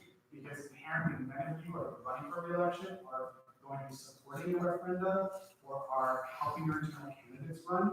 I don't think it's appropriate. I do 100% agree that collaboration is necessary. I think we need to define the collaborations define the parameters of collaboration. Because otherwise, in an emergency situation, just gives council the authority to override the election board on any decision related to it. Dr. Moore, isn't that always present, is the ability for council to ethically or not, the ability of council, if NAVI or election code needs to be modified or changed for decision, council inherently has the ability in the Constitution to vote above that. So like, Technically, until the candidate packets are submitted, until that deadline, council has full authority over the election decision-making. Once the candidates have all, or the potential candidates have all submitted their paperwork, and we go into the point where there could be people on council who shift from being council members without a conflict to being candidates, it gets into a place where it may be inappropriate for council to be taking action. could you tell me where it says that? So it's why there is language in the code about no changes being made after week 7. The assumption is that by that point, you've had all your influence. They've made no decisions you haven't authorized, and that's the intent behind that kind of deadline that's set for when changes stop being made. It doesn't mean that you can't, in an emergency, take action. It may mean that some or many of you may have a conflict after this week, and therefore any actions taken from week 1 on, those of you who are engaged in the election would need to abstain from voting. That won't be all of you. There are some of you who are seniors getting ready to graduate or otherwise will be uninvolved in the election process and could vote. It just won't be all of you. I would suggest, rather than writing language today that gives the chair the discretion to make changes in exigent circumstances, that you write language that gives you authorization as a council to give discretion to the chair in exigent circumstances, and then a separate item that would then designate what authority you're giving him and for what period of time. I think you need to give him some sort of authority that will take him from today till week 1, because you don't meet again until week 1, and elections has various activities happening between now and that meeting. And then you can revisit where are we when you meet in week 1 and determine, are there additional discretionary powers you need to give him. So is it ideal for you to be interfering? You should never interfere. Is it ideal for you to be engaged in election decision making after the candidates are known? No, this is not an ideal situation. This is not a typical situation. It's not a predictable situation. And so you need to do what's reasonable and use your best judgment. And it's not business as usual. Brandon? I think the bylaw that was written covers the fact that council has a job to also like delineate, like it specifically says like designate by USA Council. So I'm gonna go ahead and motion. If somebody, if people want to vote it down, that's fine. It's just, it seems like we're going in circles here. Yes, that's fine. Speak the motion again, so I can give at least my 2 cents before. Yeah, I'll read it one more time before we move forward. In emergency circumstances, the election board chair shall have the authority to make decisions to ensure the continuity of elections as designated by the USA Council. This may include violations of the election code if allowed by council. Yeah, like, I just wanted, before you say something, like, we have the biggest agenda item that we still need to cover tonight, so like. Because that doesn't change. It still requires, like, if something is extrajudicial, it still requires council to say that's allowed. I'm clear on the language from my point of view, regarding like, do I need to come to council every time I'm going to?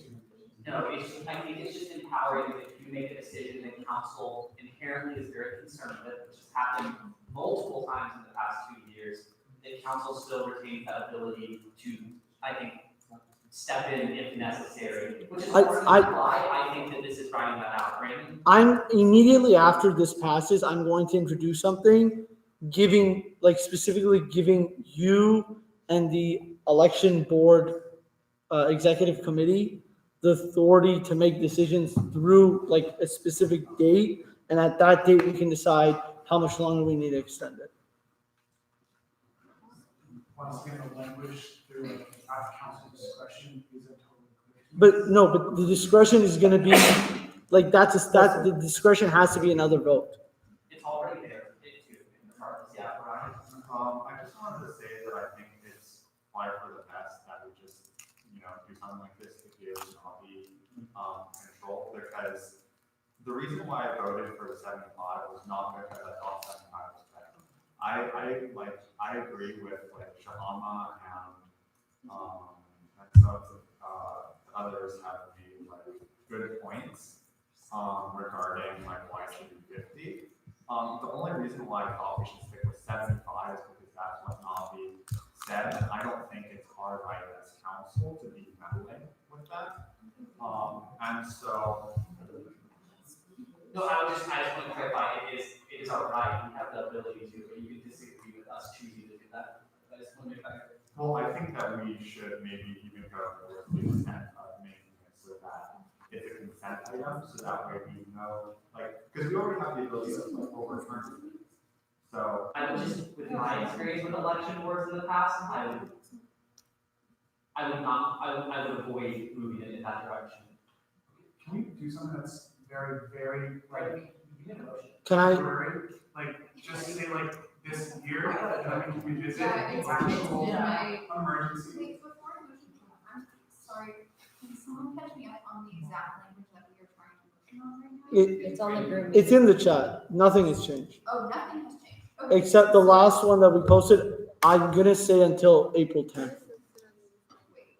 Okay, so what is the issue then with this language as it is right now? I think Navi wants a definition of what is being designated, but I think that's exactly what should be discussed immediately after it's passed. Why after it's passed?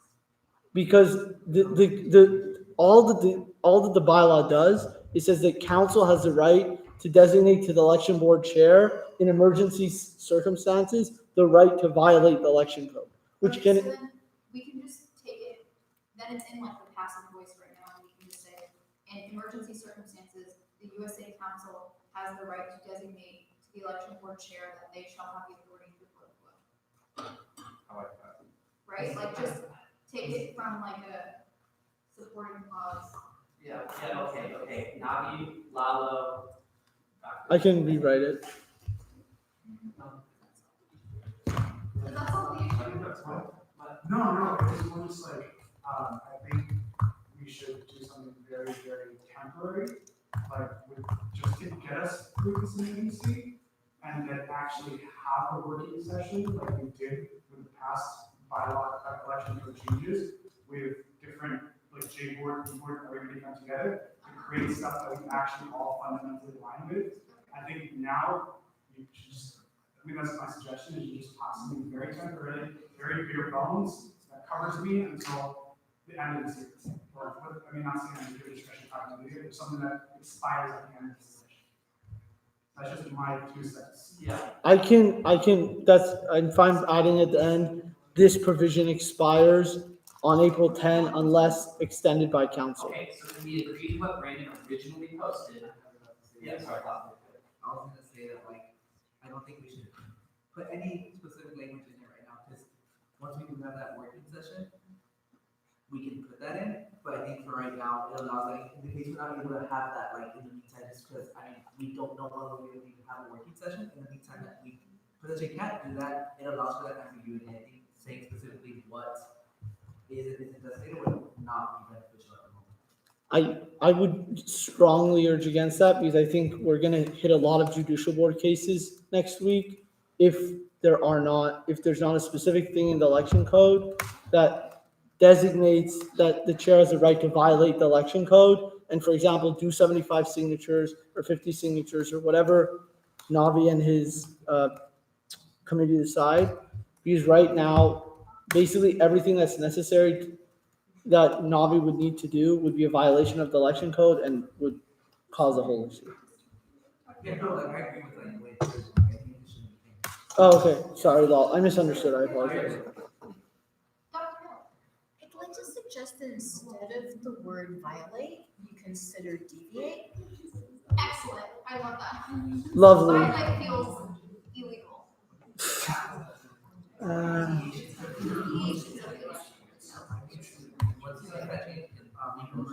I'm gonna. I rewrote it along the lines of. I agree with Navi. I think that we should, in emergency circumstances, the as designated by USAC Council should move up to after the emergency circumstances. So in emergency circumstances, like as designated by council, so council determines what constitutes an emergency. Like, I don't think we can vote to give that. I think that should be a campus emergency, but also my thing was like, they should say that, in emergency circumstances, the USA Council will vote instead of saying at whatever, because voting makes it very clear that you all have to authorize me to give you discussion about. Okay, so let's do that. Are we good? Yeah, I'm basically done with it. I'll post in a second. In campus emergency circumstances, the council shall vote. To designate to the election board chair the authority to make decisions. It's fine.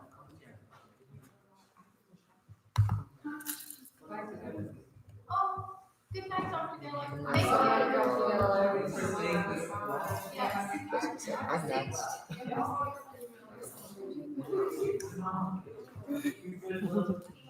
Brandon, I also thought you allowed that. The second time it says it's allowed by council, so you're saying the first time the vote to authorize, you don't need to say it's allowed by council. Okay, I'll send it right now.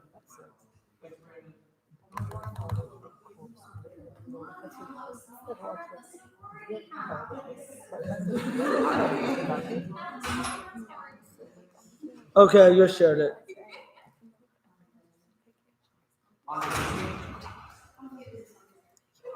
Me too.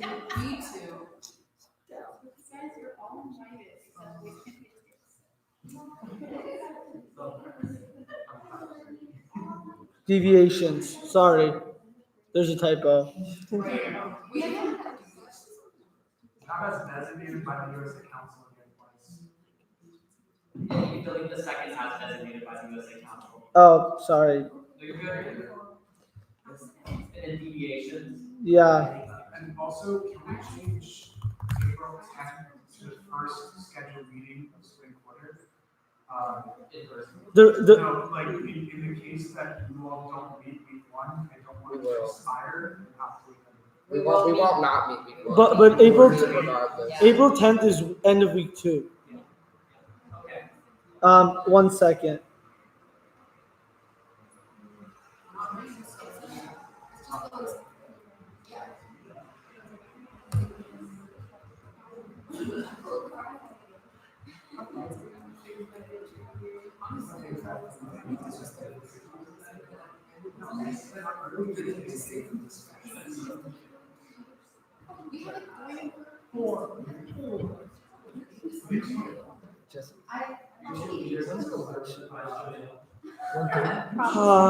Okay, can I motion?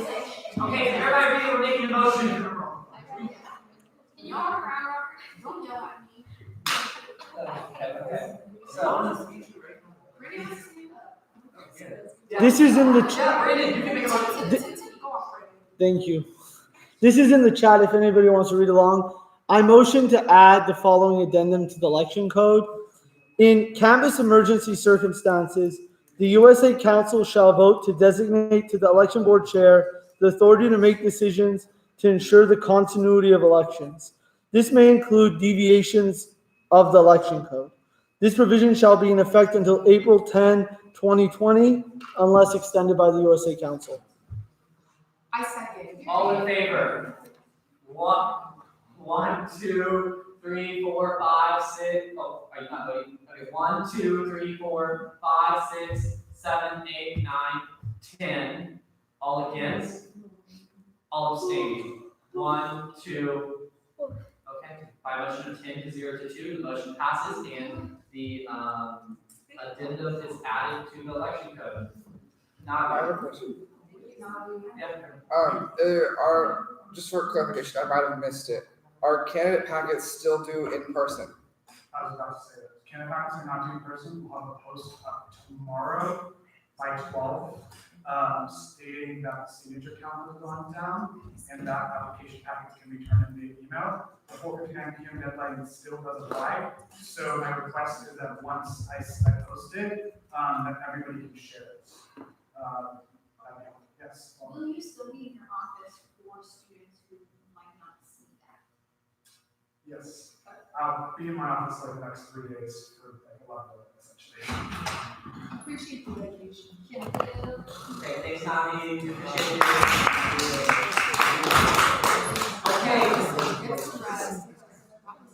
Okay, Ron, you want to do your business now, so we're back into personal time? Yeah. So, student lobby conference was canceled. It's really, really sad for me personally, but this decision was taken last night. UCSA staff, got together after a vote. They asked if we can have a vote within the next 24 hours to cancel it, and GPs and the majority voted for yes. But there were concerns today raised that echoed why I said no personally, about what our next steps are going to be in the case that we cancel.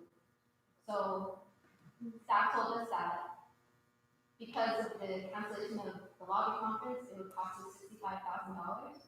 It would completely deplete this rainy day fund, and I'm scared. At this point, I'm still really upset with the fact that there was no discussion about, from EPs specifically about how this vote should go or anything like that. It just, people said yes or no. And I still haven't received any communication from UCSA about next steps.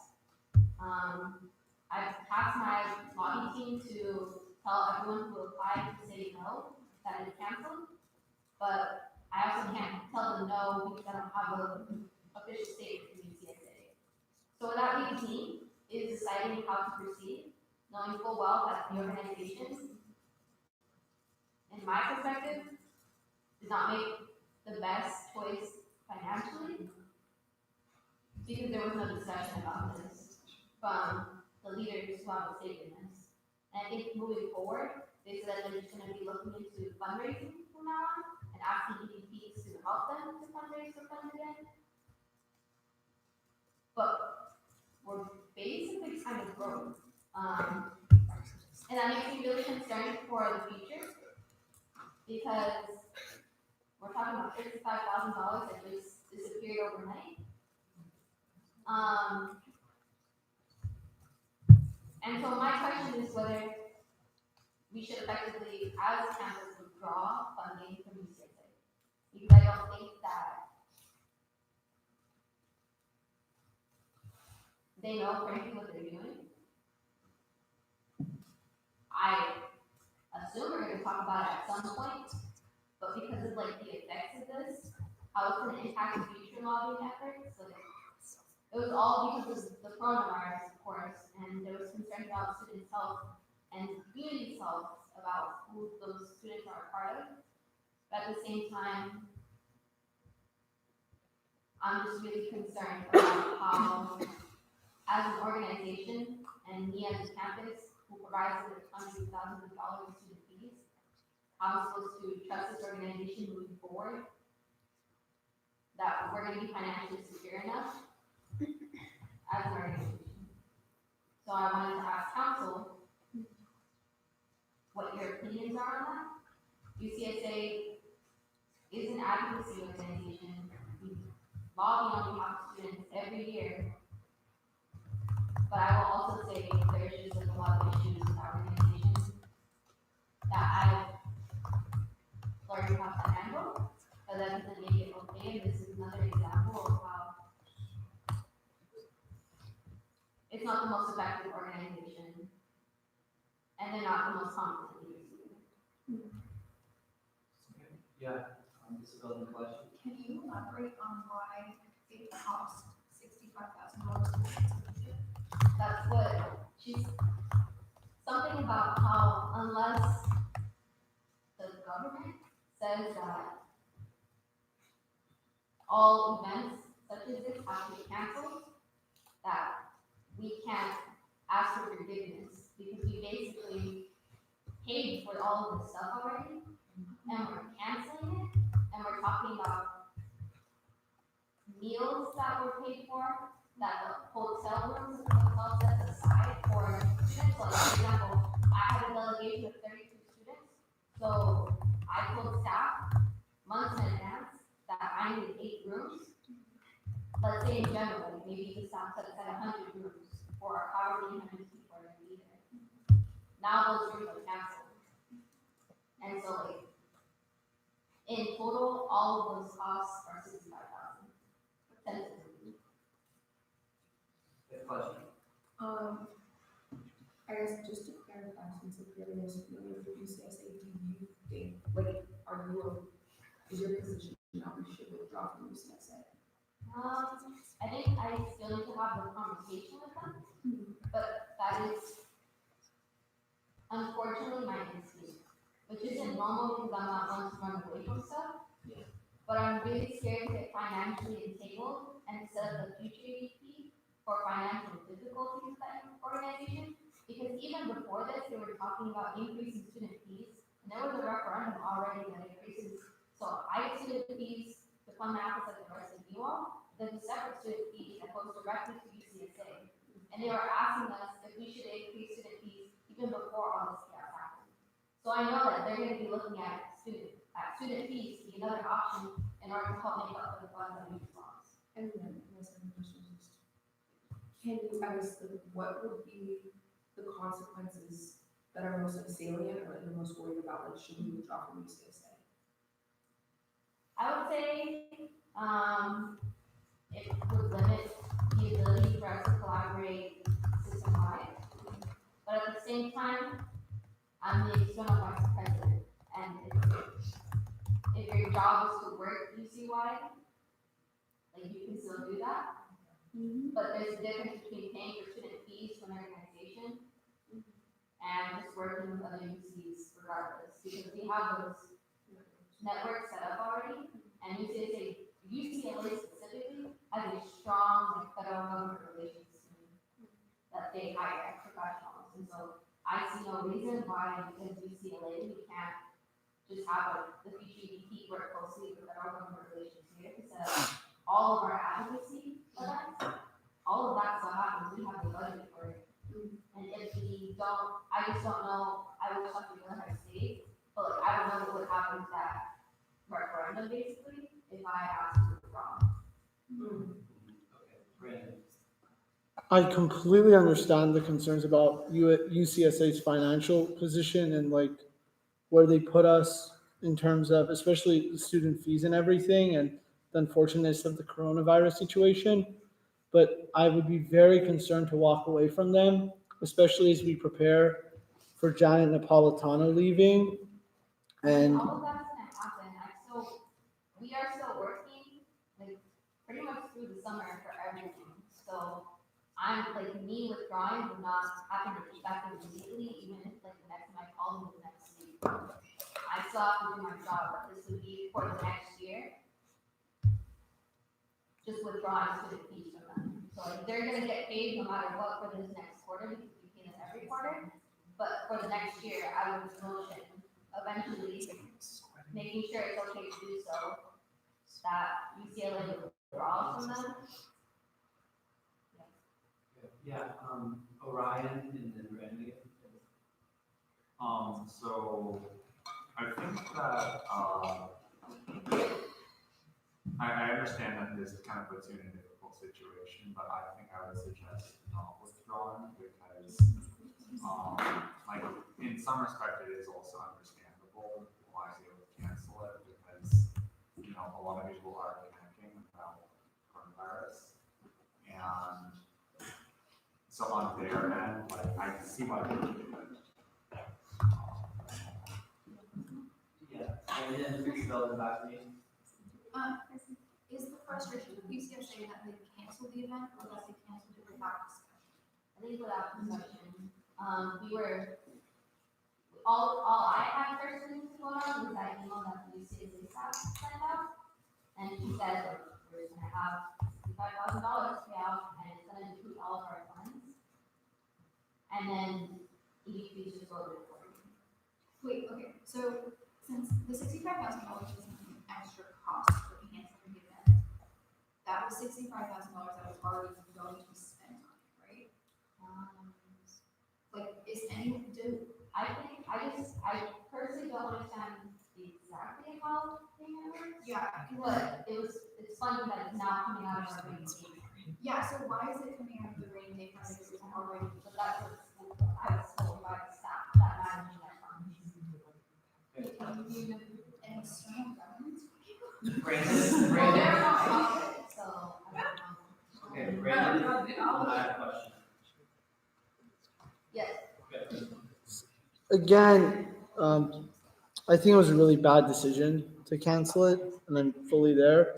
I just worry we're sort of like if UCSA is like our student union, it lowers our negotiating position in the future for like circumstances we can't foresee. And like even if there's bad leadership now, that doesn't like unions have bad leadership at times, but that doesn't mean that I think we should be opposed to the concept of a union generally. It's just not our union though, there's no ties to it. What happened when I lost my job was I didn't have to show up, or like I chose not to show up because I'm not getting paid. No one is sitting there, just saying, Joanna, you have to come to this. Even EVPs, like in the past, have just decided to fully withdraw from UCSA. We still pay the fees, but they're not doing any of the work that UCSA requires, nor do they have to listen to them. So it's definitely a choice. It's not a requirement. I just think like the financial situation of this situation, like, doesn't just affect me. I have to cancel everything personally. But it affects future EVPs because UCSA is already looking at cutting all, like, I was told that if this conference is canceled, so is our DC conference. Because we don't have the funding for it anymore. So like, how is that gonna look for future conferences? Like, they don't have any funding. Like, we are already struggling financially anyways. This kind of just hit the nail on the head. And they were like, this is kind of why we have a rainy day fund. But they said, now we're literally just paying bills to keep the lights on. No more traveling. Like, there's nothing. Okay, me, then Lily, and then Lalo. Okay, Isabel. I too just want to express my concern with this, like taking the council president's hat on this is like, we have the opportunity to meet with Janet and comes up, it's the negotiating power of UCSA of the regents and Janet used it as a means to collectively gather what the student voice of the University of California is. And I think once you take UCLA out of that, it seriously dampens the ability of UCSA to even be UCSA. I mean, at that point, we were collectively taking out like a historically large campus that has played a role, and UCSA like has been like it's indisputable that UCSA, like, in my opinion, has been effective at persuading the regents on how to move forward with certain actions. And I would be concerned about how that influences UCSA in the future, and I would also be concerned about taking such a drastic action over, which this is concerning, but this also, like, I would just, I think, once again, like, from the council president's perspective, like, this is something that's been talked about, is it also rationally makes sense why administration would be concerned about this, like, given, like, the coronavirus and given, like, a group of people together. And I just think that, like, potentially taking drastic action to this extent over this event would have lasting consequences that may not. It's just like the reality, there's already lasting consequences that happen overnight. I agree, yeah. Like, there's nothing that anyone can do anymore because it's canceled. Like, people are talking about, like, oh, can you postpone it? But no, the EDP voted. No, I get that. Yeah. But what I'm also saying is, like, I've worked with UCSA without being, like, in student government. I've fully taken advantage of their resources. That's also literally their job to serve students beyond student government. And so, like, I would say the benefit is, like, UCSA is also great because of students specifically, and because of UCLA specifically. Like, my issue is, like, they did this shit without discussing any of the consequences, and they expect me to just deal with it, and future EDPs to just deal with it. Like, how does that, like, that was not financially responsible to me in any way, because, like, we're dealing with fallout that wasn't even discussed.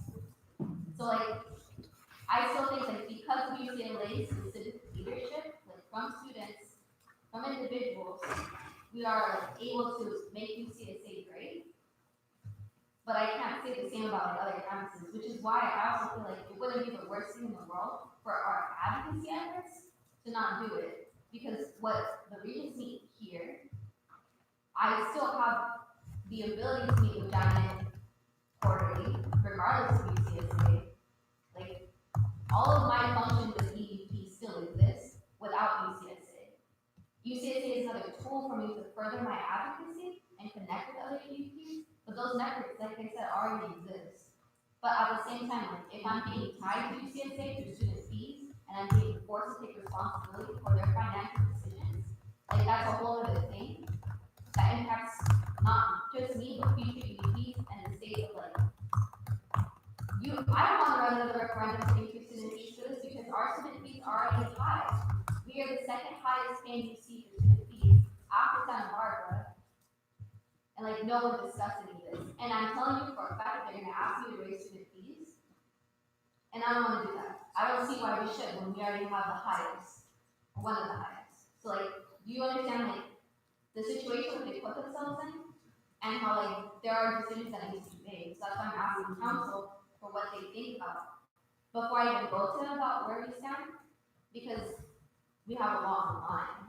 Like, I have to put my name and UCLA behind an organization that is not financially responsible. Yeah, I think just my only concern, just before I call Lily, is just that making sure we're fully aware of the consequences of this. If UCLA, I guess, backs out, how that impacts UCSA. Also, people can literally ask me back in. Like, that's not an issue. Yes, I think this would be a drastic measure, yeah, Lily. I think if anything, maybe the white man and devil's advocate. I think if anything, this gives us negotiating power. Because we're the largest student body. If we pull out, how much funding are they gonna lose from our student fees? But which is also why I'm, like, sitting here, like, how could you not discuss this before a vote without understanding, like, the severity of this? Yeah, I think I support your decision and I trust you, and I think there's a lot of power in saying like the second highest student fee, the largest student body population. We do not support this institution, it's clearly broken, and it needs to be like resolved before we're willing to join again. Yeah, Brandon, or, yeah, Brandon and Ryan. Oh, sorry, Isabel, did you have your hand up? Sorry, Isabel. I have two questions. The first is, would it be possible for UCLA to continue participating in UCSA events and things without paying dues similar to how UC Davis was doing? So, membership in UCSA is a really weird thing, because I have seen the graduate students be part of it, and they've been trying to like buy into it. But also, I've seen graduate students withdraw from it because it's too expensive. So like, it's a choice. But like I said, we've been getting petitions to UC Davis like all year long to not have to pay, but they're still part of the community. Yeah.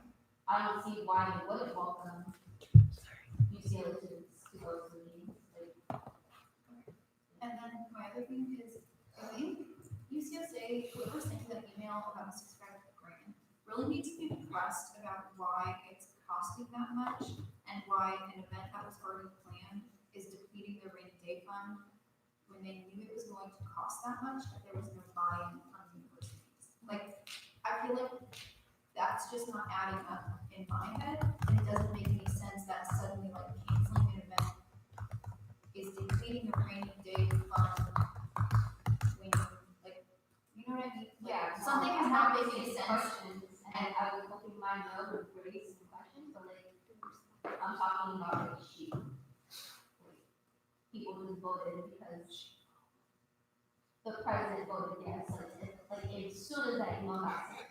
But I think also because certain DVPs already knew it was inevitable, and it was just up to a vote. Right. Maybe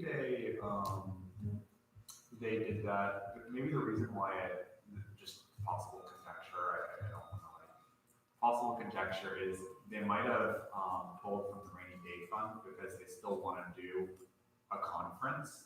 And so they've already spent the fees now. And so if they want to spend that fee again later to do a makeup conference, they can just pull from the rainy day fund to cover this now so they can do that later. So that's, if that's true, then maybe they are justified. If it's not true, also the thing is maybe what we should consider instead is, instead of just like cutting everything, just do something like, hey, we're going to reduce the amount of fees we're going to pay. I don't know if that works for me. Again, I'm gonna try to ask as many questions as possible.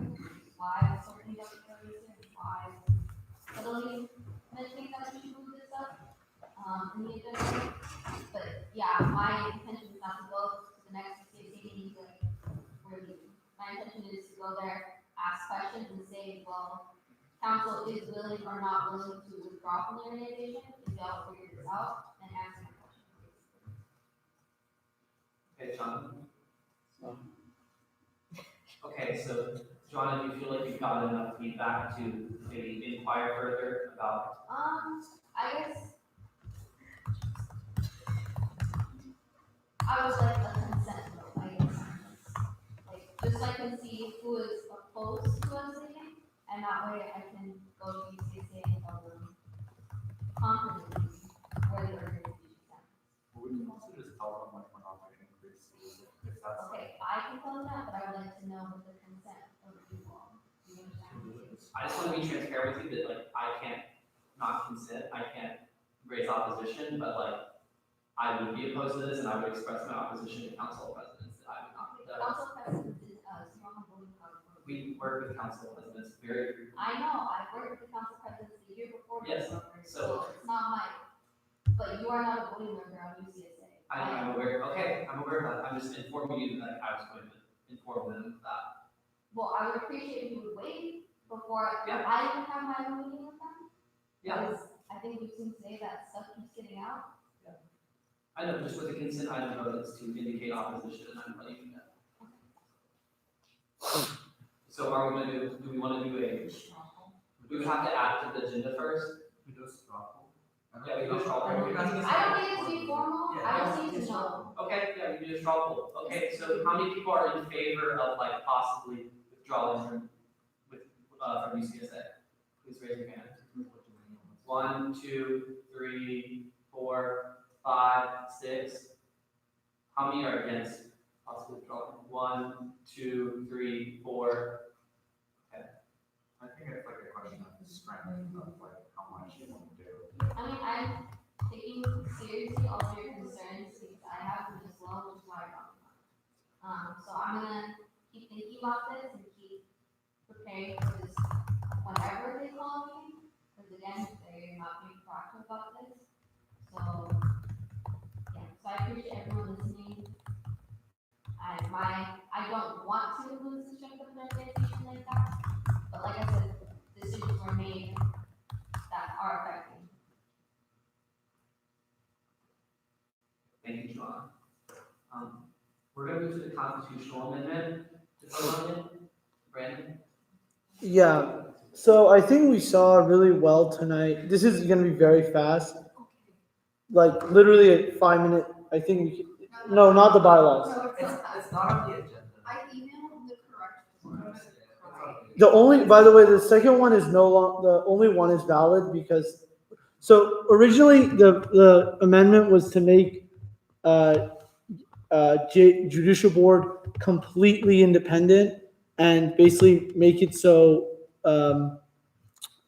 they could make any decision and council could not overrule because I mean, we have many political science students in the room. In any like good system of government, you have checks and balances, and ultimately, like, I think it's better to have an independent court system because if things go wrong, there's somebody you can turn to, and council can't overrule everything. That didn't have the votes in CRC, so I was fine reaching a compromise to make it so council can overrule judicial board only by unanimous vote, which would still, it would still increase the threshold significantly, and it's something I think we should support because it would, it would increase judicial board's independence while still allowing, if there were to be a truly egregious decision or appearance of bias that the entirety of council could agree on, it's like, this is a very serious offense, council can still unanimously reject judicial board's decision. Yeah, I am as well. And, I mean, how do you need to present those? oh, well, we can do that, we can do it that way, we wouldn't want to present immediately, yeah. Or we can do the question and answer. Yeah, for now. Oh, okay. So it's not the document that's linked here. No, it's linked wrong. So it's not, oh, it's linked wrong. It was sent to the all council. Yeah. I just forwarded it to you. Okay. Thanks, Dan. So for context, this is not to vote to change the constitution, this is to put it on the ballot for students to vote. So constant. Yes. It has to go on the ballot. Yes. We can't just do it. And it has to, what's the threshold? That was only 10%. Well, it's not simple majority, is it? No, I think it's 67%. Yeah, 2/3, I think. No, I think it's 2/3 of council to get on. No, the voting student body, like the people that vote, it's not a simple majority. Oh, it isn't? Okay. I think I'm pretty sure it's 2/3. Is there a quorum requirement? Sorry? Is there a quorum requirement for Not, I don't think it's low, the constitutional. It might be 10%. Robert? Yeah, sorry, ma'am. Okay. I just wanted to say, like, I'm not completely against this constitutional amendment, but I think something to consider. There's some folks on this council that vote to strike things down just because, like, the weather and like the sky is blue, and because they feel like they want to strike something down today, not even with like any reason or any context to like some of their decisions. So I think like unanimous is something that I think we should be careful of because we've often seen how like unanimous votes divide people and they divide coalitions and they stifle student representation and student opinions. That's something that I personally, if this gets on the ballot, would be very vocal about like during elections if I have the ability to be vocal about that. I just think the court system, part of the thing is that the point of having an independent court is exactly to repel it away, keep that part of the system away from like student influence and like political. So basically, for example, in 2018, and I can read a statement by Jamel, the Judicial Board Supreme Court Chief Justice, on why he support. I'll just read a statement. I don't want to speak for him because he's not here. But the entire point is we've had several instances, even in our time at UCLA, where there have been court cases that have been overruled by counsel for that had political implications. And when a court does not have full independence, it cannot make fair decisions that are not partial to political factors on campus. But how does this protect against like the scenario that I just said, where? I mean, honestly, if council wants to make it so USAC has no authority over J board, I would be fine with that. But I think 3/4 is really tricky because I think right now under the current circumstances, it's like, for example, on this year's council, it would be very easy for most judicial board decisions to be overruled. But I think we need an independent judiciary. I think that's like other campuses, it adds so much to their campus because let's say the people you support are out of power, that judiciary provides an opportunity if there's abuse by a majority to have some form of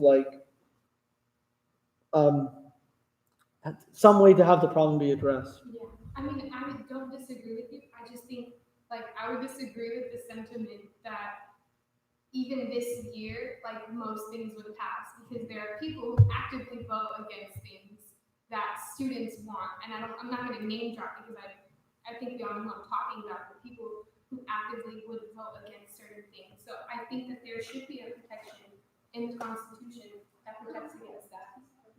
Are you trying to root me out? Yeah. Because the reason why I voted against those measures was that among the people that I have talked to, they do not want increases in student fees, and I know that that's a pretty common sentiment, at least among the population that I'm kind of representing here. And so the reason why I voted against it was the same reason why we're all voting against the tuition hikes. The same reason. It's not because I don't agree with, what you aim to do with that. It's because I disagree with increasing student fees for that purpose. Yeah, I mean, I'm not here to talk about your voting record. I think that's a different conversation. I'm just saying that you tend to be a council member that votes with no context and sometimes votes adjacent to what student representatives and student leaders want. And again, that's a separate conversation, but I'm saying that amendments like this are supposed to protect against that. And I think, yes, okay, I want to first emphasize that we can have a separate conversation about how people vote. Obviously, we all have the right to vote the way that we want to vote, and we should all be held accountable for the way that we vote. So, Brian, you do have every right to the way that you want to vote. I think Naomi is trying to make a broader point just about how a unanimous vote can sometimes be very difficult. And there's been councils forever now that have existed where there will be people who inherently and fundamentally disagree with oftentimes otherwise unanimous decisions. So I think that was the point. But yeah, and it is the level of both that I've been for a long time, so it isn't. I just wanted to speak to Brandon's point that there have been multiple occurrences of council overriding a J-board decision because it's just not accurate. When we were discussing this during the CRC, we messaged Jamel asking about documents where council had invoked its right to overrule J-board decision, and he sent me two, evidence. And the most recent was in 2018 during his first year on board when the council overruled their decision to not review petition 18-6. So it wasn't even a real J-board case. It was a petition was submitted and J-board said, we have no business reviewing this, and they decided not to review it. And then council ordered them to review it. So like, that's not necessarily like council overruling like a decision, that was just council requesting that they review a petition that had been submitted. For very justified reasons. The second, the second occurrence was in 1996, when council overruled a ruling of J Board denying USAC's use of the student's first logo on USAC publications, which was an anti-Prop 209 campaign. So it was, the issue was that USAC, as the student voice on campus, decided that students should not be in support of Prop 209 because it was inherently anti-student. And so they had used like student government printing money or printing facilities to print like anti-209 measures. And judicial board ruled that they weren't allowed to do that because like they cannot speak for all students and they're using student funds for something that a student might theoretically support. And that's when they ruled against USAC. But like, there are only 2 instances that are recorded that Jamil could list to me that like council used this to overrule J Board. Okay, Brandon? I thought Ron was next. Oh, did you want to talk? Oh, no, it's both. Oh. Can I read his statement really quickly? Just also, I'm literally reading straight from what he said. He said, you can say, so I support any change that will make it more difficult for the council to abuse this power / use it incorrectly as happened in spring 2018. So I think the jurisdictional power of judicial board isn't a small, for example, the Supreme Court, even before it takes on a case, one of the main things it does is determine whether a case is even legitimate to be brought before the court. And I don't think that that's a small thing. But even more broadly, I think in the context of any, Naomi, I completely hear where you're coming from. That's why I originally wanted it to be completely independent and no council override, because I really don't think that USAC should have business telling judicial board how it rules. But the reason I kept it in was so council has some authority. For those who were concerned about, we don't want to give everything up to judicial board, who knows what can happen, this would still give council some authority to overrule decisions. I have a request.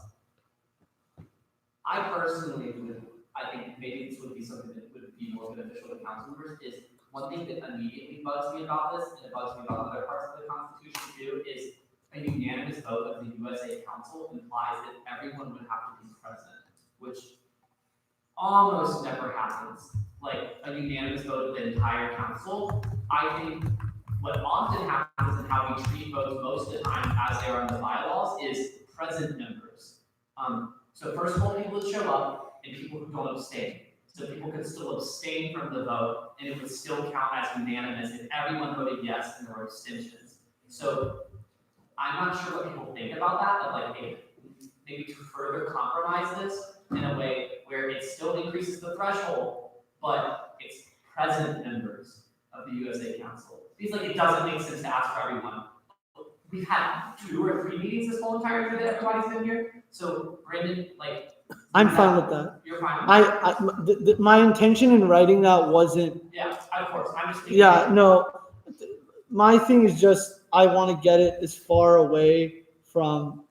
I want to get I've said what the optimal is. I want to get as close to there as possible, but it's not to impede council or to cause problems. I personally agree with that, and I'm in support of it. I think that we should probably stipulate somewhere like present USA count, of the present members or something like something that of the present members of the USA Council. Yeah. I mean, what do other councils? Y'all are the ones voting for this on the ballot, so what do the other councils want to say? My vote on this was no, for similar reasons of Naomi. I think it gives one person essentially veto power that I'm not comfortable with in any sense of the matter, actually. Especially obviously I'm talking in hypotheticals, but if there's a judicial board case regarding a council member, then that means that one council member, if it's not in their favor, gets to be the veto power and say, actually, I don't want that to happen.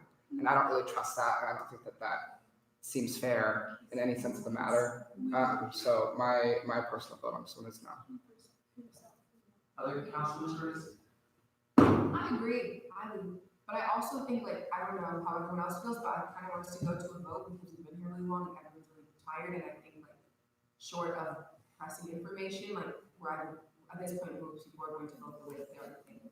Yeah, Brandon, you can have a chance to respond to this. Jonathan, I agree fully, but I'm then confused on why CRC is not okay with doing a fully independent judicial board. Because I don't believe that it is fully independent. It's appointments come from us. It's not a fully independent body. And to be honest, it's really not a body that it's a court. does much in general. Is it really a functioning body that exists? But I it don't want should to give be. that much power to a body that doesn't really have a huge amount of fleshed out work that it does. I don't trust that. So I didn't trust that one there. And in this way, I don't trust this one either because I think it functions the same way. I mean, I would just, the reason that the whole thing with having a court though isn't that you don't want to give it power, because then maybe it'll actually do something like productive. The whole point is, if council gets something wrong, which we're all human, we inevitably do, it's to have a form of like a solution for somebody who's not at the council table, to have some sort of option to go to when something goes wrong. And it happened 2 years ago. Like, it's not like it's out of the question, like, oh, does anything ever go wrong in USAC? It happens all the time. And I think, like, this is not a revolutionary change. I think, Robert, you might know better than I do. How many, are there any other UC schools that don't have an independent judiciary? I would say of the schools that I know, the J board is like more independent than ours. We are like the only school I can think of, including USC, that does not have any independent court. Outside, so the council controls everything, and that's a real problem in my opinion. But also, if you look at it in the context of like U.S. government, U.S. government does not have the authority over this. I mean, that's not true. Yeah. U.S. government is also. you can change the constitution, but want to make the argument to But you us, can also change the constitution. which is why I say we really should just vote. Like, this doesn't prevent you from changing. Yeah. Yeah. I motion to vote. Wait, okay. I call on Brandon, so Brandon. So I'm gonna do the full one. I'm gonna do the full constitutional amendment. What do you mean? Not this because it appears there isn't support for this version for like identifiable reasons. Then we have to hold another a CRC meeting that is open to the public. It was voted on. It was voted on. It's. Wait, one stop yelling, please. Brandon and then Isabel. And I'm requesting a roll call vote. Okay. What he's referring to is the previous version of this, which was voted on, but voted down entirely, which was that, USA Council shall not be able to overrule any judicial court decision. Which, while I'm on the floor right now, I voted no immediately because, full disclosure, I don't think J-Board should exist at all, but that's a separate conversation, and I'm very open about that during CRC. But the pressing issue is that judicial board is not elected at all, and by giving them power to by not giving elected officials power over them, you're giving power to people who are appointed for their entire term at UCLA. And I just think that that's a very dangerous thing to do. And quite frankly, like, judicial board is essentially elections court. Like, very rarely do they do any work that is not inherently tied to elections and sanctions and stuff like that. So, like, I don't see why they need that type of like independence from the council. Okay. That's exactly why they need it though, because elections are so politicized at UCLA that if there's no independent body, it's always going back to like a political entity. Well, I just don't think that J-Board has to be that body. You can always make an ad hoc committee every year of like people who can review sanctions that are being tested. Okay, so before before we get into a back and forth, is promote everything on Can the we vote? Yes, he requested a roll call vote, so the way this works is, first of all, CRC should give their formal recommendations for each one. Roll call vote means that I go down the ballot and the minute taker records who voted yes and no. So I will go down the ballot as we used to, or not the ballot, the agenda, in order of succession, and ask for everybody to vote. So, is there a motion? So first, the CRC one. yes, CRC. So we're doing both the original one and We this can one? present both right now, what we all voted on. So, if we just, So the vote for this one was 2-1-0. I voted in support of bringing this to council because I just, I wanted council to look at it. But I voted no in the other one. Okay. And I could make those. So is there a motion for, we can do one by one? So, Are we voting on both of them? Yeah, I'll motion for both of them. Oh, yes, follow John, you can also do follow up. Yeah, so I voted, since we know the original, because I don't think you can have a fully independent judicial board even if they are appointed. We already kind of went back and forth on that, so I really don't want to engage that because I still have to drive home. That is, they're going to drive that on the sleep on before. So, with this one, I voted yes because I wanted to bring it to y'all as well. I wanted to hear y'all's opinion. And I forget anything, I don't know what I'm going to vote on. Yeah, I voted no for both. I think I made my reasons for that. Okay, so we can make two different votes, roll call votes. There needs to be a motion in a second. I'm ready. Yes, I motion to do a roll call you just vote, yeah, you don't have to. Wait. vote. Are we You don't have to specify. roll call. Wait, we need to specify which version Yes, are we voting? yes, yes. Well, so the version, you can say the version stipulated by unanimous. And it's just putting it on the ballot, correct? To put it on the ballot, yes. Alright, well then, just repeat it. So, yeah, I motion to add the, constitutional amendment to the ballot pertaining to, a concurrent, overruling by a concurrence of unanimous vote. Is that adjustment with the present council members of maybe 124? Sorry? With the present council Yeah. members? Yes. Yeah. The adjustment. We're gonna vote on We're gonna vote on both. both. I motion to do a roll call vote. I already forgot, Pertaining to. pertaining to section C, overrule, concurrence, by, by unanimous vote of the USAC council shall be necessary to overrule any judicial board decision. I second. IVP. So, yes, no, abstain. It is because this is like a more public way to announce your vote. No. Okay, EVP. Jim Rep 1? No. Jim Rep 2? Yeah, sorry. Just a question, can we vote yes on the even stricter previous change as well? Yes, Even if you it's can vote yes on. Okay, Jim Rep 3? so yes. AAC? Wait, you skipped Brandon. Yes. Sorry, I got your vote. Yeah. No, I know. Maybe went out of order. Oh, okay, I'm going down to order on the agenda. So. No, but he's general, so he's general. Oh, I'm so sorry, I'm so sorry, yes. So they both say yes. Yes, okay. AAC? Okay. CAC? No. Facilities? No. SWC? No. FSC not here. Transfer rep? No. ISR? Abstain. I was skipped. That's it. Oh, sorry. And Tara. CSC? No. Okay, thank you, sorry. And I Tara.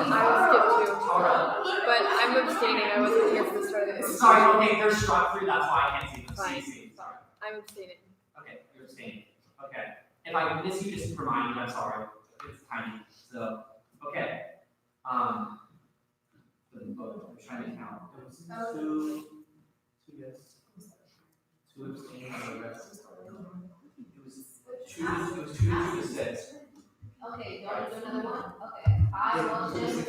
It was 2 to 6 to 2, yes, by motion of 2, by a vote of 2 to 6 to 2, the motion does not pass, and the constitutional amendment is not added to the ballot.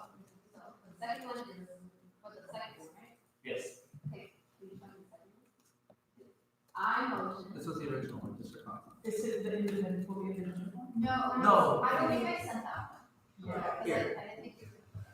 The other one essentially, it's just crossing this out. So. Not that one, it's crossing out, section, yeah, it just crosses that out, basically. So that Second is remove the Constitution. I motion To remove. roll call vote to remove section. Article 6. Oh, sorry. To remove part of section C, No, all of them. all of section C. And have it read concurrence by none as well as the USAC chapter shall be necessary to overcome any additional board. No, this is not. If you want to say. Can you all just like whisper on our ear? Yeah, motion. My motion to add to the ballot limiting Article 6, Section C of the USA Constitution. I second. Okay. First of all, before we do it, is everyone clear on what we're voting on?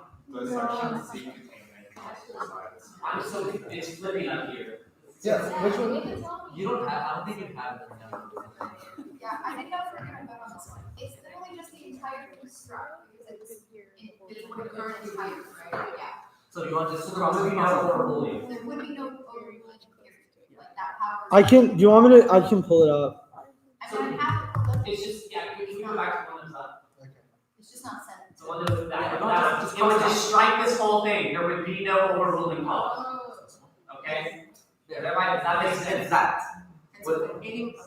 Okay, there, it's that, it's what's up there. Okay, I'm gonna do a roll call vote. IVP? No. EVP? Gen Rep 1? No. Gen Rep 2? Yes. Gen Rep 3? Yes. Gen Rep, sorry. AC, no. CEC? Abstaining. Okay, CSC? No. CAC? No. BAC? No. LSC? SWC? No. Transfer Rep? No. ISR? Abstaining. Okay, by a motion of 2 to 6 to 2, the motion does not pass and the constitutional amendment is not added to that ballot. Robert, Yes. there's one more that we reviewed. Can we also bring that forward? Yes. Is that one attached or no? I think it was. That one was sent. It should be, it's, Article 6, Section C. Okay, everybody. Is that okay? So, should we give our recommendations? Yeah. Okay. Alright, okay, so for this one, it was a 0 to 3 to 0 vote, and this is to make J Board fully independent. I kind of merged my assessment of this one earlier with my assessment of the other one, which is that I don't think it's fully independent because we do appoint these people and like they are answerable to us.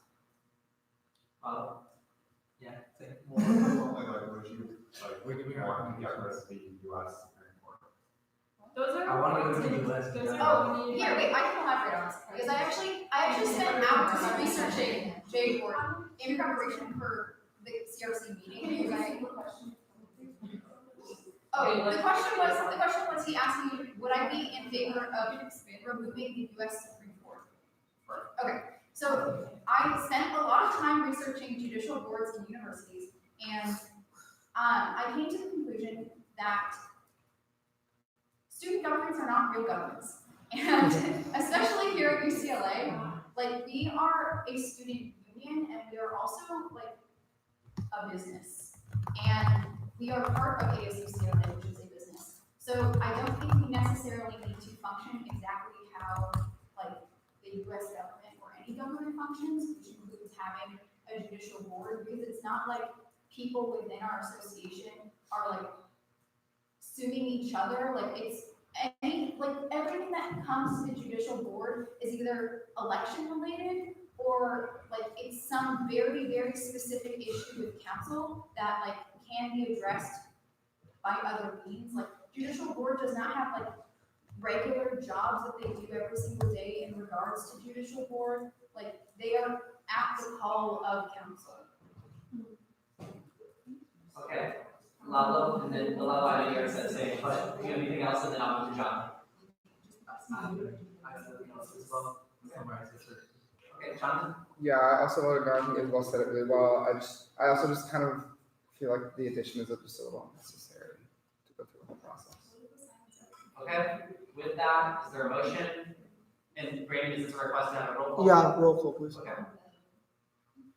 Is there a motion? Motion to change Article 6, Section 8 to add voting independence.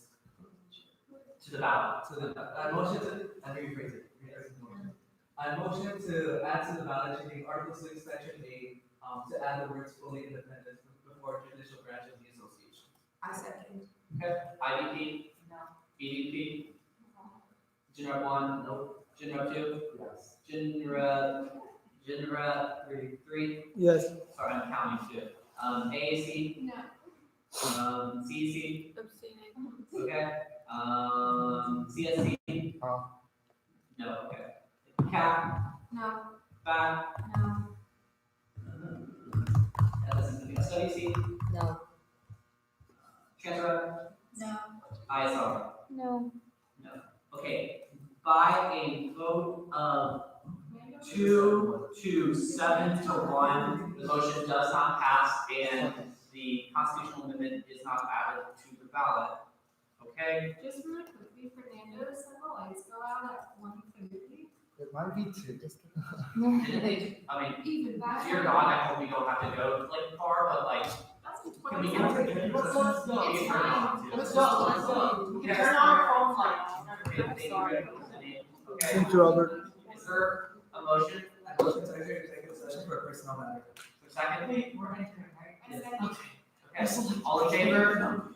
1, 2, 3, 4, 5, 6, 7, 8, Lily, 9, 10, 11.